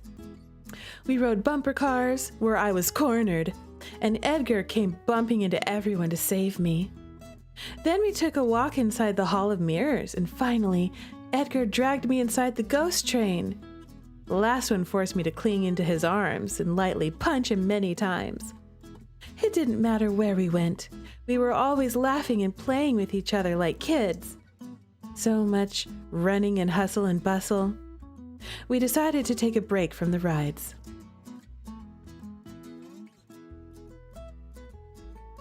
Now, walking side by side, I look at the shop windows while he reads the booklet searching for the day's attractions.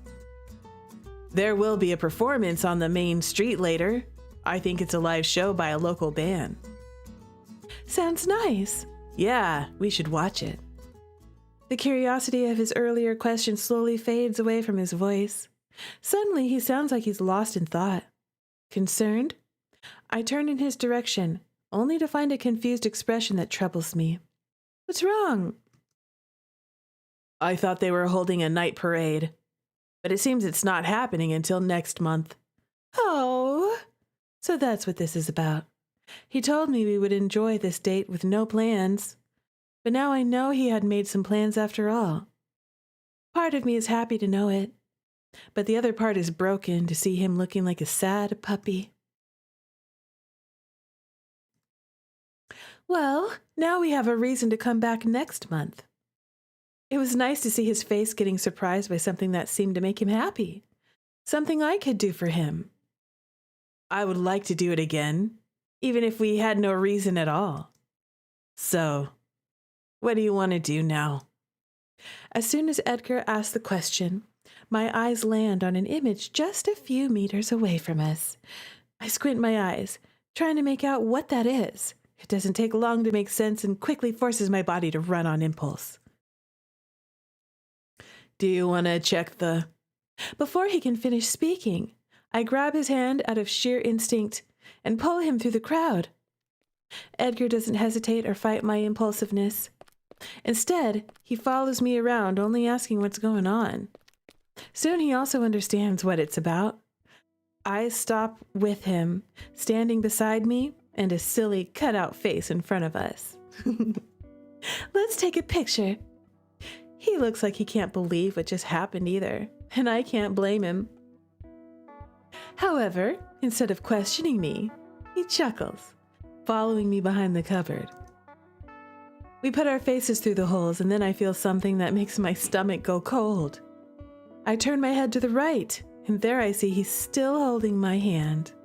My heart races. Slowly and shyly, he caresses my skin, tightening the grip around my fingers. I look up, and again, he's watching me. The staff calls our attention to the picture, and we struggle to turn away. I don't even know what face we were making at that point, but I'm pretty sure we came out as red as a stop sign on the picture.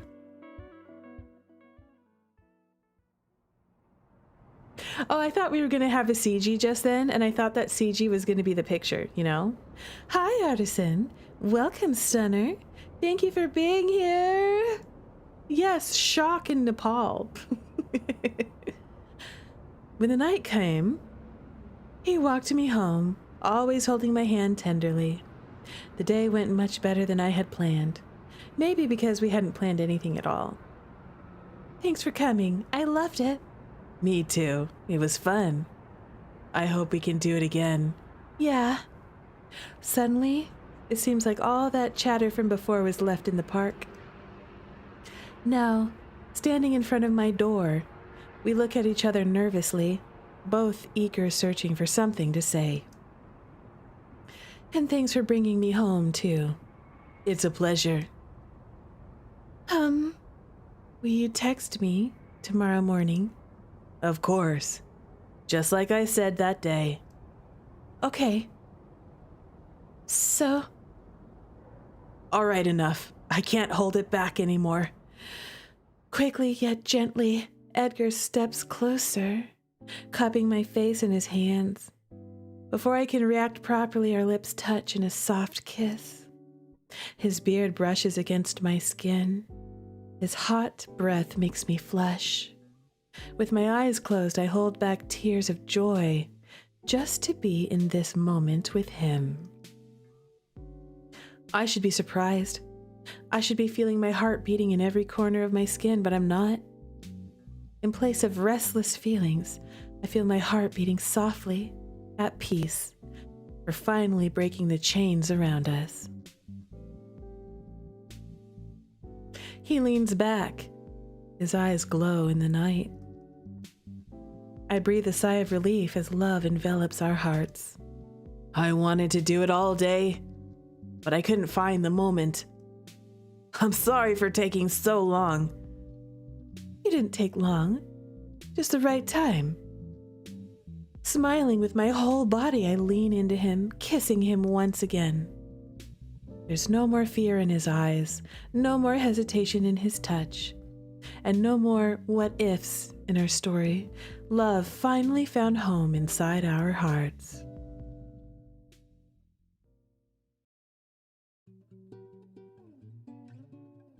Oh, that was so sweet. Okay, I think that was the romance ending. Now I'm going to pull up the guide, and we are going to go for, he has bad ending 1 and bad ending 2. And then I have to say go with Eric, obviously, and we're going to get the bad ending. Oh God. I don't want to go with Eric. I don't want to go with Eric. Okay. Oh my God. This is going to be horrible. This is going to be awful, you guys. I'm scared. I don't want to go with Eric. No.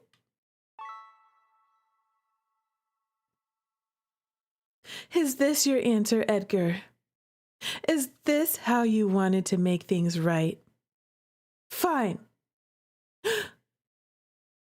Really? Yeah. Wait for me outside. Okay, don't take too long. This man right here. Holding his hands together like an excited child, Eric leaves the room, skipping happily. I'd have called it cute if I hadn't heard half the bad things he'd said. Girl, it just looks annoying now. I turned my attention back to Edgar. He's still in the same position, holding his head down with guilt. It hurts my heart to see such a cheerful man looking so small and sad. I hate that we're leaving him like this. Rue! MC, no! Is it my fault? Did I sow so much trouble and pain into this man's heart just because I loved him? But then, whose fault is it that I'm feeling like an empty box is placed where my heart used to be? This reminds me of why I gave up on love a long time ago. I was always better off on my own. I'd better get going. I get my bag from the chair and walk towards the door. I glance back, finding Edgar's eyes looking at the desk, with an expression so blue I almost don't recognize him. Maybe if I just let it go now, I'll be able to see him smile again.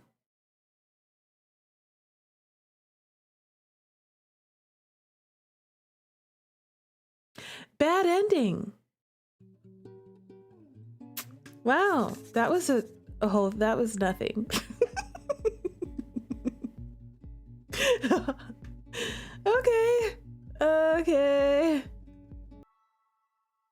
And then I say, don't go again.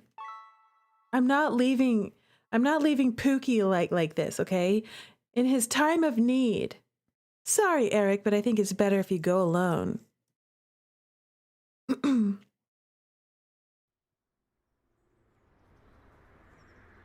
This sucks. This frickin' sucks. Why did I ever think it was a good idea? I'm trying my best to pretend to be fine. That this feeling is going to pass soon. But the truth can't be hidden when it comes from inside. I need a drink.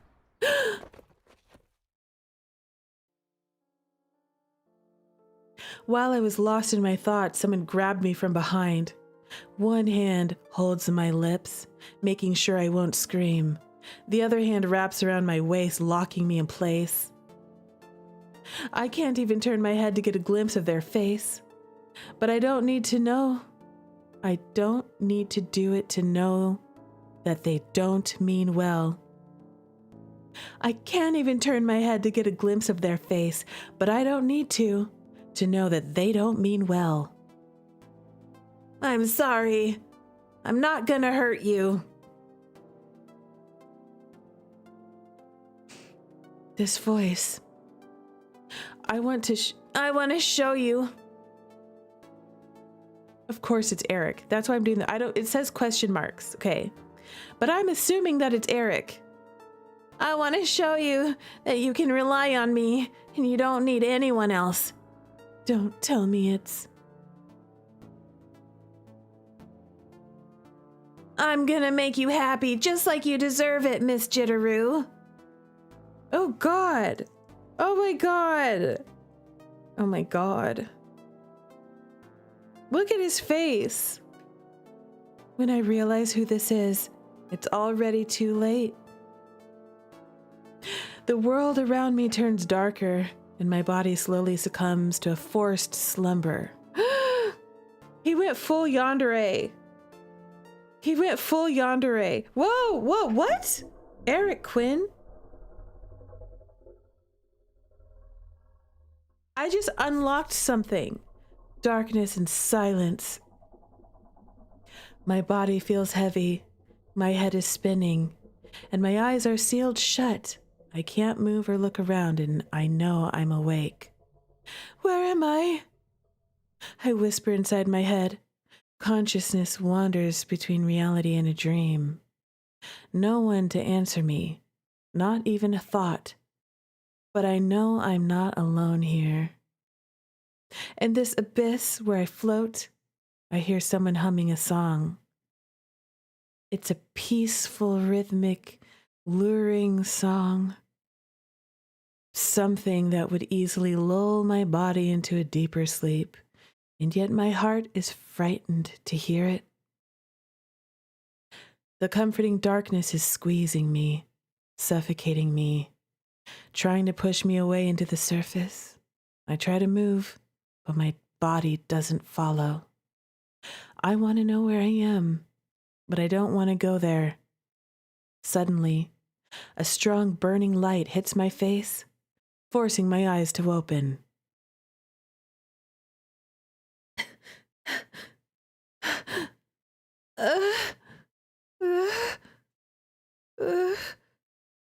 Oh God.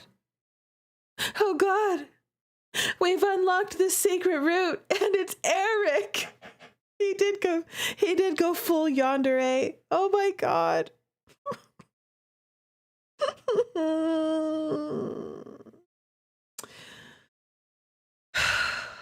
Yuri, it's your lucky day.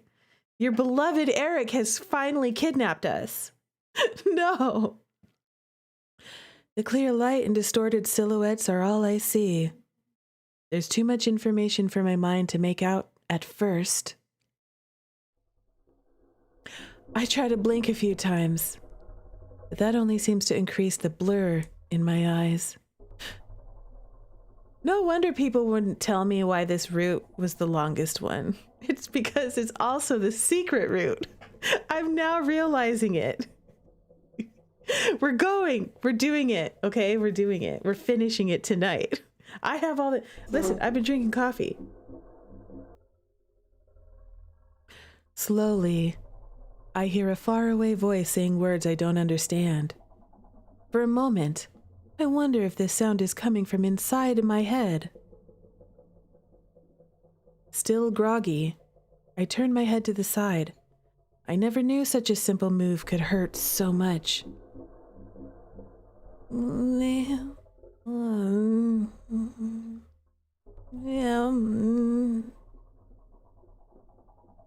words keep coming. It's loud and unstable, urging me to say something back.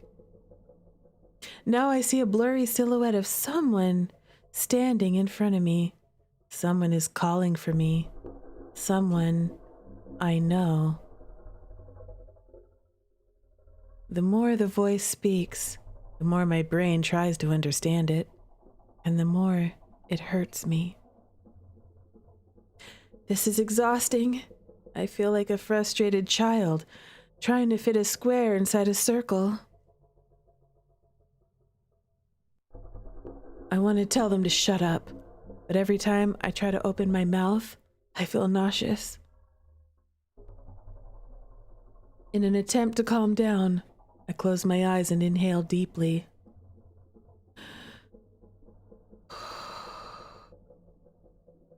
Jitterrue.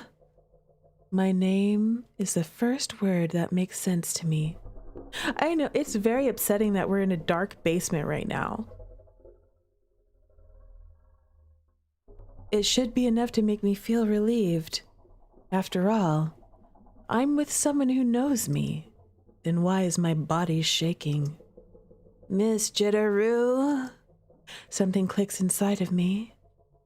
Now I'm sure I know this person too. Ignoring the sharp pain in my head, I shake it, looking up and forcing my eyes to focus. It takes a few seconds, but finally I see his face. Eric? Ah, hello, Miss Jitterrue. You're back. Eric, is it really you?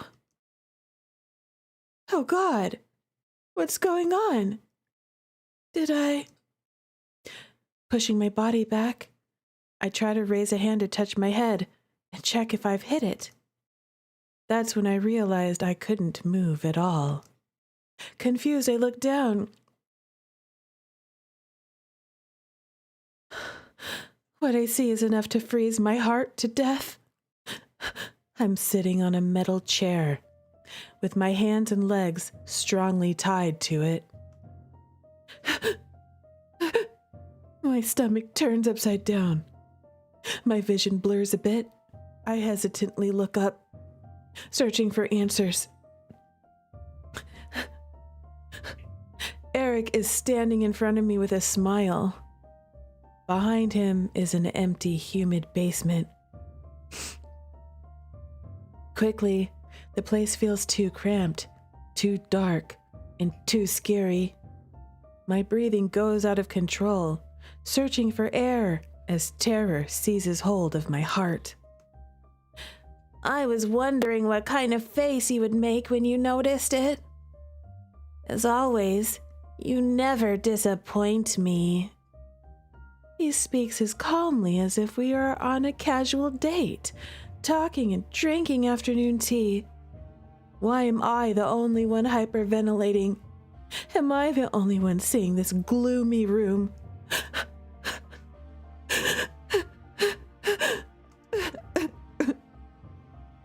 For a moment, I wonder if I'm dreaming.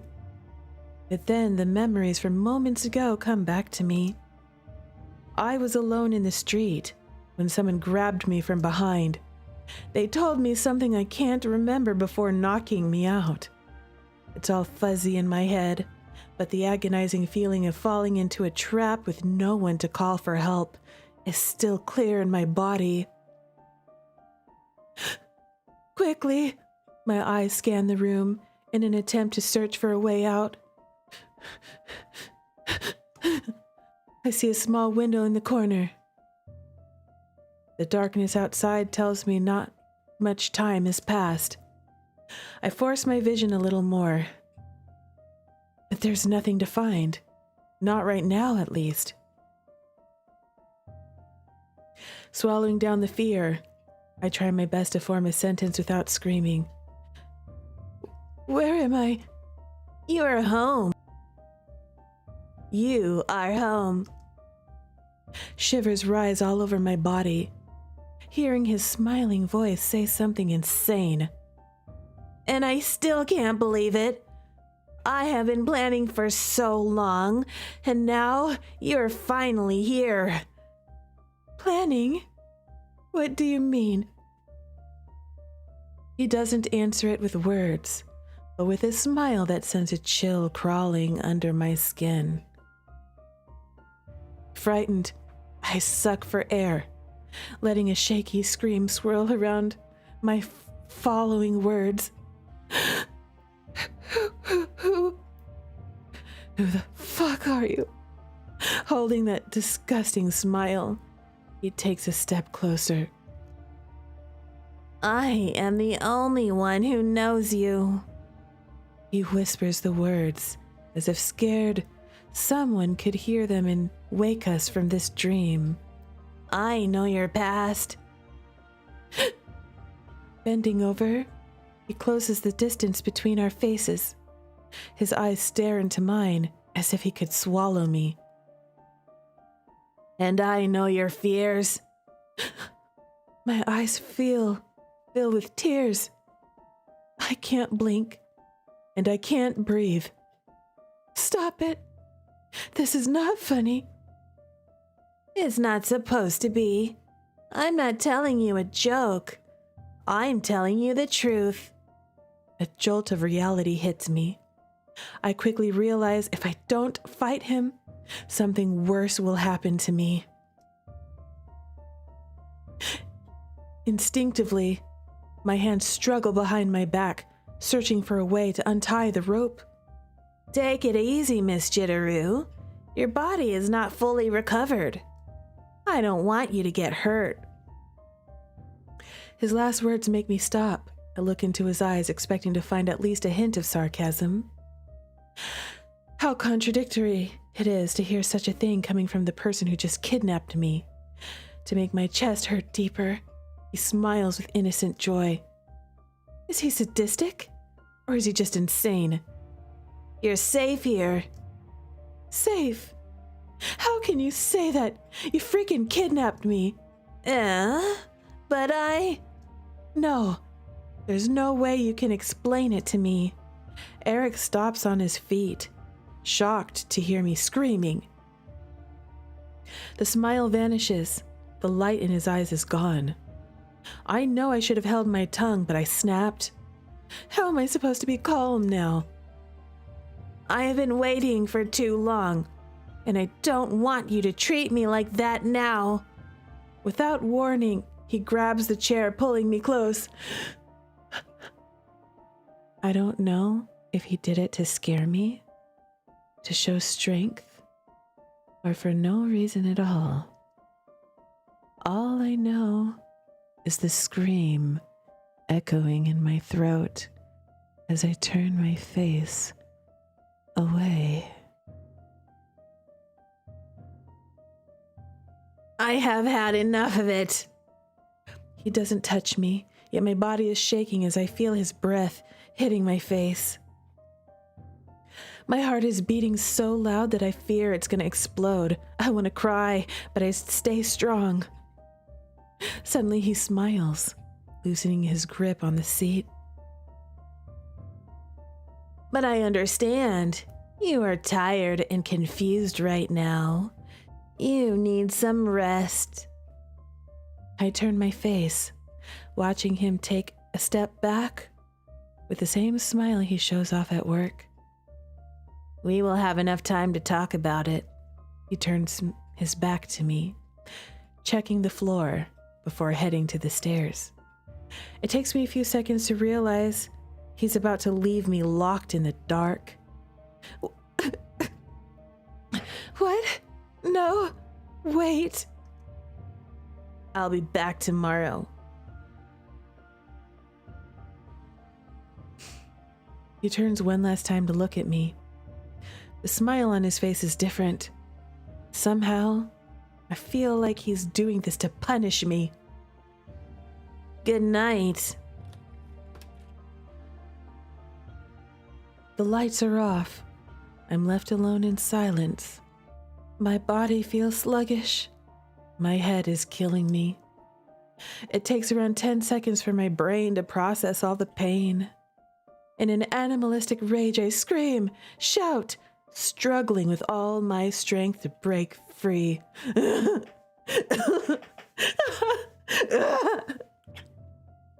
Help! Somebody help me! Tears run down my face as I hurt my body trying to save myself. I will keep injuring myself and shouting until I can't take it anymore. I will keep fighting, but I will not accept his decision the way he wishes me to. After all, that's all I can do for now.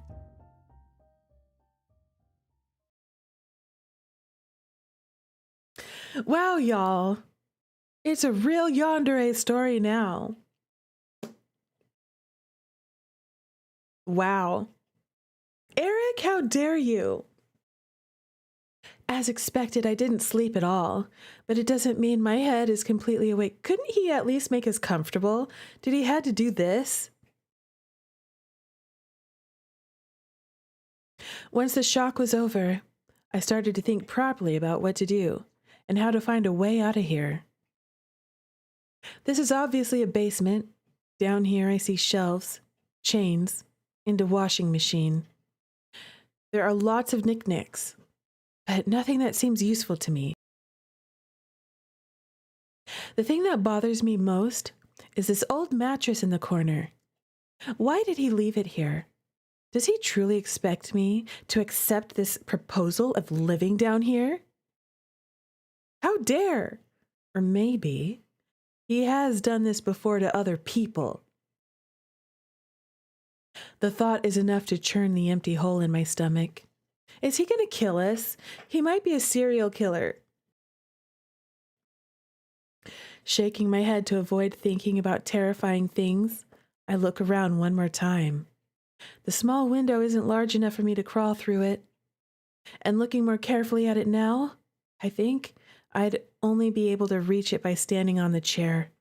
My only functional option is that door on the top of the stairs. But even if I run there, I'll still need to face Eric. Thinking about it reminds me of his annoyed face last night and how easily he pulled the chair with me.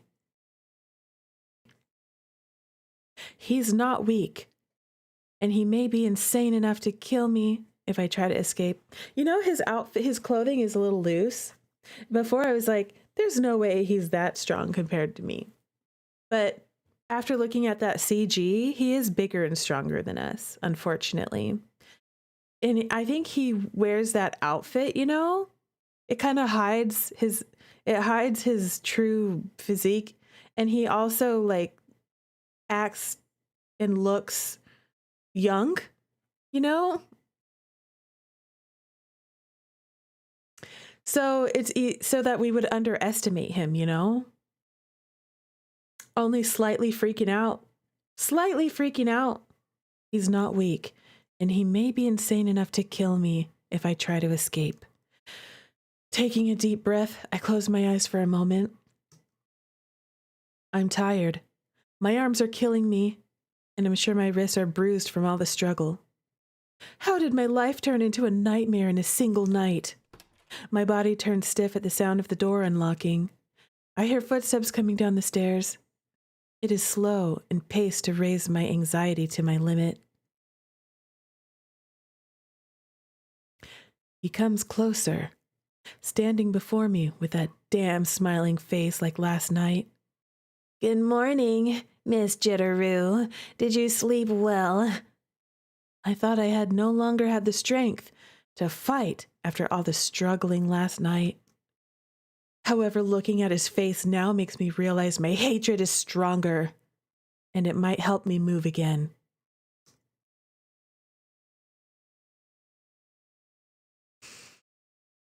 What's wrong? You don't look happy.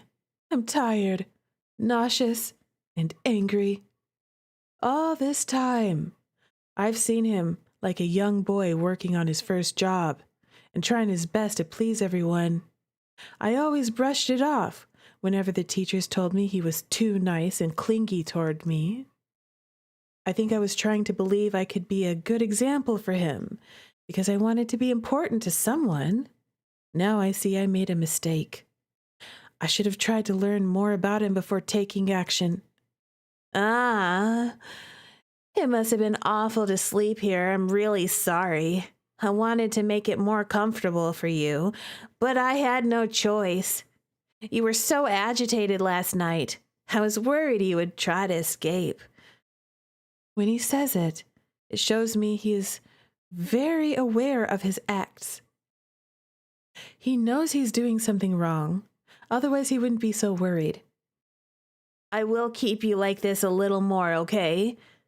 At least until you're ready to cooperate with me. Now he's talking softly again in an attempt to make me feel better.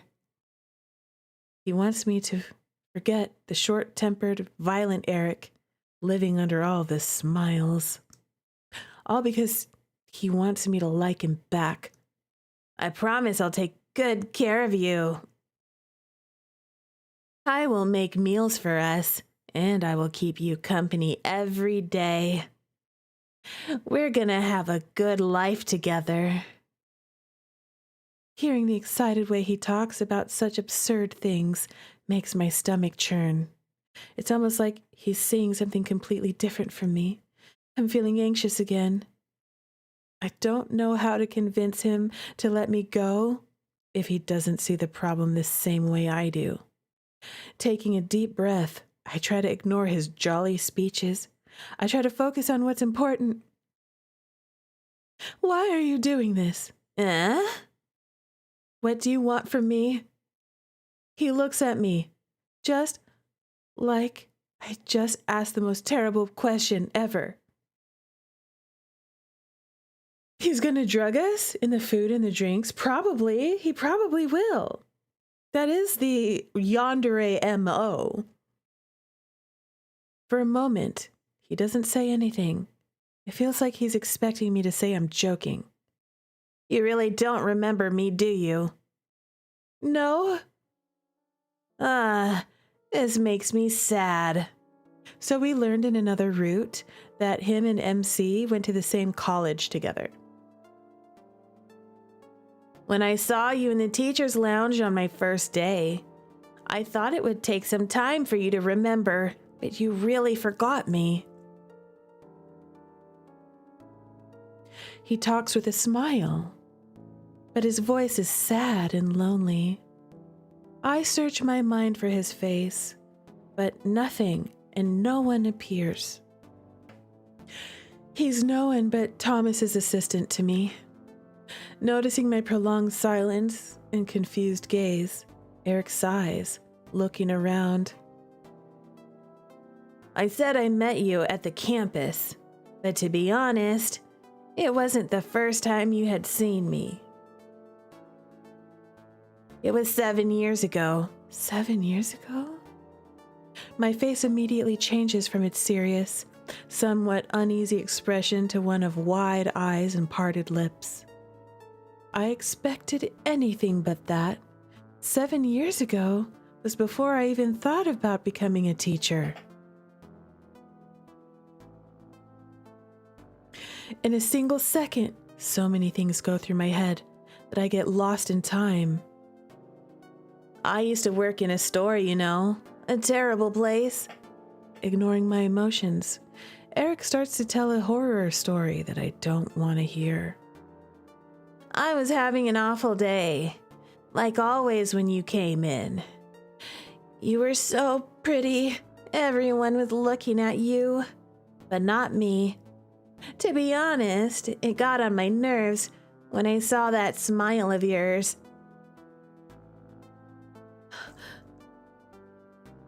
I really wanted to ruin your day back then. I mean, how dare someone show up in front of me with so much joy while I'm in pain? I was placing some bottles on a shelf when you came closer. I was planning to throw something at you, but karma came after me.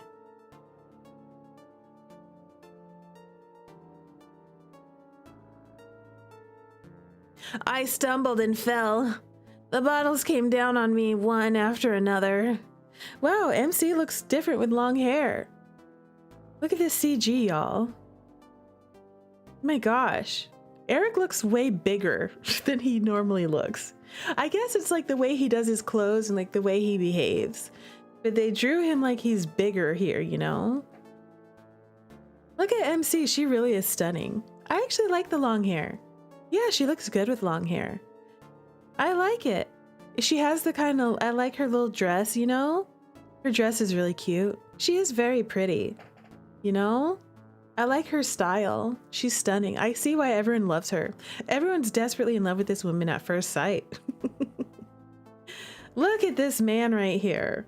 He looks he looks way bigger than he normally does, like way bigger. My gosh. Oh my gosh. Yuri said, God, he's so hot.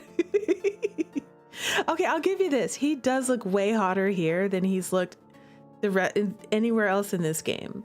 Anywhere else in this game. This is like I could look at this and be like, yeah, that's a hot guy. You know, he does look like a hot guy here. This is the only place where I feel like I could say that in this game. That being said, I do not condone his behavior right now. Give him to you. You can handle him. You can have him, okay? I don't want him.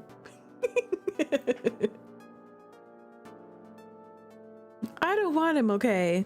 You can have him. Okay, let's keep reading. I stumbled and fell. The bottles came down on me, one after another. It was a mess. My boss had already yelled at me that day, and I didn't want him to do it again. God, I was so scared, and it was all your fault.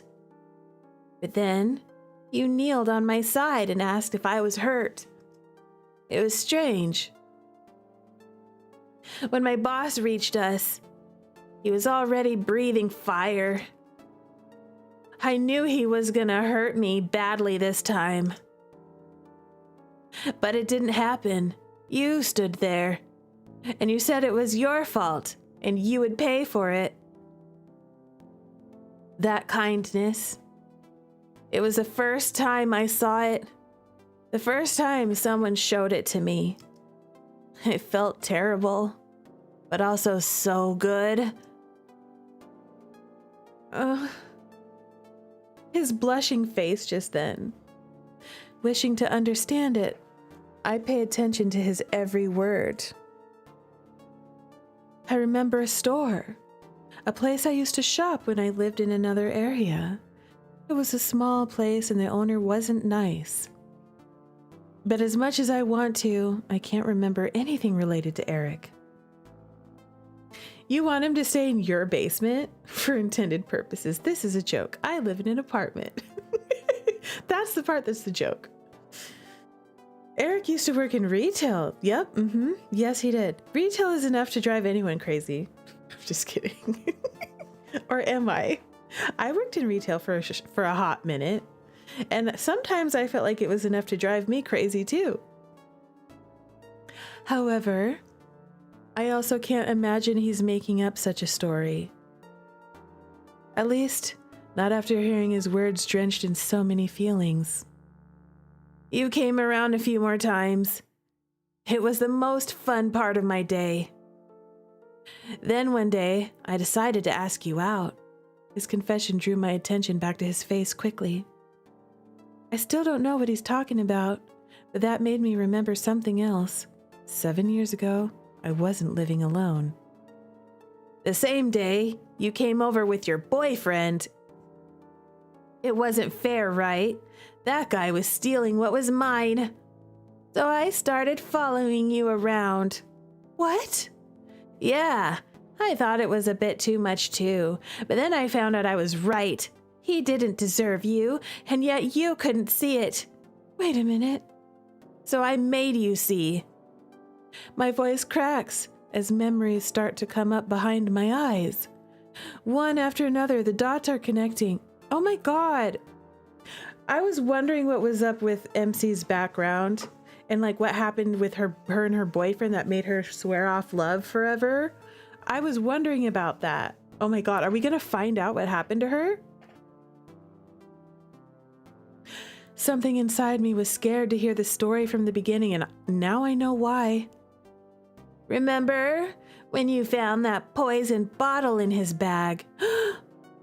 He told you he didn't know what it was, right? This also gives me flashbacks to Jitterrue when there was a bottle of medicine and he was acting like it was poison. My heart tightens in my chest, and wounds I thought had dried up start to open again, overflowing with agonizing feelings. Remember in Jitterrue, in the bad ending, he was like, I'm saving you, MC. I'm rescuing you. I'm saving your life. He was going to make you take this, you know, not knowing what it actually was. What about the threatening text you received? Stop. Or when you found your dog dead. Oh God. Stop. I don't want to hear it. Oh my God. Please tell me you didn't do that, Eric. Or did the boyfriend do that? Did the boyfriend do that? My God. My hands flail on the chair in a failed attempt to cover my ears. My body bends forward in an attempt to shrink and hide. Suddenly, I find myself sitting in my old living room, shouting, and I point the finger at my boyfriend as I beg him to get out of my life. I can hear it again, his yell as he tried to hold me down, trying to make me believe him. A night that lasted for days, until I finally managed to get rid of him and get rid of him and of the relationship I thought was going to kill me. I remember it clearly, the most painful moment of my life that I tried so hard to forget. All these years, I thought he was trying to confuse me with his lies. All this time, I was forced to believe lies from someone else. Eric, was all of that you and not the boyfriend? I feel like throwing up, just thinking about the terrible things that happened between us. You thought it was him, but I did that. Because I wanted you to understand he wasn't good for you. Eric's voice makes me look up once more. The reason why I can't believe anyone and am so afraid to trust myself is right in front of me.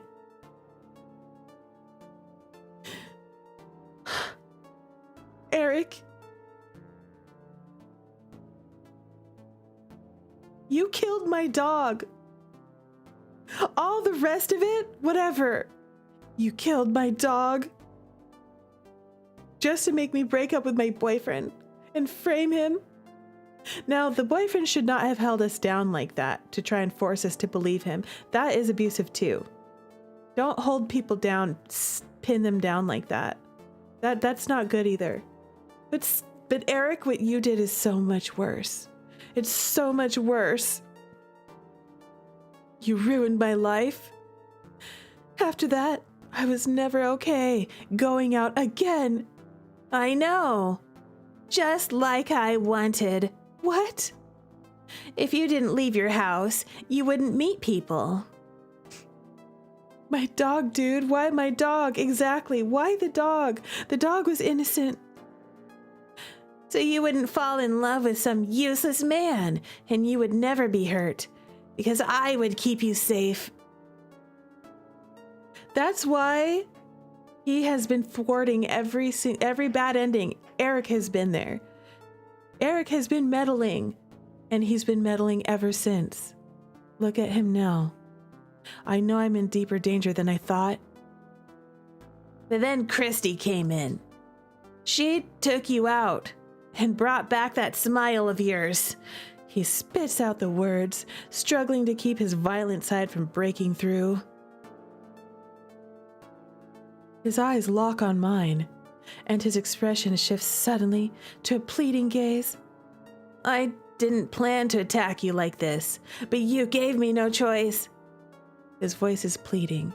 His body is pleading. Everything about him is begging me like a low-life creature.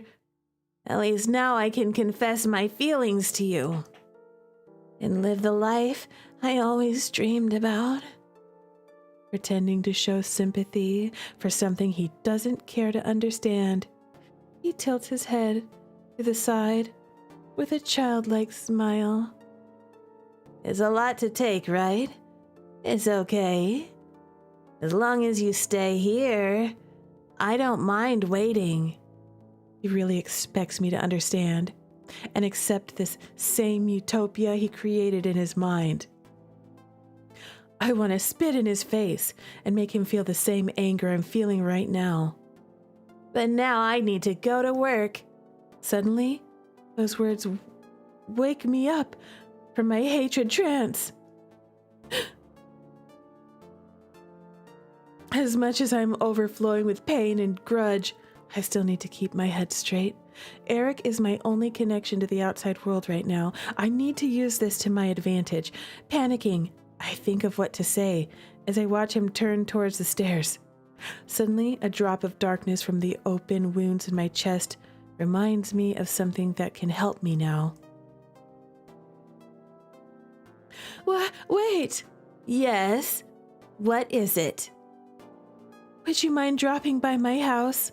If I'm gonna stay here, then at least bring some of my stuff to make me feel at home. Yes. What do you need? My blanket and a book. A book? You won't be able to read, Miss Jitterrue. I'm still not ready to untie you. You can read it to me. What book? It's called After Dawn. You will find it on a desk in my room. Okay, I'll drop by your place after work. Now, I really need to go. I don't want Mr. Kleinman to be worried about me. It hurts to hear my voice speaking gently to him now. It hurts in my chest, in my stomach, in my stained memories. But what other option do I have if I want to live? See you later, Miss Jitterrue. He turns happily, making his way out of my sight and leaving me alone again. A book. Nothing suspicious about that, but enough reason to save me. Christy gave me that book when I told her about the bad things that happened in my last relationship. It's actually a journal we shared. Every day, we would write things together, but only the good things. No one ever saw this book but us. If this book goes missing now, she will know something happened to me again. That book saved me once, and it will save me again. Smart, MC, smart. Christy, please, I need your help. Christy, save me. Save me, Christy. He can be a yandere and no hurt my dog, but no. Yeah, the second you hurt our animal, he lost all points. If there were any points whatsoever for this man, the second he killed a dog, it's over. No. No. I like a yandere. Don't get me wrong. I do like yanderes, but not if they kill my dog. No. Absolutely not. Closing my eyes, I pray, allowing all the feelings to overflow through the tears in my eyes.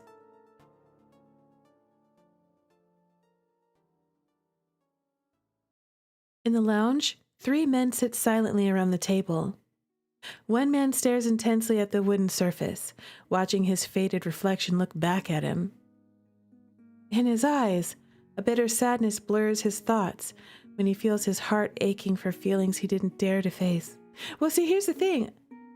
If MC goes missing for long enough, they're going to go looking for her. You know, there's going to be a search party. They're going to look through her, and they're going to go into the authorities and everything. They're going to go and look into her home and trying to find clues of what happened to her. And if Christy goes to her apartment, you know, during the investigation, right? And maybe Christy even has a key because she is the best friend, right?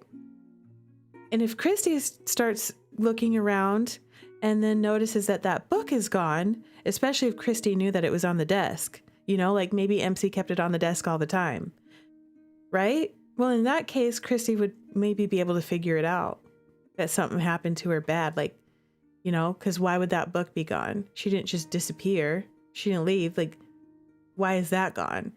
I mean, though, they should figure out that something is wrong, just the fact that she's disappeared. But, and I don't know how Christy would figure out that it's Eric, though. In his eyes, a bitter sadness blurs his thoughts when he feels his heart aching for feelings he didn't dare to face. Another man looks down at his nervous hands in front of him. In his mind, he recalls running down the hallways, leaving behind a confused young woman. A scene from days ago, and he can't stop imagining what would have happened if he stayed and had been honest with her. A third man sighs heavily, looking out the window. Guilt consumes him whenever he remembers the day he gave up going to the library. Edgar, Leonard, and Lawrence. 3 different people are thinking the same thing. Silence grows in the room, squeezing them into their seats and pushing something painful down their throats. Their voices purge the silence in a single synchrony, but it also makes them bite their tongues in fright. It takes some time for the situation to make sense in their heads and make it clear they have been thinking about the same thing. Does anyone know what is happening with Rue? Biting back his words and swallowing hard, Leonard is the first to speak. The eyes around the table stare at him with enough guilt, needing no spoken answer. Yeah, you're smart, men. Figure this out. So, you haven't been talking to her too? Yeah. It's been 3 days since the last time she came to work. I'm kind of worried. Edgar hears him say that and almost automatically lowers his head, trying to escape the guilt that haunts him. I think it's my fault. What? Leonard digs his nails into his sweaty palms. His heart races, seeing the surprised gazes, staring in his direction. This is what he expected, and yet it doesn't make it easier to face it. His thoughts are tangling with his feet. Oh, sorry. I just ruined the mood with that one. His feet. Sorry. His thoughts are tangling with his feelings. Part of him begs not to say anything and save himself, but the other part is crying for help. Taking a deep breath, he turns to them as seriously as he can. He starts it, so now he has no choice but to finish it. A few days ago, a few days before she stopped coming to work, she found out about my secret. She asked me about it, and I lied to her. He clasps his hands together, looking down with teary eyes.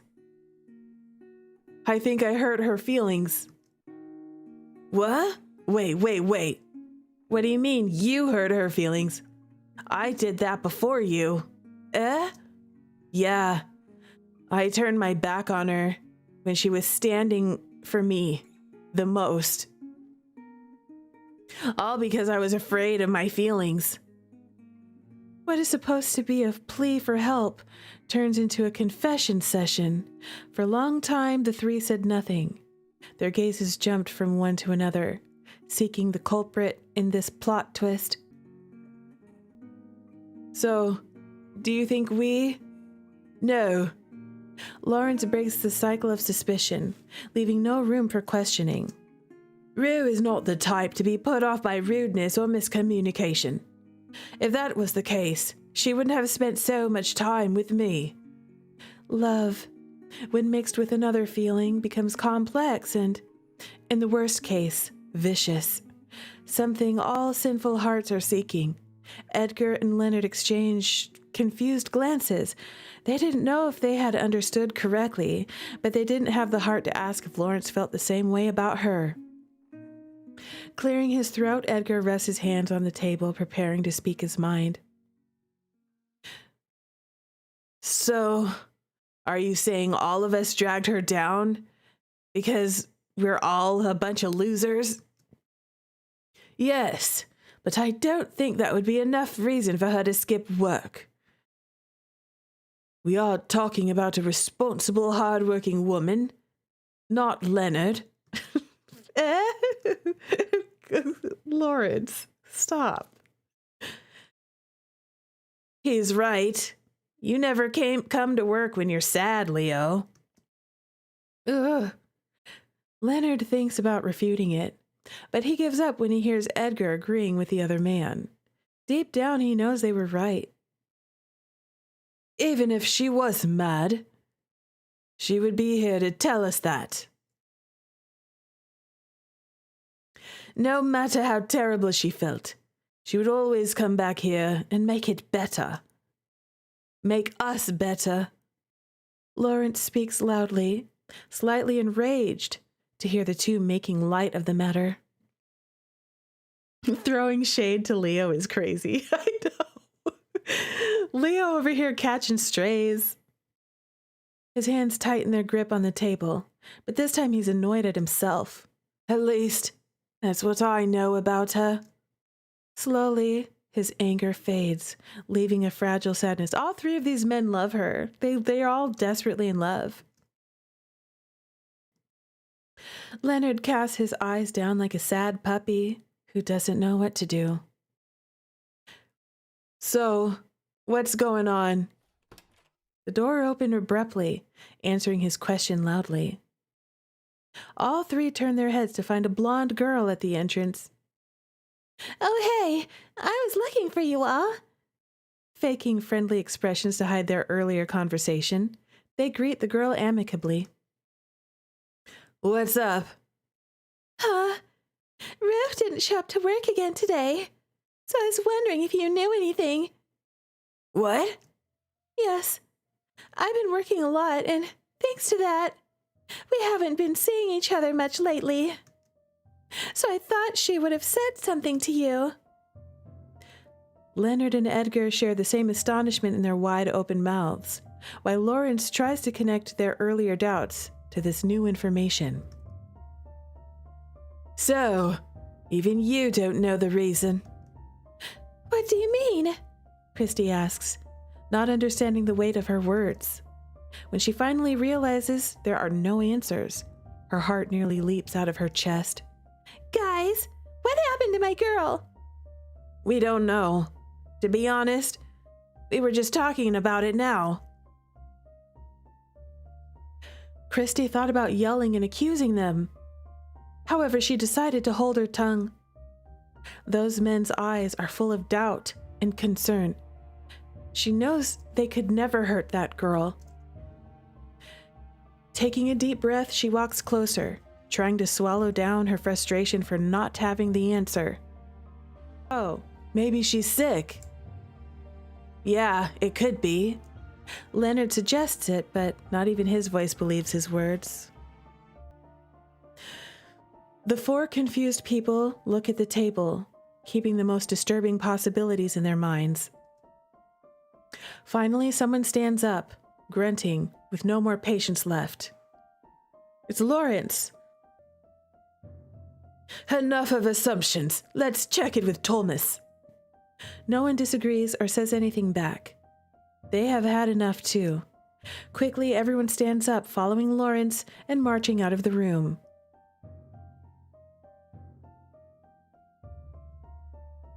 The group quickly arrives at the reception, taking over the entire counter with their presence. The girls at the computers look up from their screens, puzzled by the visit. A few students nearby turn their curious gaze, saying nothing. Everyone is watching them in surprise, but only one person is bold enough to approach them. Good morning. What's going on? Mind calling Thomas for us? Why? What happened? Nothing. We just need to talk to him. I'm sorry, he's busy at the moment. Seriously? Yes. Can you tell me what happened? I might be able to help. For a moment, everyone is troubled about what to do. Thomas was their only hope of fixing things, and now they couldn't even count on that. Well, it's not like Thomas is never around. You could always get Thomas later. Or just be like, you know what? We need to talk. It's an emergency. We need to talk to him right now. I don't care if he's busy. Of course, Eric is offering to help, but that's not the same. Hesitantly, Leonard allows his concerns to get the best of him. Have you heard anything about Rue? Miss Jitterrue? No. You little liar. Actually, I was thinking about her just now. She didn't come to work today either, right? Yeah. Nobody says anything after that. Their hearts, which before seemed to be reeling in doubts, were now tormented by certainties. Yeah, call the police. It's a missing persons report. Oh, what the hell is Thomas doing? This is important. He's talking to Mr. Kent. He came here worried about... Marcus? He's talking to Marcus. For God's sake, he's not busy. Losing his temper and pushing open the counter's door, Lawrence storms back into the room. He storms into the back room. The others follow him, ignoring Eric's protest and the many curious gazes around.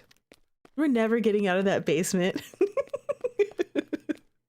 God. Help! You guys, you need to be smarter. You're supposed to be smart. Okay. Thank God for Lawrence. Like, I do. I love Lawrence so much too. If it wasn't for Lawrence, we'd be in that basement literally forever. Thank you, Lawrence.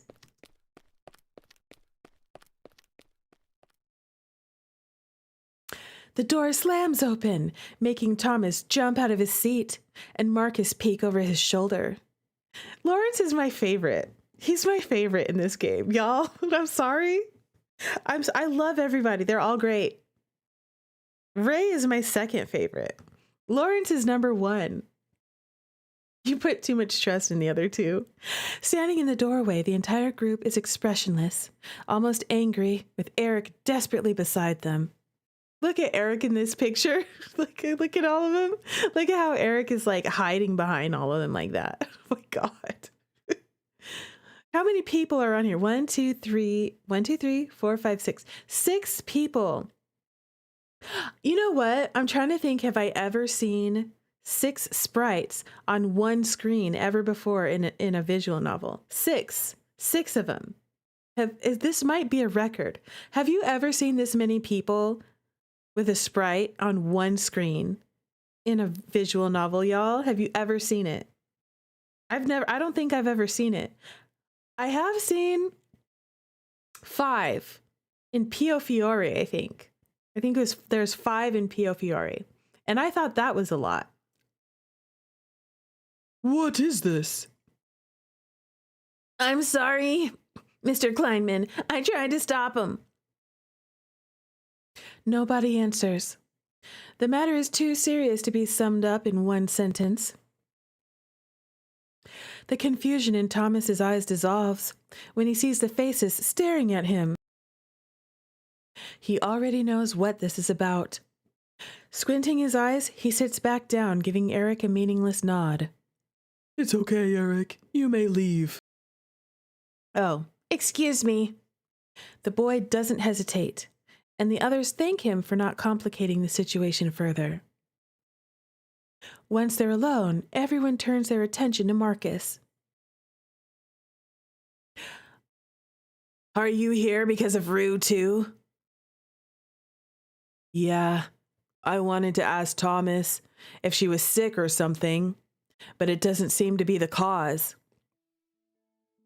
Hearing Marcus' explanation makes everyone depressed. In some sort of way, they all have been clinging to the hope that she was just home, resting. It would be better to know she had a runny nose and a bit of a fever than not to know anything at all. Thomas quickly noticed the resentment washing over all of his friends. It wasn't usual, especially happening to all of them at the same time. Oh, you're right, we're missing Ray. Ray! Still sitting in his chair, he starts thinking about the matter more seriously. I wasn't much concerned about it. I'm kind of used to Leonard's fake sick leave. Leonard, everyone is throwing shade at poor Leonard. Like, why is Leo getting all the strays? Catching all the strays. I thought she just needed time for herself. If that were the case, I would be the first person to know. Christie's statement is enough to shut them all up at once. This also helps them to understand the situation is more serious than it seems. Has anyone tried calling her? I called her last night, but she didn't pick up. I tried it again today, but no answer. Do you think she gave up? Like the last biology teacher? Hell no. She was so engaged with work, she wouldn't do it. Leo, you will be the dead of us, literally. She was happy, for real. Christy screams indignantly at the question. Suddenly, everyone stands back, afraid to talk again. The truth is printed on their faces. Nobody wants to think about the bad things that could have happened to Rue. Nobody but Christy. I'll drop by her house tonight, just to make sure she's fine, you know? That's a great idea. If you don't mind, I'd like to go with you. Sure, I would like that too. What about us? For now, go back to work and wait. Christy and I will have the answers tomorrow. No one is happy with the final decision. However, everyone agrees it's the best option. Making assumptions in a moment like this wouldn't help anyone. They still have work to do, and now they need to work hard to keep the students from noticing that too. And maybe, if they're lucky, Thomas and Christy will find out that Rue just didn't want to come to work.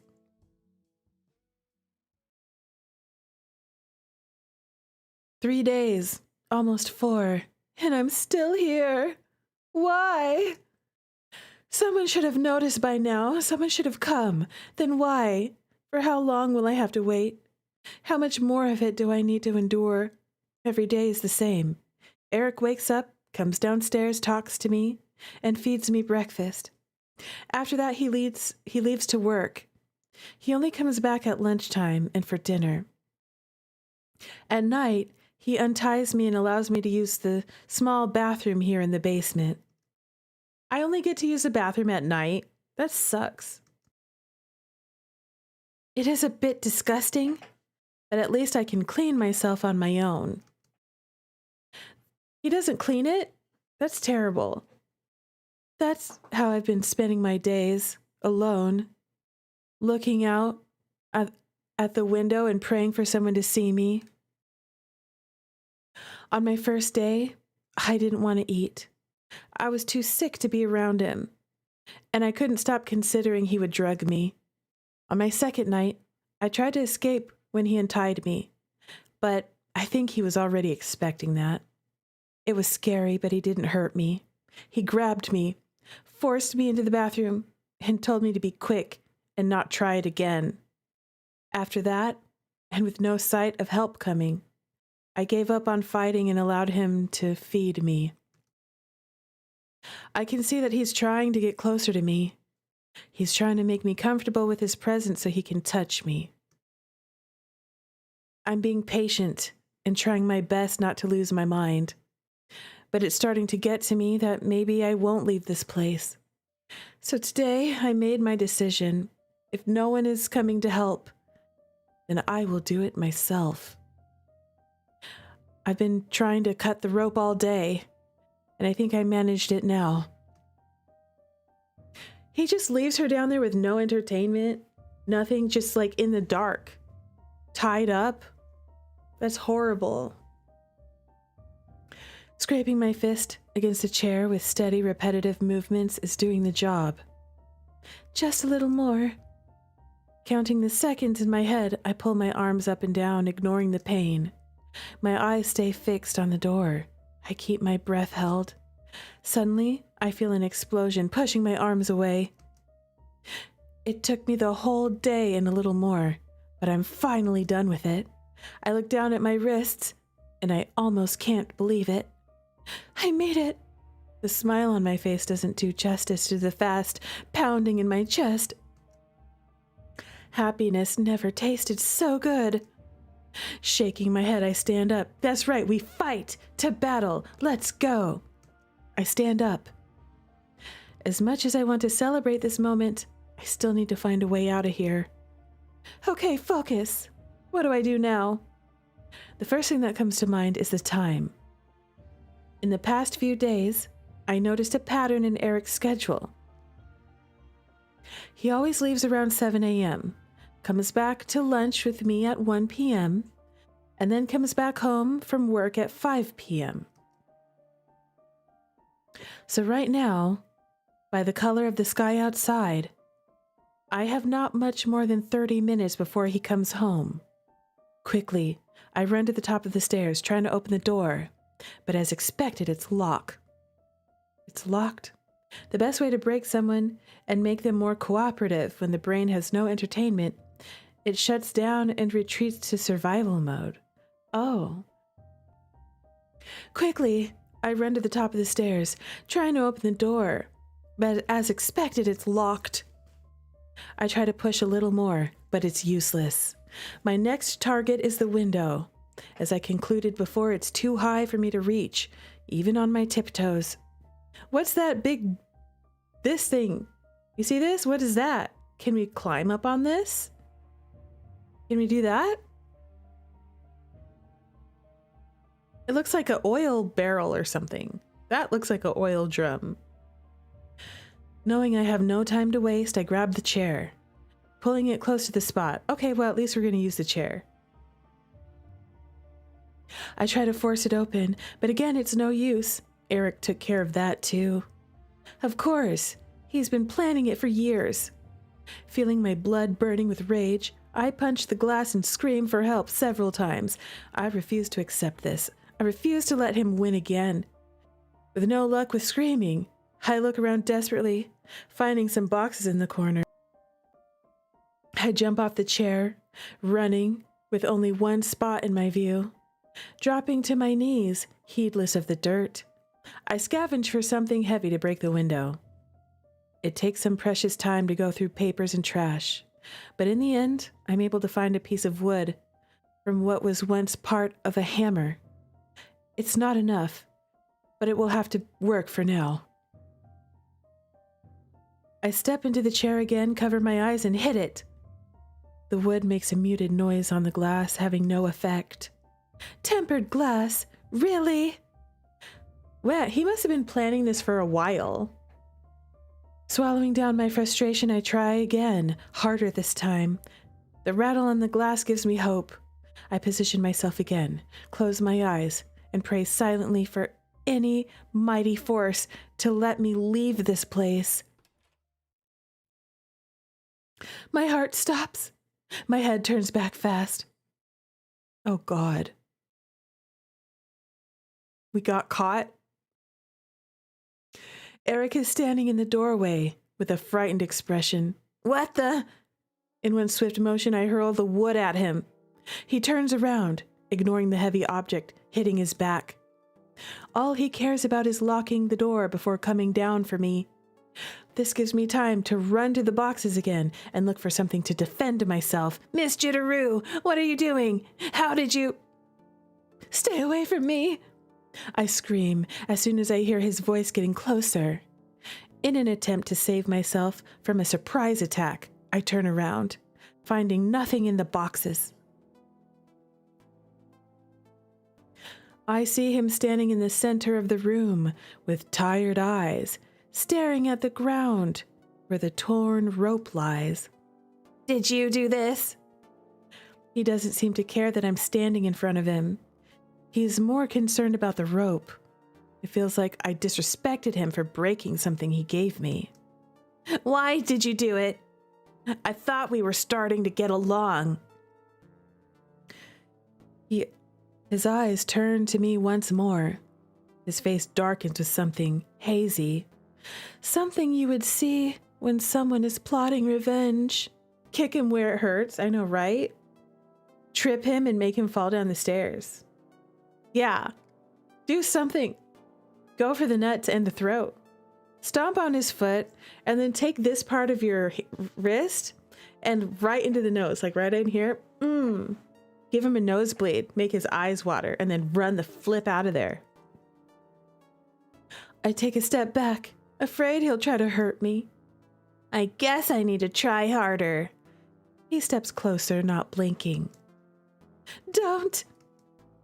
He's actually like kind of scaring me. He's scary. I mean, he's been scaring me, but he's like getting scarier and scary. What? I'm like scared of him. Yuri's over there saying I need him to stop looking hot. I'm supposed to hate him. That looks hot to you. That looks hot to you. Listen, Yuri, you can have him. I don't want him. You can have him. Stay right there. Or what? Are you gonna fight me and run? Do you really think that'll work? The smile has returned to his face. However, the sparkle in his eyes is no longer there. His questions do not require an answer. It's only a reminder to let me know where I am. Yeah, he does belong in an asylum, real. You can't do that. You should just be nice and accept what I'm doing. He needs to be in prison. And accept what I'm doing for you. After all, everyone already accepted that. Huh? Yeah, it was the same day at work today. People are talking about you, but they're not concerned anymore. That's impossible. No, it's not. Mr. Kleinman is disappointed because he thinks you ran away too. And I think Mr. Mitchell is a little guilty, but like always, is joking about it. My legs go weak, listening to him talk so dismissively about something that matters to me. My heart shatters, and the room around me loses its light. Suddenly I notice him taking steps forward. If that were true, he would have said it sooner. He's only trying to mess with my head again and take control of everything. Biting my teeth, I look back at him. Liar. Yes, thank you. Good night to the doggos. Thank you, Midnight. Liar. Am I? Yes, you did it before. And I know you will do it as many times as you want. You only want to... Where is Christy now, Miss Jitterrue? Words die in my throat. I was ready to jump on him and fight for my life, but now I can't make a single move. Real, why the heck are you believing a kidnapper, girl? She's crazy now. She's been down there for days in a dark basement with no light, you know, with no entertain. Like, he's making her go crazy. Got to admit, as someone who's currently writing a yandere and doing a lot of research, this is great writing. It really is. The writing is excellent. He's a great example of a yandere done right. I was ready to jump on him and fight for my life, but now I can't make a single move. If I'm lying, then she should have noticed your absence, right? She's your best friend. I want to say he's wrong, but it's all lies. He's wrong. It's all lies. That's what I want to say. But what proof do I have? She didn't come to me even after the book was gone. No one came for you yet, and no one will. But... Taking advantage of my distraction, Eric jumps on me. He swings his leg under my body, knocking me to the ground. The impact takes my breath away for a moment. Now I have a taste of his strength, and I'm glad I didn't try to fight him. But that's not what concerns me right now. Why does he have to be so strong? The concrete floor rubbing on my face doesn't hurt me as much as his words do. I know he's lying, but how can I make my heart believe I will be free now? He pulls my body, dragging me to a pillar and forcing me to sit straight. I don't fight it. I don't have the strength to do it anymore. His hands work fast to tie me again, constraining me in a dark, cold corner. I told you, no one cares about you like I do. Why can't you understand that I love you? You know, I often say, no one loves you like a yandere. Bite him. If we bite him at this point, if we try to fight him, y'all, it's not going to work out. He has all the leverage, you know. At this point, we can't fight. We can't do anything. His trembling fingers touch my face so lightly I almost don't feel it. I don't feel anything at all. Midnight. Good yanderes let you pee when needed. That's true, Milky. Exactly. Yes, they do. This is not a good yandere. We don't like him. It's okay. I'm not mad. To prove it to you, I'll make your favorite dish for dinner. That was enough excitement for one night. Now, try resting a bit. I'll be back soon. Standing up, he turns around, grabs the wood from the floor, and hops his way to the door. He didn't show even an ounce of guilt for the things he said. He didn't get mad like I expected, and I didn't fight like I wanted to. I was afraid of failing, and afraid he was right. And now I'm afraid again because I'm turning back into the person I used to be.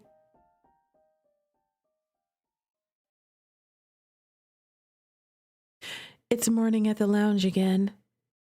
Edgar, Marcus, Leonard, and Lawrence are waiting patiently and quietly in the room. Last night, Christy and Thomas decided to go to Rue's house, but their plan didn't work as they had wanted. Uh-oh, what happened? Rue, it's me. Open the freaking door. Christine! Standing at the entrance, the two argue while waiting for an answer. It's the 4th time they're knocking and probably the 10th time Christy is calling for her friend. Taking a long breath, Thomas walks closer to the door, trying a different approach. Miss Jitterrue, are you there? Who's this? Question marks? I don't think she's home right now. I'm guessing that's who it is. I'm guessing it's Eric. Huh? A sleepy voice answers from the other side of the wall. A young man with tangled hair and faded pajamas looks at them from the doorway of his house. Oh, it's a neighbor? All the screaming and the banging probably woke him up. Please tell me it's not Eric, hurting them. Embarrassed, Thomas steps forward, showing sympathy. Good evening. Are you her neighbor? Yeah, I saw her leaving a few hours ago. Oh, really? Was she alone? Here's how I'm going to do the neighbor. Yup, but I don't know. She was fine. What do you mean? She was wearing some weird clothes I don't know. I think it was a blanket. They look at each other, searching for clues to figure out what this information means. Wearing a blanket, that was definitely Eric, because remember, she was like, oh, will you go to my place and pick up my blanket and stuff? You know? And the book? I was just as confused as you are now, but it felt like she was trying to hide, you know? Eric was in disguise. They knew that staying there overnight wouldn't solve anything, so after thanking the man for his help, Christy and Thomas decided to go back home and wait for the next day. Y'all didn't go and investigate? You didn't go and investigate. You're not gonna just, but you need to bust in there. Christy, you don't have a key? I didn't give my bestie a key? Oh, God. Y'all, we have a lesson learned, okay? Make sure a neighbor or a friend or somebody has a key to your place, just in case you go missing mysteriously, okay? So they can come in and try and find clues. Or somebody call the police. Yeah, they should have called the police. Called the freaking cops. Why is no one calling the police? Okay, y'all, if I don't respond on Discord, if I don't stream, okay, if all of a sudden I disappear and you don't hear from Jitterrue, okay, call the cops, okay? Milky, call the cops. If suddenly you don't hear, I'm not responding in Discord. I didn't say, hey, I'm going on vacation. I didn't say, hey, I'm traveling or something. I didn't say, no streams, no nothing, no Twitter, whatever, no YouTube. Okay. If suddenly you don't hear anything, okay, you don't hear anything from me, it's just silence. Assume that something is wrong. Okay. Reach out to Milky and reach out to Artisan. Okay. Milky and Artisan.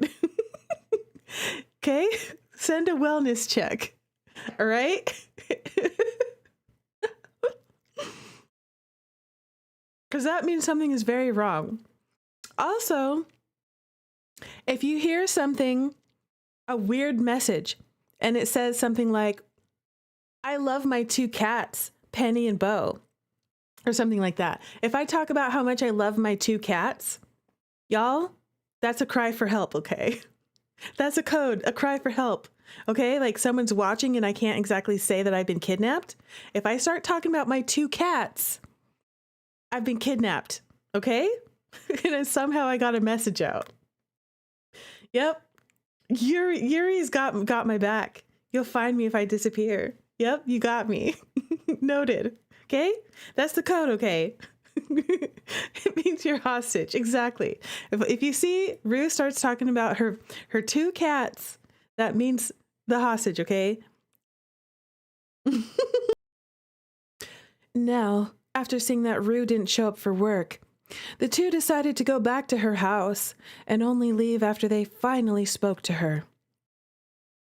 Meanwhile, the other 4 men are in the lounge again, waiting and dealing with their thoughts and best wishes. Leonard, you said she found out your secret. Yeah, I think so. And what was it? Why are you asking me that now? I want to make sure it doesn't have anything to do with it. Leonard...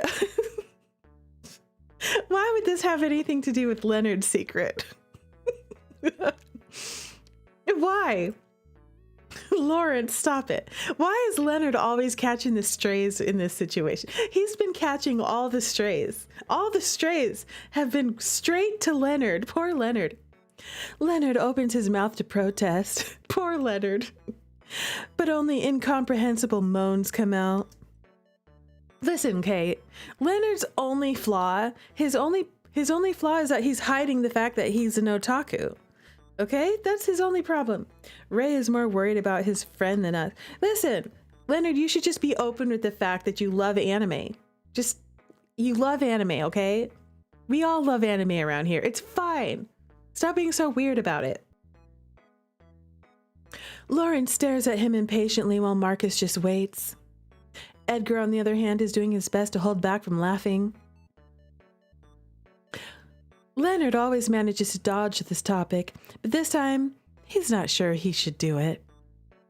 It would increase suspicions, and besides, Leonard is still worried he has something to do with it. Taking a long breath, he closes his eyes and lets the words out. I collect anime merch. It's not that weird. Stop looking like, why is he, see, this is why people are suspicious of you, is because you look at us like that. You look at us like that and then we're like, oh my God, are you a serial killer or something? What's your problem? It's just anime merch. I have anime merch. Stop it. His voice comes out too loud, and now the silence seems even more awkward. He opens one eye, afraid to see the judgmental expressions. I'm kind of obsessed with Marin Superstar. The only person in the room who seems to care about it is Leonard himself. Everyone else looks at him like they always do. Except for Hansen, who is about to lose his temper. I only told Edgar about it. Do you think it's my fault? First, what is a Marin Superstar? Huh? This doesn't help. Groaning, tired of dealing with bullshit, Lawrence sighs, ending the conversation there. This is something missing. There is definitely something missing. Crossing his arms, he pushes his body back, leaning into the chair. The others follow him, thinking seriously about the matter. Slowly, Leonard's expression changes. His eyes widen in panic. Eric! What about him? I think he has something to do with it. What the? Why are you saying it now? I mean, did you guys notice how Eric was so calm the day we talked to Thomas? For the first time, everyone looks in Leonard's direction with expressions of astonishment and doubt. They'd already ruled out doubting coworkers. However, Leonard had pointed out something important. I think it shouldn't be a big deal, but it's Eric, you know? He's always so clingy. I expected him to be more shocked. Finally, someone with a brain. Thank you, Leonard. I know. Yeah, now that you mention it, it was strange. What are you two implying? Suddenly, all the cell phones on the table ring a notification. Quickly, they grab them, anxious to hear good news. As everyone's hearts sink to their stomachs, Lawrence reads the message aloud, just to be sure it isn't a mistake. Yeah, after catching all the strays, he's the only one that figured it out. Rue has gone missing. Thomas and I are going to the police station now. They all read it at the same time, but the reactions are all different. Edgar stares at the phone, not blinking. Leonard is looking at everyone's face, as if asking for help. Lawrence is putting up a cold facade, but the cold sweat on his forehead says something different. What? What does she mean? How can they be so sure about it? Marcus is the only one not completely shaken. At least, not enough to stop him from looking for answers. Wasn't Rue home last night? No one answers him. They're all in denial, too busy with their thoughts. We can't just stay here, right? We need to do something. We need to think. Lars? I don't know. The man shouts, as they had never heard before. All the eyes turn in his direction. He can't help them now. He can't even hide his feelings anymore. They're all in love with us. Like, all of these men right here, every single one of them, they're desperately in love with me. Real. You guys, you can't just, you gotta figure it out. You gotta be smart about it, okay? You have to save me. You have to figure out what Eric has done to me. He sucks for air, placing his trembling hand over his mouth. I don't know what to do now. Oh, look at, he's like blushing a little bit out of frustration. Who's this? Then why don't you ask for help? Who's the question mark? A fifth voice appears in the room. Confusion prevails when they finally find the man with the lazy smile at the door. It's Ray! Ray is worried about us. What are you doing here? Same as you. The man speaks calmly and a little sarcastically. However, he does not enter the room. His feet force him to stand outside because her gaze wasn't there to invite him in. Is this all the love interests? 1, 2, 3, 4, 5. It is. The four look at each other, wondering if he already knows everything. I'm trying to understand what's going on, but I can't do this on my own. It feels like the words were struggling to come out, like a cry for help that goes far beyond what they can see. But Lawrence could see it. He knew what that meant, and he didn't hide it in his face. So, listen, y'all. Ray knew what was going on. He's the researcher. He's the smartest one of all of them. He's been trying to figure this out, and now he's finally coming out for help. And also, Lawrence and Ray, they really know each other really well. So this is a good moment here. So, can you help me this time? Silence surrounds them for a while as they decide who should speak first. I have no complaints. We're running in circles. If we can help each other, you're very welcome to stay. Same for me. Yeah, I'm not against it as long as you talk to us. Haha, thanks. He looks at Lawrence, considering asking again. However, he gives up on doing so. Thanks for redeeming drink actual water. I could drink some water for sure. Those eyes, filled with a nostalgic feeling he knows so well, are enough to understand that he should be here too. Okay, so what do you know? The important part, and a little more. A little more? Why do the boys all resolve all their issues and go all communicating while we are stuck in a basement? I know. What the hell? Come on.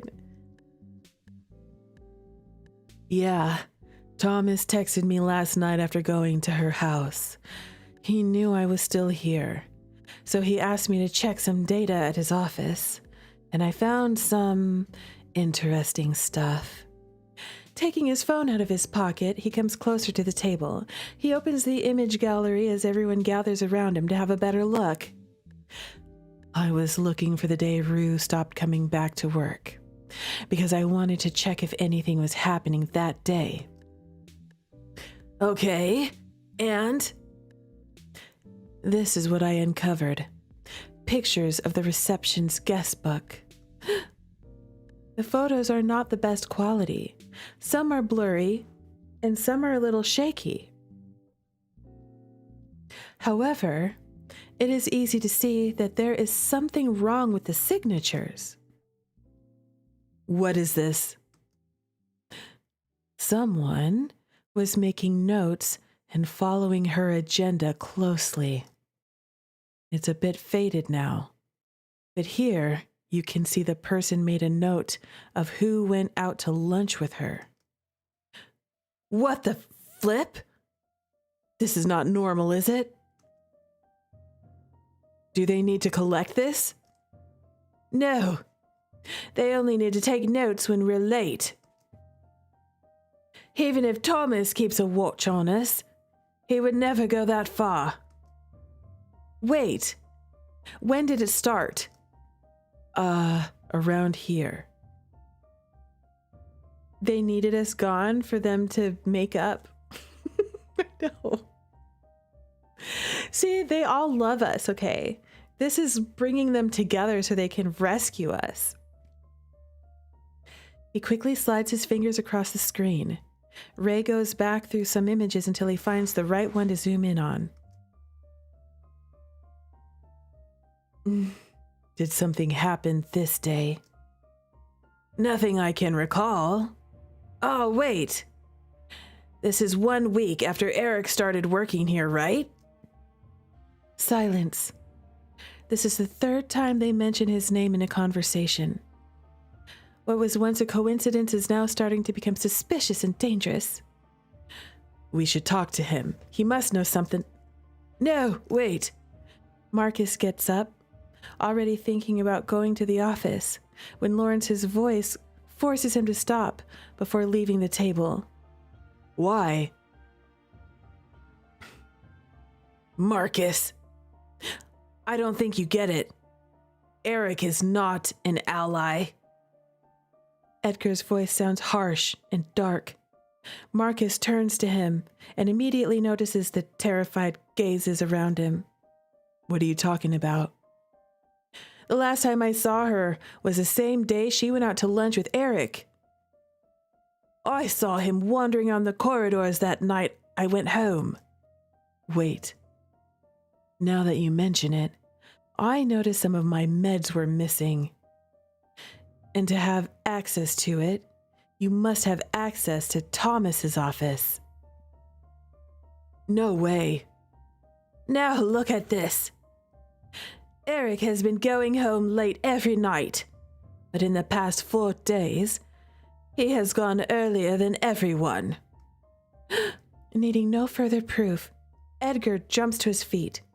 His features are filled with rage, and his heart is torn with guilt. Before he can get away, Ray grabs his wrist, pulling him closer to the group. Don't stop me, I'll kill him. Do that, and we will never find her. Lawrence does not spare him the harsh words.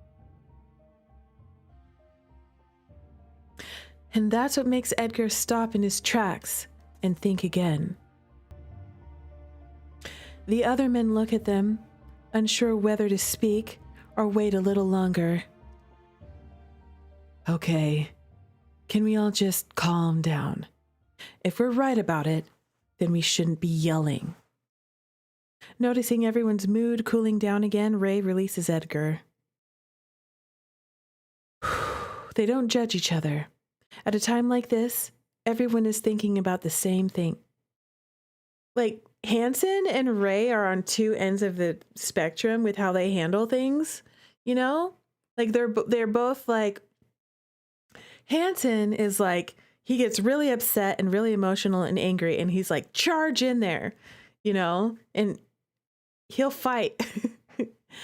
Ray will also fight, but only out of like extreme anger, you know?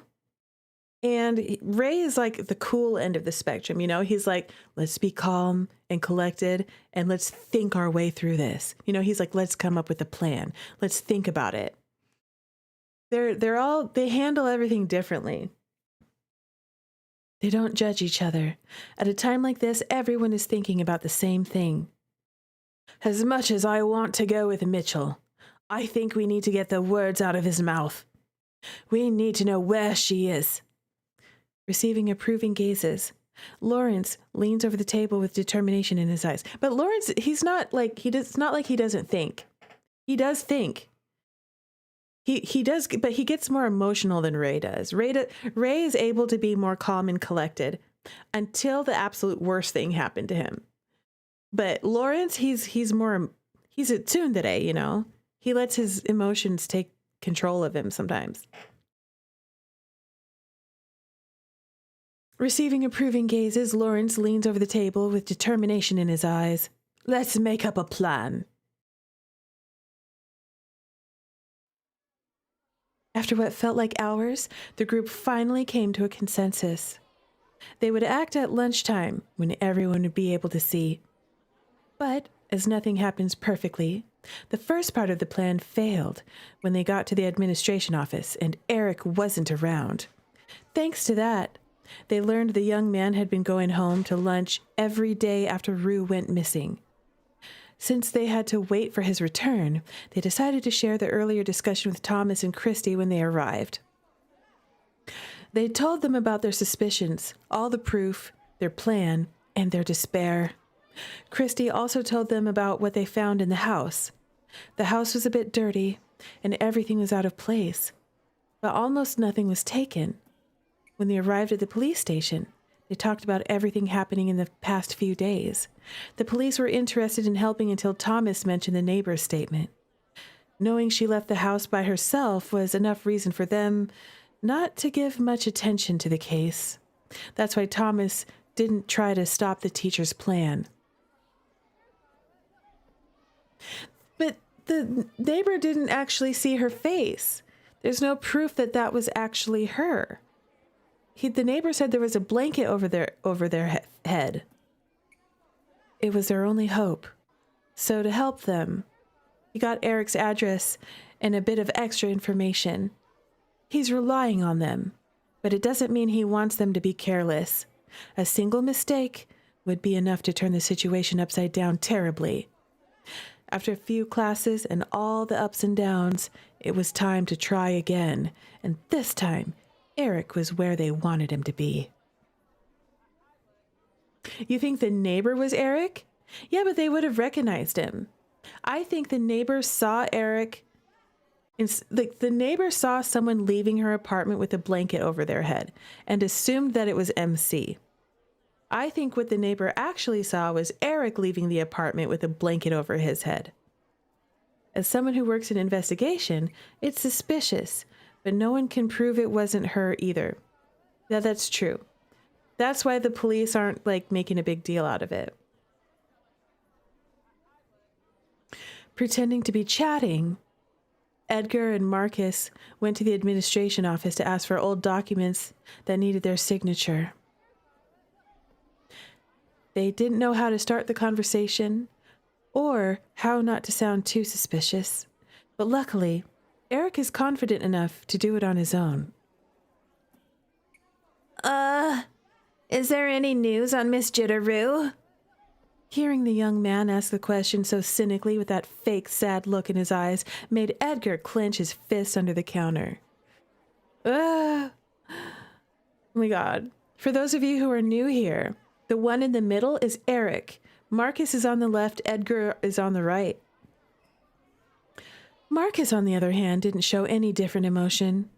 He only turned his attention to the boy, thinking deeply about it. They keep calling him a boy. This is a 25-year-old grown man. He just acts immature. Nothing. The police said they're gonna look into it, but it's kind of hard to tell. It takes time, right? Yeah, especially when she didn't leave anything behind. Marcus speaks with bitterness and loneliness. His emotions are honest. Edgar knows it. And that's what makes him even angrier. It feels like she vanished into thin air. It's frustrating. Wish I could help. Me too. I feel too guilty about it. You? You? Why? Because I knew she was going home by herself every night, and I didn't do anything about it. I should have taken her with me. Oh, of course. That's the last thing they hear. After that, there are no words to make this conversation flow easily. Edgar is shaken by his own thoughts, and Marcus can't hide the pain in his eyes. They wish they had done everything differently. Eric seems to mourn along with them in his silence.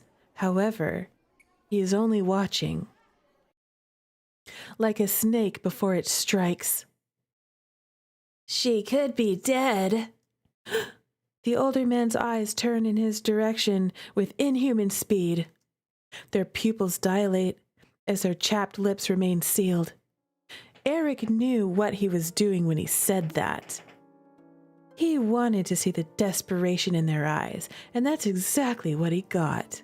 I mean, considering how much time has passed already, it is a possibility. Marcus swallows his fear faster than Edgar. And just like that, he takes the lead again to turn the tables in their favor. If that were the case, we would have found her body by now, don't you think? Yeah, but you never know. People are crazy. Gripping the pen in his hand, Edgar grits his teeth, tired of seeing the young man laughing in his face. You should be careful, Eric. Me? Yeah. You said you live alone, right? Yes.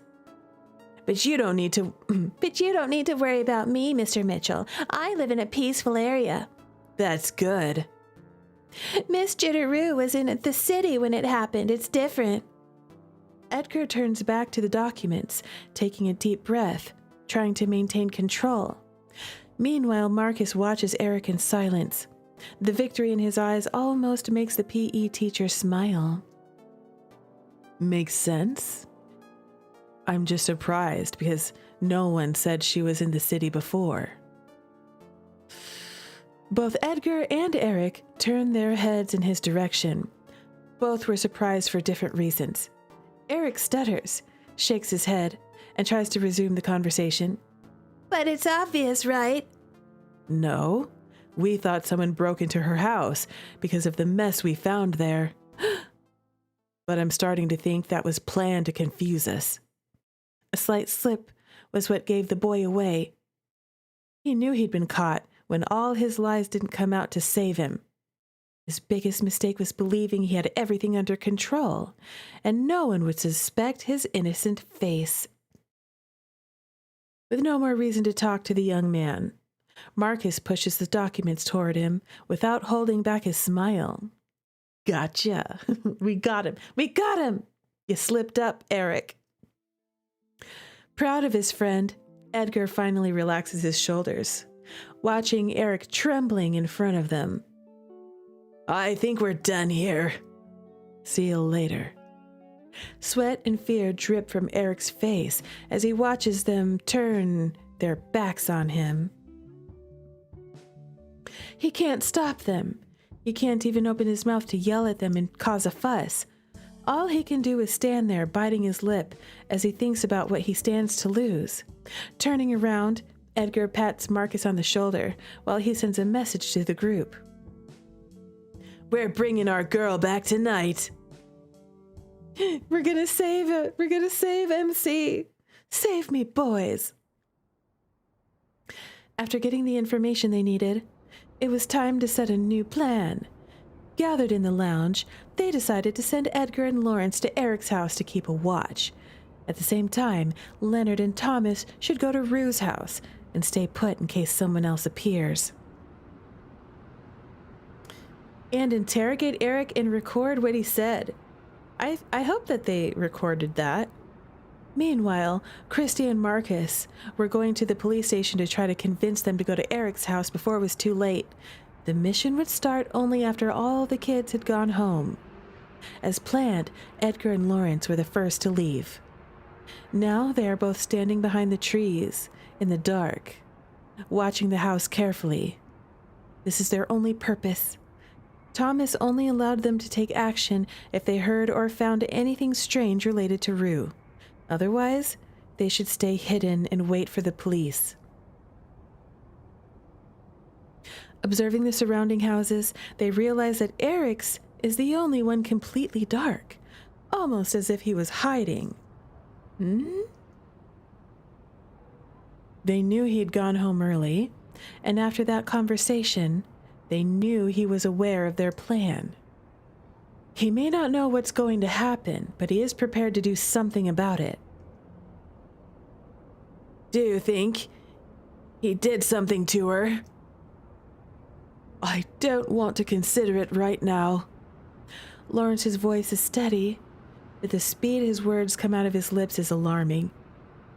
Worry is getting on his nerves. Edgar can sense it, and he doesn't like it one bit. That's because he knows Hansen and he are the same. They are complete opposites when it comes to talking to people. However, they share the same feeling when it comes to protecting someone. They're both protective. It is a good thing, but not now when they need someone like Marcus to keep them grounded. Have they been there since he left? If no, he could have made a run for it by now. That's true. That's true. But he doesn't have anywhere to hide MC. So he's probably going to try to pretend like he's not home or something like that, you know? Where are the cops? Edgar mutters through his teeth. It had been hours since they arrived, and so far there's no sign of help. Muttering an incomprehensible curse, Lawrence stomps past him. Lars, let's go! He knew it could happen sooner or later, but he was still surprised to see the older man lose his temper first. Edgar laughs, seeing Lawrence so angry and so similar to him. Quietly, they walk through the shadows to get close to the walls, trying their best not to call attention. The downstairs windows are dark, and there's nothing out of the ordinary surrounding the house. However, upstairs they can see lights on in 2 different rooms now. There's an open window there. Lawrence looks up. The only opening they had seen so far, however, it's too high to consider it safe. Are you expecting me to lift you up? What other choice do we have? Ugh! He's forced to agree with Edgar. In such a situation, they need to act more than think. These two together. Crouching close to the wall, Lawrence positions himself to support his colleague. Come! Oh wait, is that a basement? Upon hearing the question, both turn their attention to a small window near the ground. They walk closer. Fear and hope fight in their hearts. Edgar crouches down, placing his hands against the glass to try to see what's in there. There's nothing here.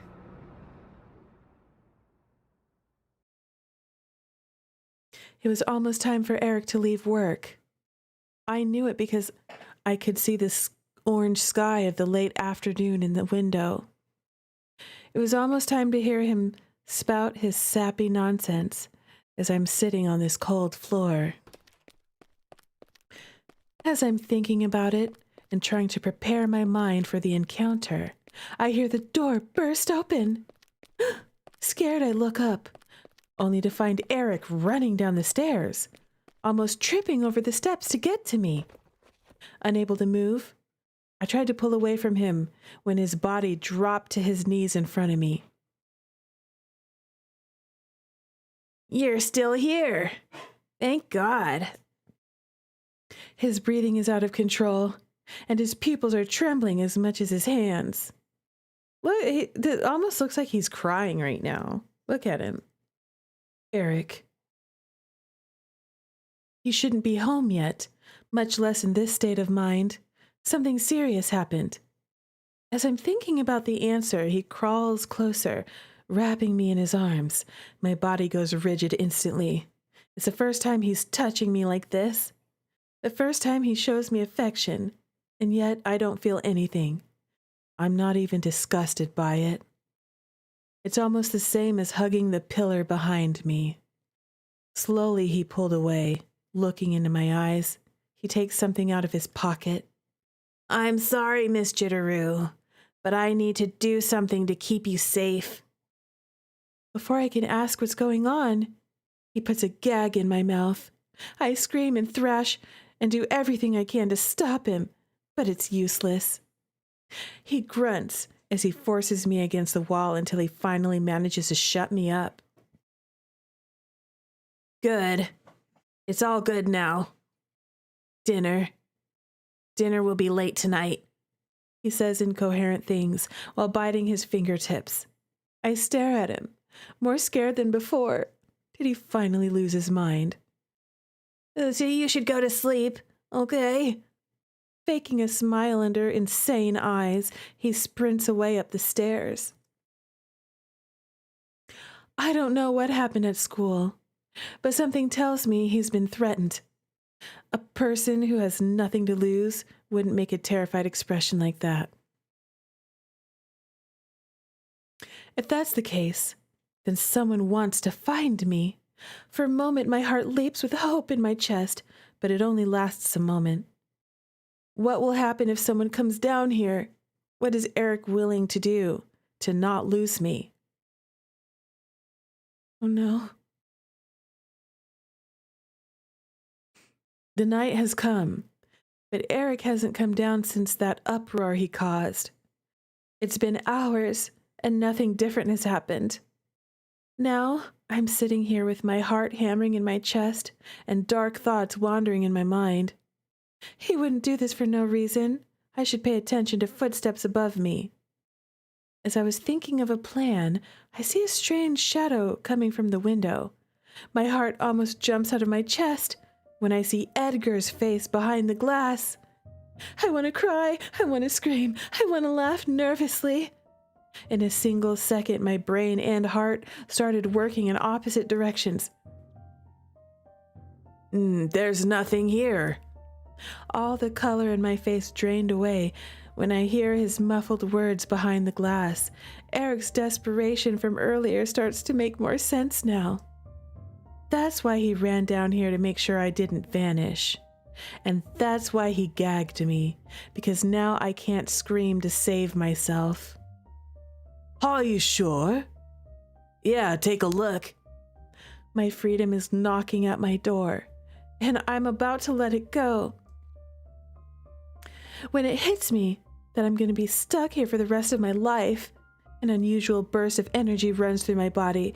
Desperately, I start moving my limbs, kicking my legs against the floor like a rag doll. I scream and cry until I'm out of air. But it's all in vain, just like Eric planned. No one will see me in this dark corner. Feeling my last strength slipping away, I turn my eyes to the shadows around me, and I finally see the light. The chair I used to climb the window is just a few inches from me. I know it's made of metal, and I know it's going to make a loud sound when it falls. Out of the corner of my eye, I see Hanson moving away from the window as Edgar comes closer to check one last time. My last chance. Gathering all the strength I have left, I stretch my body until I can finally touch my feet on it. Taking a deep breath, I kick it along with a painful yell. I'm going to turn the music up a little bit so y'all can hear it better. Okay, that should be good. You can hear it now. It's super frustrating so far. Does she have anything she can reflect the light? Okay, girl, we're going to kick that chair over, okay? We're going to kick the chair. It's going to make noise, and the guys are going to notice that we're here. Gathering all of the strength I have left, I stretch my body until I can finally touch my feet on it. Taking a deep breath, I kick it along with a painful yell. Lars, give me your phone. A bright flashlight hits my face. I close my eyes. Why didn't you two do this before? Why didn't you do that before? Sobbing relieved as I hear them calling my name outside. She's here! Oh God, I can see her! I'm saved! Why didn't you do that before? Why didn't you use a light before? Guys, you're smarter than this. Oh my God. Okay, here's the plan. You help me get to that window and then make some noises down here to try to force Eric to come out. Okay. I will get down in the basement and bring her out with me. Maybe Edgar's phone died? Lawrence had his phone this whole time. They could... Anyway, just be careful, okay? Hearing his colleague sing such kind words nearly made Edgar trip over his own feet. Of course, Lawrence said it wearing the same annoyed expression he is used to seeing. However, it doesn't change the fact that he's worried.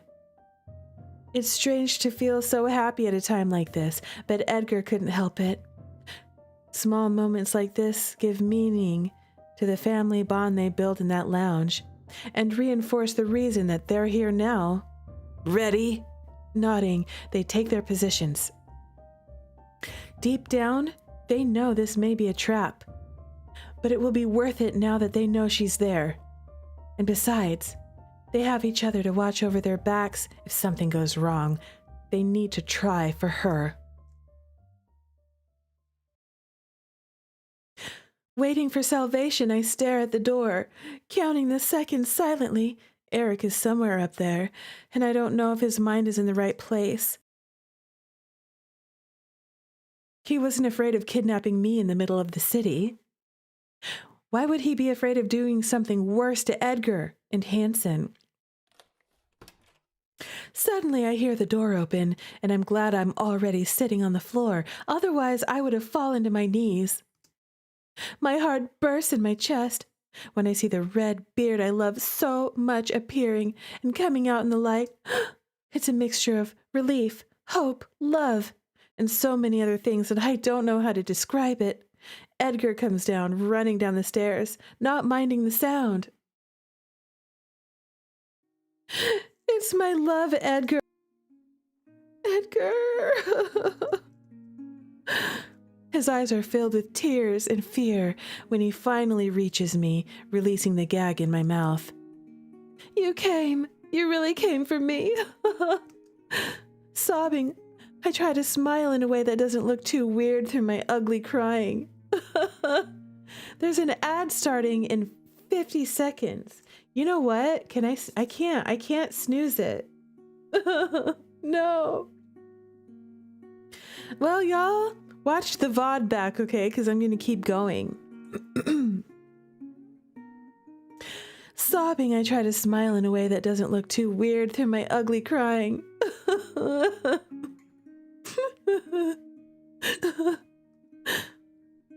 He smiles back, touching my face, holding back his own tears. Good, 'cause you got to get Taco Bell. I'm sorry we took so long. I didn't know what to do. I'm so sorry.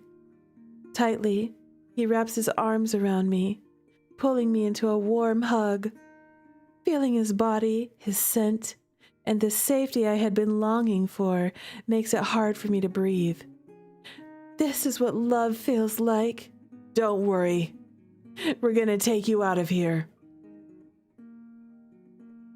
Forcing his body to move away, he talks between gasps for air as he unties my hands. Once I'm released, I feel my arms burning in pain. It's hard to move, but Edgar helps me all the time.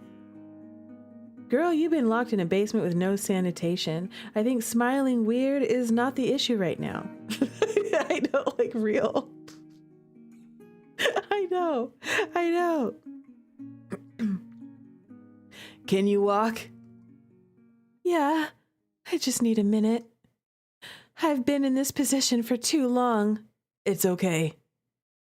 No fucking way.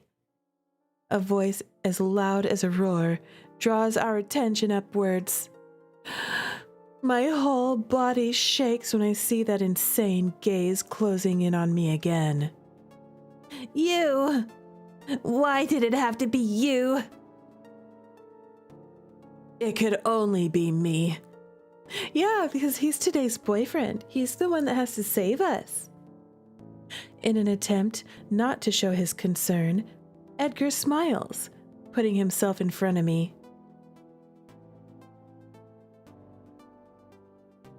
And you better not try anything funny. The cops are already coming. I don't know if Edgar said that to scare him or if it was true, but either way, his words hit Eric just right. He comes down the stairs slowly like a threatened animal. It's unsettling, disturbing to say the least. However, it gets worse when his eyes find me. Miss Jitterrue, do you really want to go with him? He left you here all this time, and now he appears to play the hero. You know he's gonna throw you out later. That's what useless men like him do. Shut the fuck up! An angry scream burst from my throat. It was so unexpected that I managed to scare Edgar. I know I shouldn't pay attention to him, and I should just wait for help. I know that, but if I don't do it, if I don't say anything now, I don't think I'll get out of this. I don't think I will get rid of his ghost in my mind. Not again. I'm tired of hearing your voice. I'm tired of your lies. I'm tired of you. Miss Jitterrue this, Miss Jitterrue that. I'm sick of it. You are pathetic, and you only want to ruin my life because yours is a mess. My lungs fill with all the resentment I breathe out. Anger overflows my voice to the point my words barely made it past my throat. I'm on fire, and I'm burning down all the horror images engraved in my mind. Yet Eric doesn't say anything. He just stares at me like I'm a nuisance here. Taking a step back, I give my heart time to slow its beating and my body to cool down the flame. You have spent 7 years walking in my shadows like a parasite, and I never noticed you. And do you know why? Because you never meant anything to me, and you never will. From all the things, this is what I needed to hear myself saying most, just to reinforce that what happened here will never be a reason for me to remember him. When I remember my ex now, I'll think of the good things we had together, because that's who he has always been.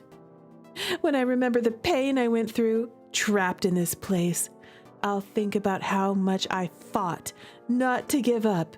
I'll think of Edgar, Hanson, Christy, and everybody but him. This is a promise I make to myself. For a long moment, Eric says nothing. I didn't want to hear anything from him either. However, It is bizarre to see someone so violent just standing there staring at me. Suddenly he looks to the side, flashing a strange smirk. None of us dares to breathe. Then, out of nowhere, he moves his left hand up, pulling a kitchen knife from behind his back. Hey! Why are you talking to me like that?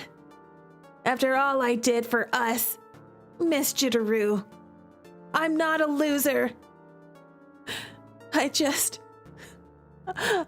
love you too much.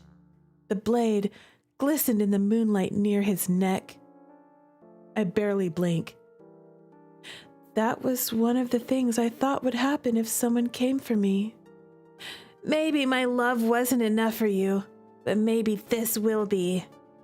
Edgar and I take a step forward, thinking he will kill himself, but we stop when we see him aiming it at me.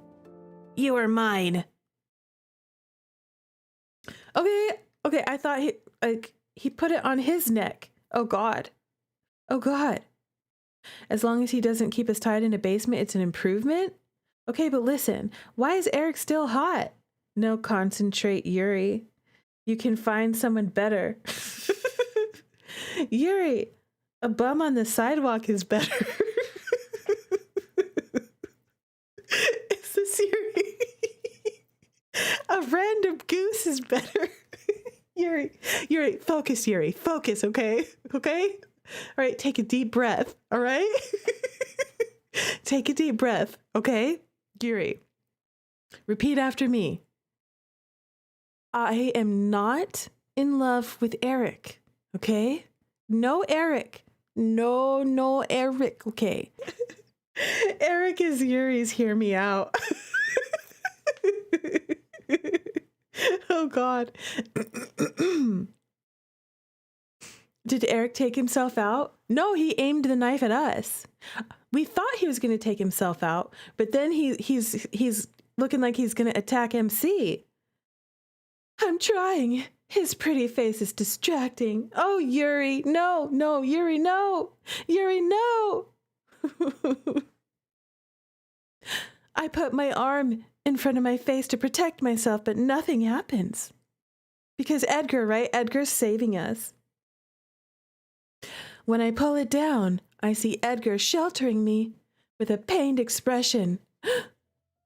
Oh no, please don't tell me he stabbed Edgar. Please tell me Edgar's okay. Oh my God, Edgar's okay, right? My bones tremble under my flesh.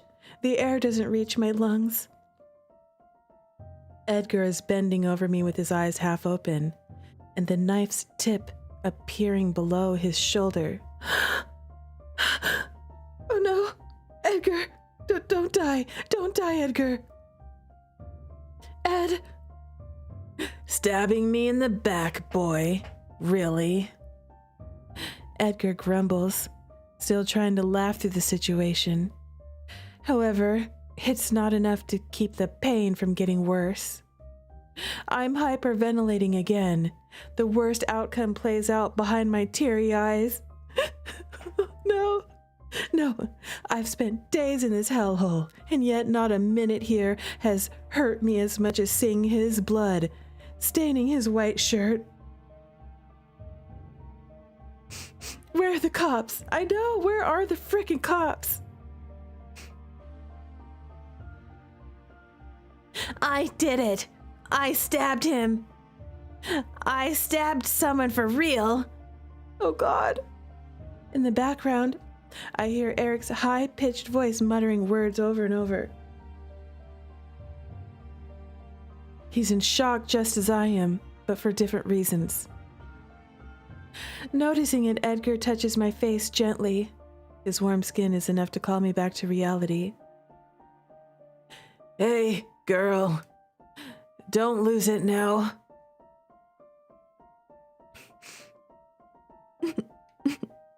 I said, we will be fine. But you're bleeding. The words come shaking out of my lips. I can barely keep my hand still, close to my chest. Edgar looks over his shoulder and carefully reaches for the knife. Honestly, I felt worse. Gritting his teeth, he pulls it out along with a muffled moan. I bet he didn't. His tone rises at the same speed as he turns to face the young man behind us. Eric automatically turns to us. The reason for his panic changes once again. You know what? You shouldn't pull that out of your wound because then that can make you bleed out and die. Just leave it there. Don't pull it out. Yeah. Okay, what are y'all saying? MC, grab the chair and hit Eric. Like, girly pop, do something. Attack him for fluffs. Is she still tied up? She might still be tied up, right? Or put pressure on the wound. Don't take the knife. I don't know if she's still tied up or not. Edgar, don't. Yeah, for fluff's sake. Did no one take any first aid? Yeah, you're a teacher. Come on. You're not supposed to yank the knife out of the wound, okay? It could make you die out. Bleed out. Scream, woman. He knows he's not joking when he sees Edgar throwing the bloody knife on the floor and walking toward him. Oh man, Edgar's kind of a badass. Cowardly, the young man steps back, trembling like a scared child. Don't come near. Without warning, Edgar punches him in the face so hard that Eric is knocked out instantly. I should have stopped Edgar, but I couldn't. Why? Don't stop Edgar for that. First, I'm still trying to keep my emotions under control, and second, Eric didn't think twice when he pointed a knife at me. He didn't hold back when fighting me and dragging me around all this time. Why should I hold back now? Taking a deep breath, Edgar looks down at the limp body dropped on the cold floor. How dare you? How dare you point a knife at her? How dare you say you love her when you hurt her? You freak! He screams with all his might. His voice vibrates inside my chest. It's a mixture of anger and frustration that runs through him. I know because I feel the same. That's what Eric offers people. Reasons to awaken the worst that lives inside of us. Out of breath and dizzy from losing so much blood, Edgar's body staggers back. Okay, that would be a reason for him to hold back. So that way he doesn't bleed out and die, like making the injury worse. Quickly, I run to him, reaching his back just in time before he loses his balance. Slowly, I help him lay down. His shirt is wet, and his eyes are fighting to stay open. Please don't die. Looking closer and now more lucid, I can see how deep this wound is. Edgar needs me more than anything. I can't lose my mind right now. Okay, she's not tied up. She's not tied up anymore. He did loosen her. He did release her. I think I knew that. It's just so much is going on. Think, Rue. What do we do in a moment like this? You put pressure on the wound. Lawrence, where's Lawrence at? The pressure. I need to apply pressure, but first I need to stop it. Hey. Yes, what is it? Are you an angel? Edgar, shut up. You're losing too much blood. Are you worried about me? What? What kind of question is that? Suddenly I realize what's going on. My hands are covered in blood. Edgar is on the floor, and a knife is lying beside me. I've been fighting so much against my feelings and this situation that I forgot I'm living in this moment. Hey, why are you crying? I hadn't even noticed the tears leaving dark spots on my skin. I hadn't even noticed the time passing. Don't cry, darling. I like it better when you're smiling. Gently, with almost no strength, he caresses my face. trying to wipe away the tears tracing down my cheek. Why is no one calling 911 on the phone? You have your cell phone. Where's Lawrence? God, they're useless. I know. Number 1, pressure. Number 2, screaming. Number 3, take his phone. Exactly. Oh my God.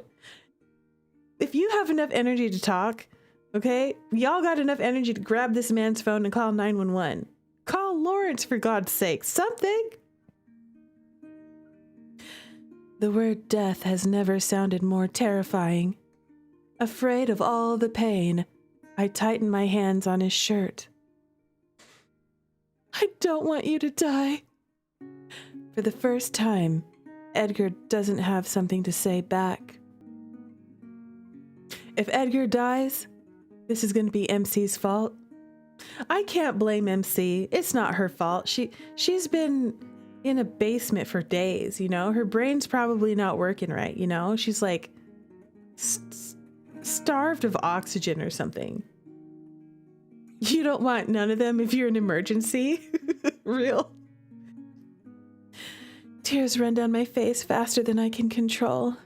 The gentle smile on his lips fades away.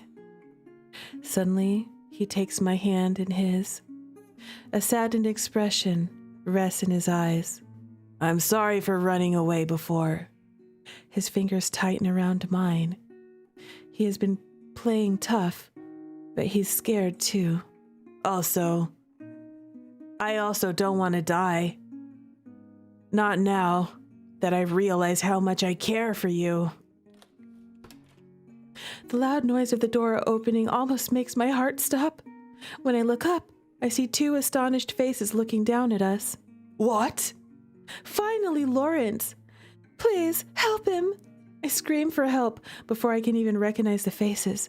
Thankfully, they don't question me. Instead, they just run down the steps as fast as thunder. Once they get closer, I notice the familiar eyes from Ray and Hanson staring at me and easing my heart. Oh God, Ray is a doctor! Help us, Ray! Help us! Hesitantly, I let go of Edgar's hand, leaving him on the floor for Ray to examine. Taking a few wobbling steps back, I collide with Hanson's chest. He quickly grabs my arms to keep me from falling, taking a chance to look at my face. Thank God that Ray is here. Ray, my hero. Ray, thank God. Ray, thank God. Are you bleeding too? No, I'm fine. Eric tried to stab me, but Edgar saved me. As soon as he hears the explanation, they both look to the side, spotting Eric's body still lying in the corner. Did you kill him? What? No, I just punched him. Maybe too hard. What a shame. Lawrence, I still love Lawrence. Lars. Edgar, stop moving. I'm trying to save you here. Sorry. Lars, I think it's better if you wait outside with Rue. What? No, I'm not leaving Edgar. Hey, girl. Edgar's soft, almost cracking voice draws my gaze down. Quickly, I crouch beside him. What? Tie up Eric now that someone else is handling the bleeding. Yeah, exactly. Love Lawrence, lock him down. Lawrence is amazing. Everything Lawrence says in these situations, I'm like, yes, Lawrence.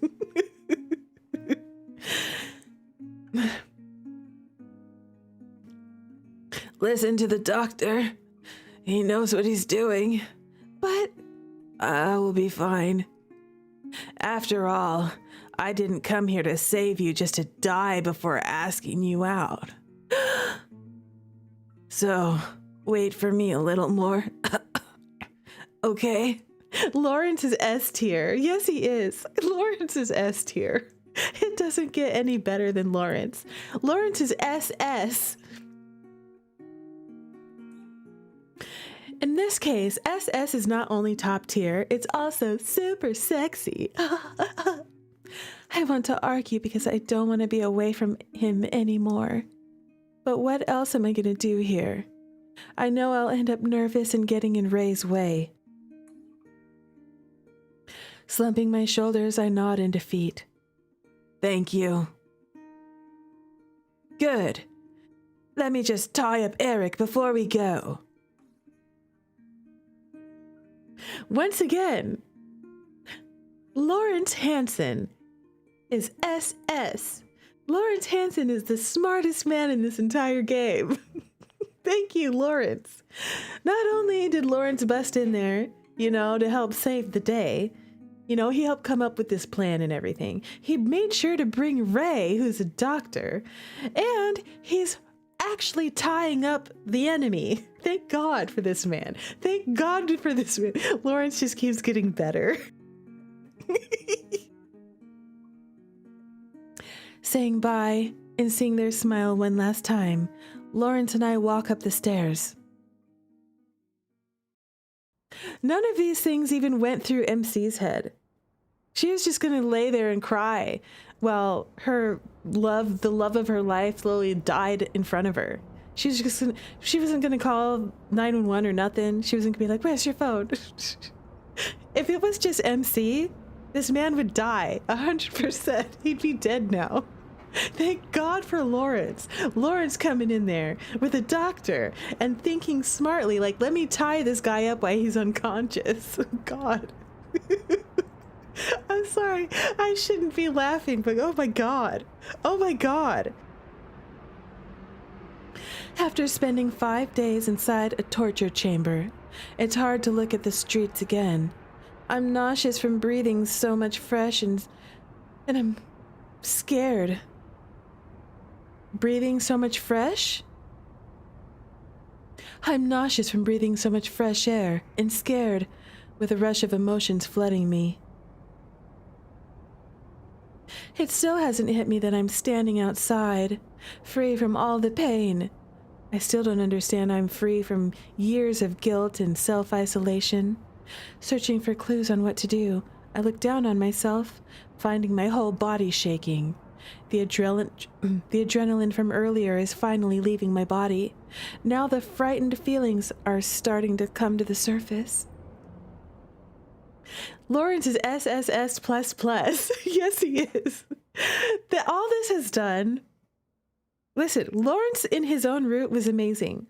Lawrence in everyone else's route is amazing. Okay? Literally. Lawrence has saved the day in like multiple other people's routes. Literally. Jitterrue. Yes? I look up just in time to see him bending over me and wrapping me in his arms. I don't react. I don't understand what I'm feeling. It's okay. You have been tough enough. He whispers in my ear with a sad voice that strikes right into my wounds. Now you can rely on me and just rest. I love this man. I love this man. Lawrence is probably the canon route. I mean, I don't think there's really like a true route, and there's not like a poster boy. Though I do find it interesting that Edgar's route is the one that brought us to this secret route, I don't know. I don't know exactly how to trigger the secret route. I don't know if you have to get it through Edgar or not. But because like MC was acting like she loves Edgar and stuff, I have a feeling you have to do it this way.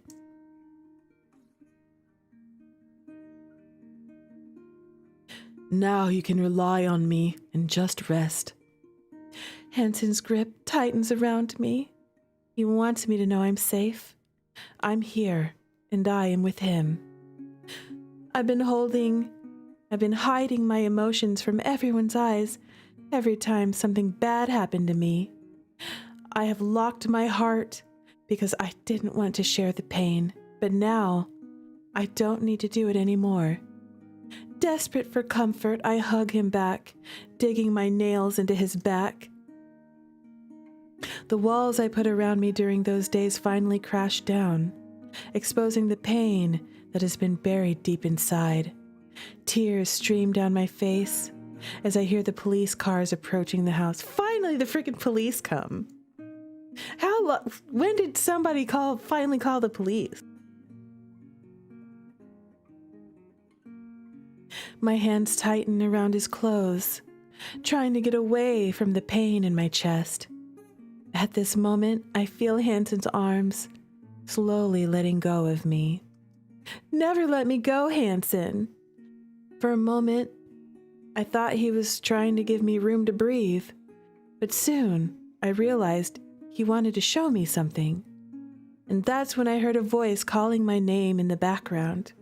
Desperate to see her face, I turned around, gasping for air. There I saw Christy. The blonde, ever so tough girl now looked like a different person.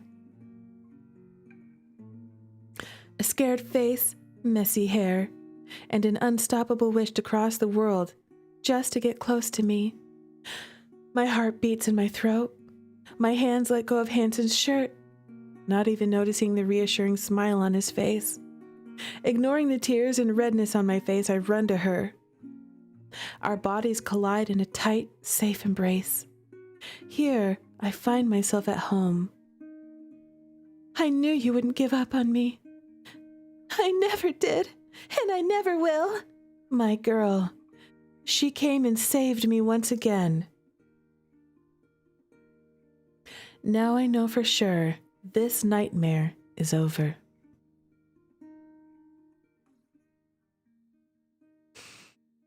Yeah, if it wasn't for Christy, they would have never figured out what happened to her, you know?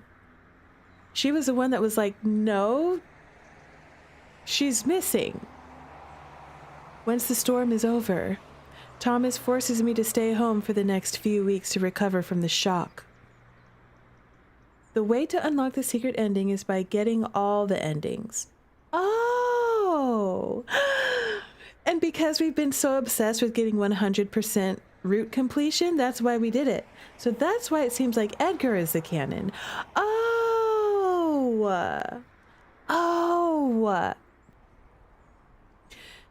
He wanted me to feel better and safe before taking the risk of going back to my normal life. Okay, so the canon order makes Edgar be the last one. Yeah, I mean, that's the recommended. You don't have to do it that way, but... It was a little hard to accept his decision at first, because I didn't want to give myself time to think about it all. I wanted to go back to my normal life, like nothing ever happened. But I couldn't do that, right?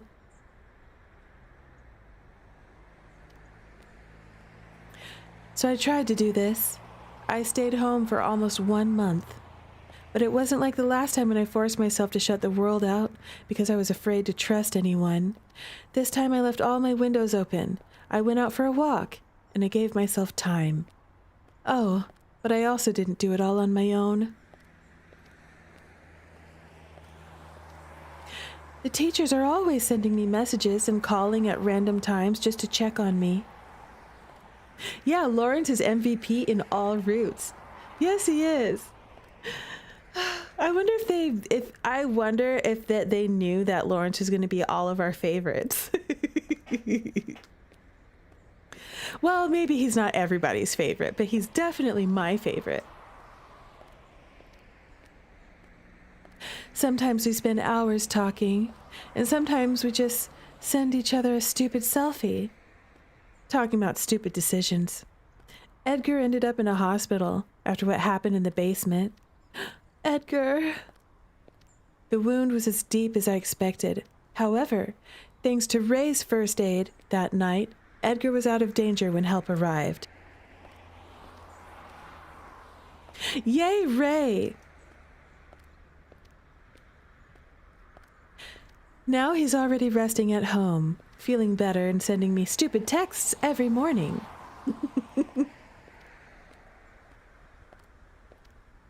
Aside from all the boys' attempts to make my day better, Christy was also around me every day and every night, just like she always does.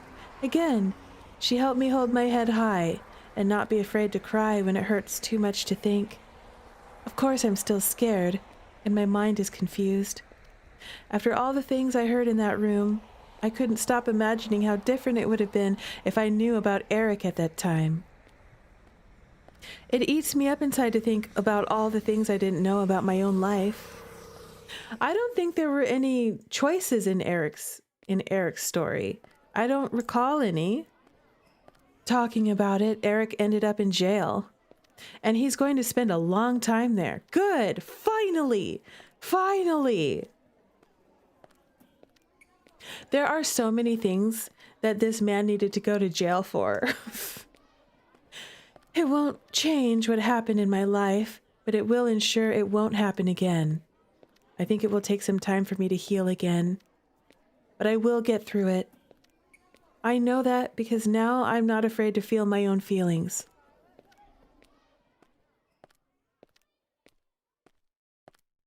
I know that because I learned to trust and be a better person.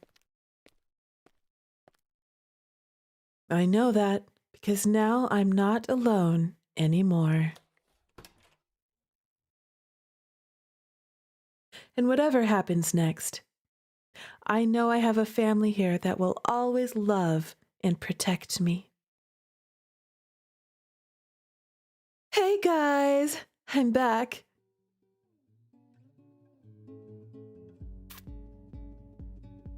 All endings unlocked. Now that Rue is finally back, there's one thing I want to ask you, Christy. What? How did you know she was missing and not just taking a break? When Thomas and I broke into her house, the first thing I did was search for a book, and it wasn't there.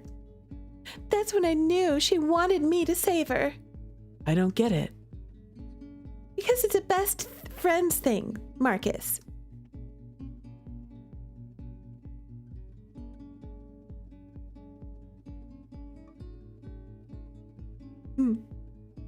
So, are you telling me that this magical girl of yours uses this wand to defend the world? Oh my god. Precious. Precious.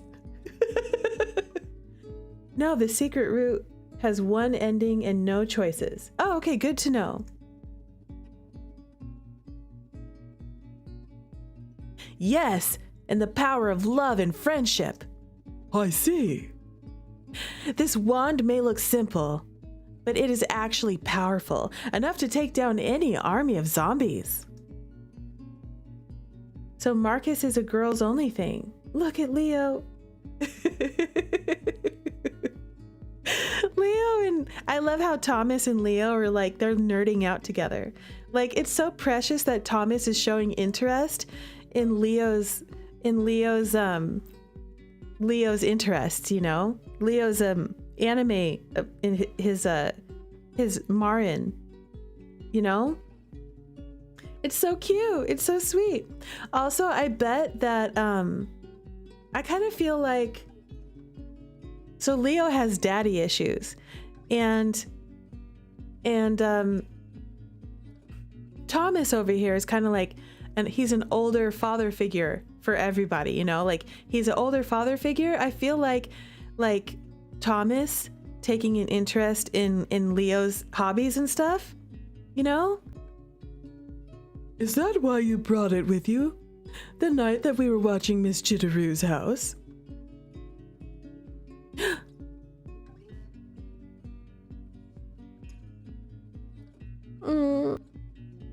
Look at this. I just had to see the whole CG. They all look so hot. Edgar, okay, hear me out. From now on, I'm taking Miss Jitterrue home. Don't play Romeo now, Edgar. You're still recovering. Oh, shut up. It's just a scratch. He is right, Ed. Yeah, do as the doctor says and leave Rue to me. What? Ugh, stop this nonsense. None of you will do that while I am here. Are we heading towards the harem ending? Girl, I wanted you to find a boyfriend, but you went ahead and got yourself all of them. Real. I have all the boyfriends now. All of them. I don't mind sharing, but that doesn't mean I'll stop trying to have her all to myself. Get in line. Ugh! This place is insufferable again. Well, since there's only one, like, there's no choices, there's only one ending for Eric's route, then that makes sense as to why the recommended order is to have Edgar last, because Eric stabbed Edgar. Edgar got stabbed for us, you know, and there was like this moment of like, oh, I love him, you know, like they had that moment. And after you just had like an emotional connection with Edgar. So that was like a nice way to tie it. But even though it was like, it wasn't like, you know, love in the same way that it was in his route, you know, MC, I think, loved all the guys the same at that point, because it's like, we're going harem, right? But he was the one that was there. He was the hero in that. So it did actually flow really nicely to do Edgar last. So I actually would agree that that's the best order. Edgar last, definitely, because of that one scene. Because he got stabbed for us. That's why. And we thought he was going to die, you know? We thought he was going to die in our arms. Rue, what are you doing standing there? Come here already. Oh, hi, Christy. Oh, there they all are. Look at them all together. The family is only complete when we're together. Oh, I love them. Oh, I love this. What a great ending CG.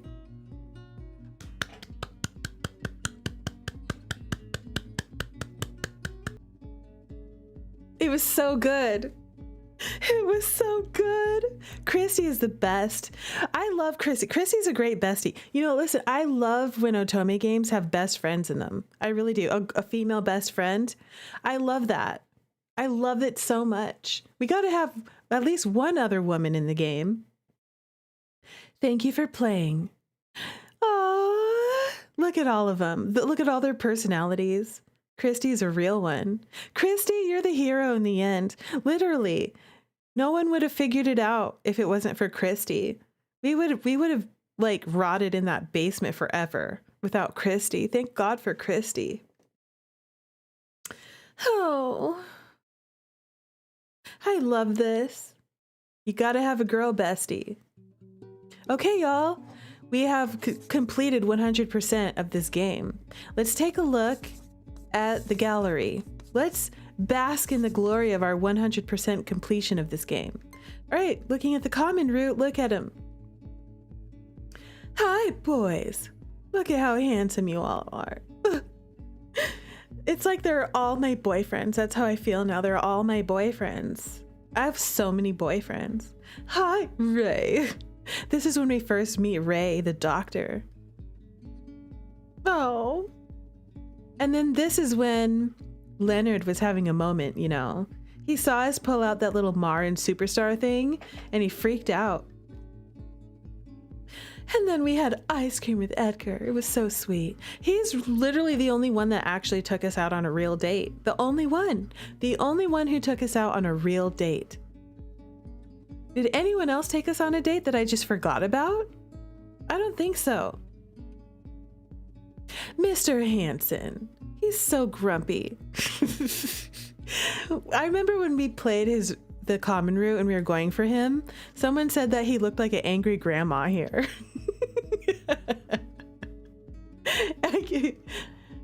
This is one of my favorite CGs. This moment was so funny. It ended up being in a cat. And you know what? I actually really liked this moment too. This is when we kind of started realizing that Ray, like getting to know Ray a little bit more, you know? Finding out that he loves butterflies and stuff. You can kind of see his tattoo. I hope in the DLC we get to see his full tattoo. We went to an anime con, but I think Leo and MC went after they became official.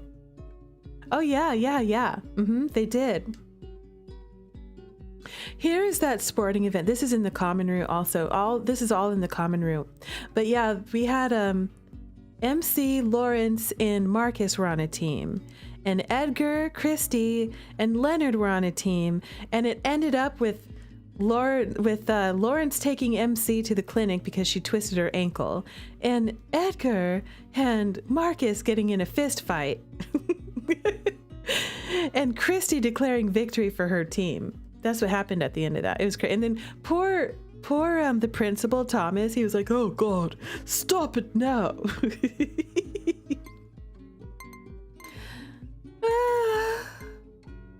All right, let's just go down the line and look at all of our CGs. Remember Lawrence, he's the one we did first. He's so hot. Oh God, I love him. I love how like sophisticated he is, you know. I like his taste. And he's super passionate. He was like overflowing with passion. As far as all of these guys go, like they're all passionate, but Lawrence, he was like one of the most passionate. Actually, he might have been like the thirstiest one, to be honest, if you think about it that way. He might have been. He like couldn't contain himself. He would say stuff like that. He'd be like, I can't hold back any longer. I must love you. He looks majestic. Yes. Also, he's got gigantic hands. I like that. And this was his bad ending CG. It was basically Eric slobbering. Gross.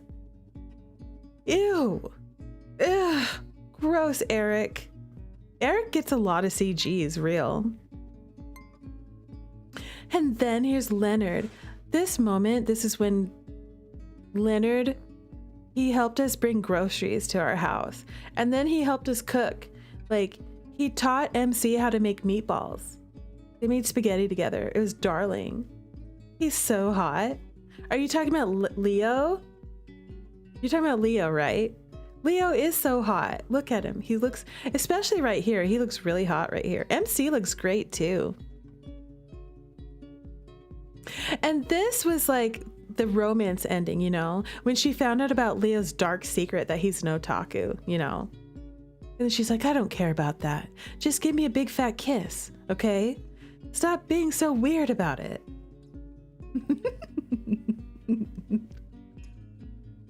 Stop it, Yuri. No, stop that. Let me get that slobber for you. Leo is hot, but you meant Eric. No, that's not hot. That was not hot.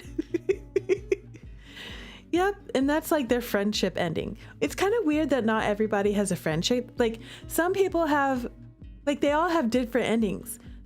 This guy, he had a good ending, a friendship ending, and a bad ending. Lawrence Hansen, he had a good ending and a bad ending. And this was his bad ending. He was like trying to protect MC by trying to make her go away because freaking Eric threatened him. And he threatened MC. She didn't know. And then we have Marcus. Marcus had one of the, Marcus root, his was so cute. His was one of the cutest roots. And it didn't have as much drama in it. It was more slice of life. It was more slice of life and just like sweet, blushy romance, you know? This is still one of my favorite CGs in the whole game. It's one of my favorites. They both look, it's so romantic and beautiful. This is still, like this, I could print this up and put it like on the wall or something. It's a poster. And then the friendship ending, we're just friends, but we're happy. And then for the bad ending, we just never really got together because this guy was meddling, that's why. But it wasn't like nobody got kidnapped, nobody got stabbed, you know? Nobody got their head beat up on the wall. Yeah. Edgar. This was a real, like, the art style almost looks slightly different on this one. Maybe it's because like they're wet and it's trying to show like the wet the hair and everything. It just looks a little different. Stop it, Yuri. He's not, Eric is not hot. No, No, no, no. Mm-mm. This was really sweet. You know, it was sweet. I really like that one. This right here, like, y'all, I was crying. We were all crying when this happened. We were all crying. It's so emotional and beautiful. This is another one of my favorites. I love this CG. Another favorite of mine. This one, how dare. Eric, how dare you? Why is Eric's neck so like swole all of it? He's like all buff and swole right here. Look, he's got like all these extra muscles. Where did these muscles come from? Why are you so buff all of a sudden? Eric looking hot again? He's not hot. Yuri, do we need to do an intervention?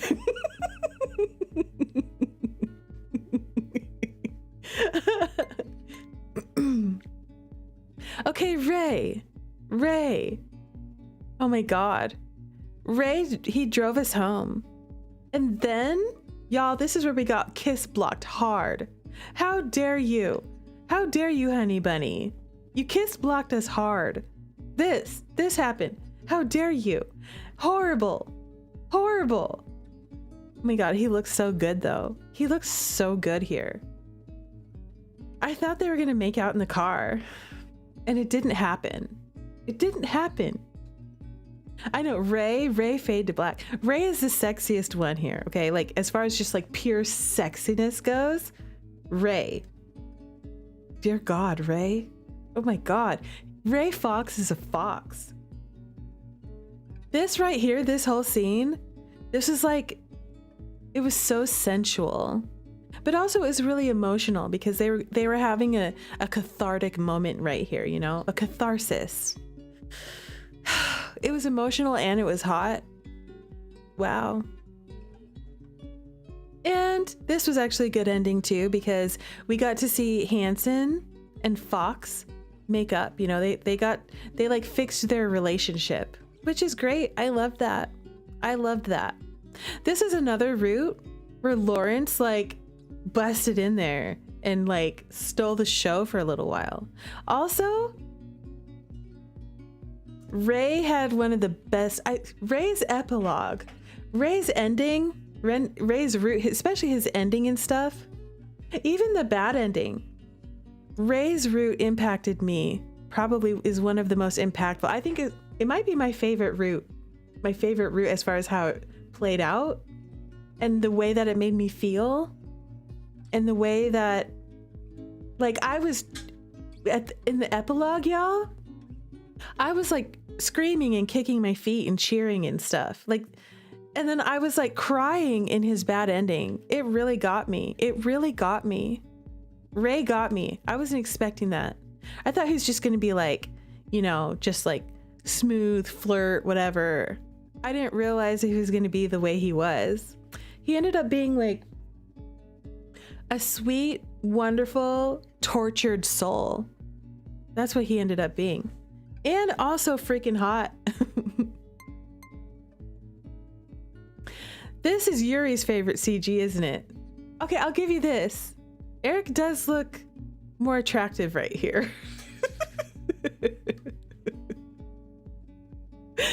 Okay, but also nope, we're not allowed. It's not allowed. And this is our reward for getting all 100% completion of this game. I love this. This is your favorite. This one right here. You know what? This might be my favorite too. Oh no, you're talking about the other one. You're talking about this one. He looks so fine. Yuri, no. Thank you for playing. This is also a good reward. This is a great reward. Okay, y'all. We've reviewed all of the CGs. We have appreciated that we have done 100% completion of Teachers with Love and Passion. God, why is this picture not in the actual game? I was expecting it to be a CG in the game, but it's not in there. I'm so upset. I'm devastated. It's so hot. It's like, it's the hottest picture of anybody in this whole game. And yet it's not in the actual game.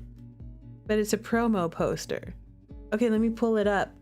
Let me show y'all. You have to see this. Stay right here. Right there. Don't go anywhere. That's all I want to see. I'm just going to keep clicking on it. Oh dear. I'm on my knees, sir. Exactly. See? And look, him wearing all black. He looks good in black. He looks so good in black. Oh my God. Lawrence. Oh my. I needed this. I needed this to be in the game. But at least it's right here. I put it on the thumbnail when we did his route. I put it on the thumbnail because it's so hot. Like on the common chapter. Not on his route. Well, no, I put it on there too. Did you see the promo pic of Lawrence before you started his route? Yes, I did. Yes, I did. That was one of the reasons why I wanted to do him first, because I saw this right here and I was like, who's that? That's my favorite. Done. Done. And then he ended up being amazing. And I knew he was the one. Yep. Okay, I just had to show you all that. I had to show you all that. I loved this game. Honey Bunny, Alex at the Moon. You outdone yourself. I absolutely love this game. I'm in love with it. I laughed. I cried. I yelled at MC for being a derp. It was so good. And then there was a lot to unpack, you know? There was a lot to unpack in the story, the different characters. It was truly wonderful. It was magnanimous. It was magnificent. It was amazing. It was amazing. I loved the pacing and the flow. I loved. I mean, you know, one thing that I noticed is like the routes they're like different lengths. So that surprised me. I'm more used to the routes being like similar lengths. Some of them are really short and some of them are like way long. But it turns out that Edgar's is more like 2 routes, you know, in the way that we did it. The longest route was Ray for me. Ray was the longest route for me. But I loved every second. I love this game. I'm going to say it right now. Right now, I feel like this is one of my favorite indie Otome games. It's one of my favorites. I'm in love with this game. I highly recommend it. If there's anybody here who's thinking about playing it yourself, supporting the devs and getting yourself a copy, I highly recommend it. I think it's still on sale. It's on Steam and it's on Steam. Follow us on Steam. Go get it on Steam. I'm gonna leave a good review because I loved it so much.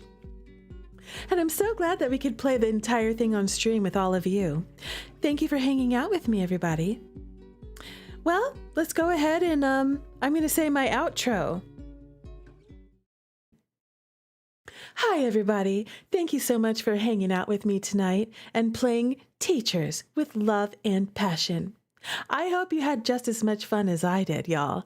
That was incredible. I'm so happy. It's on sale on both Steam and itch.io. Thank you, Yuri.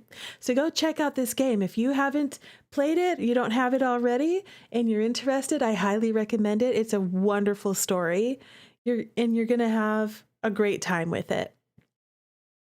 Yeah, I do recommend if you like indie Otome games, if you like elements of just like there's like slice of life elements in it, there's rom-com elements in it, there's mystery elements in it. It's all that. Anyways, thank you all for hanging out again. I'm Jitterrue. I'm your diva for dating sims and Otome games and other romance games. I'm desperately obsessed with them. If you like playthroughs of games like this, and if you like to rank and roast husbandos and waifus for other types of videos and experiences, I do a lot of chit-chatting about these things. We brain rot all the time. Well, if that sounds like fun to you, then consider giving me a like, a follow, a subscribe, because we are going to do a whole lot more of this. All right, everybody. I'll see you next time.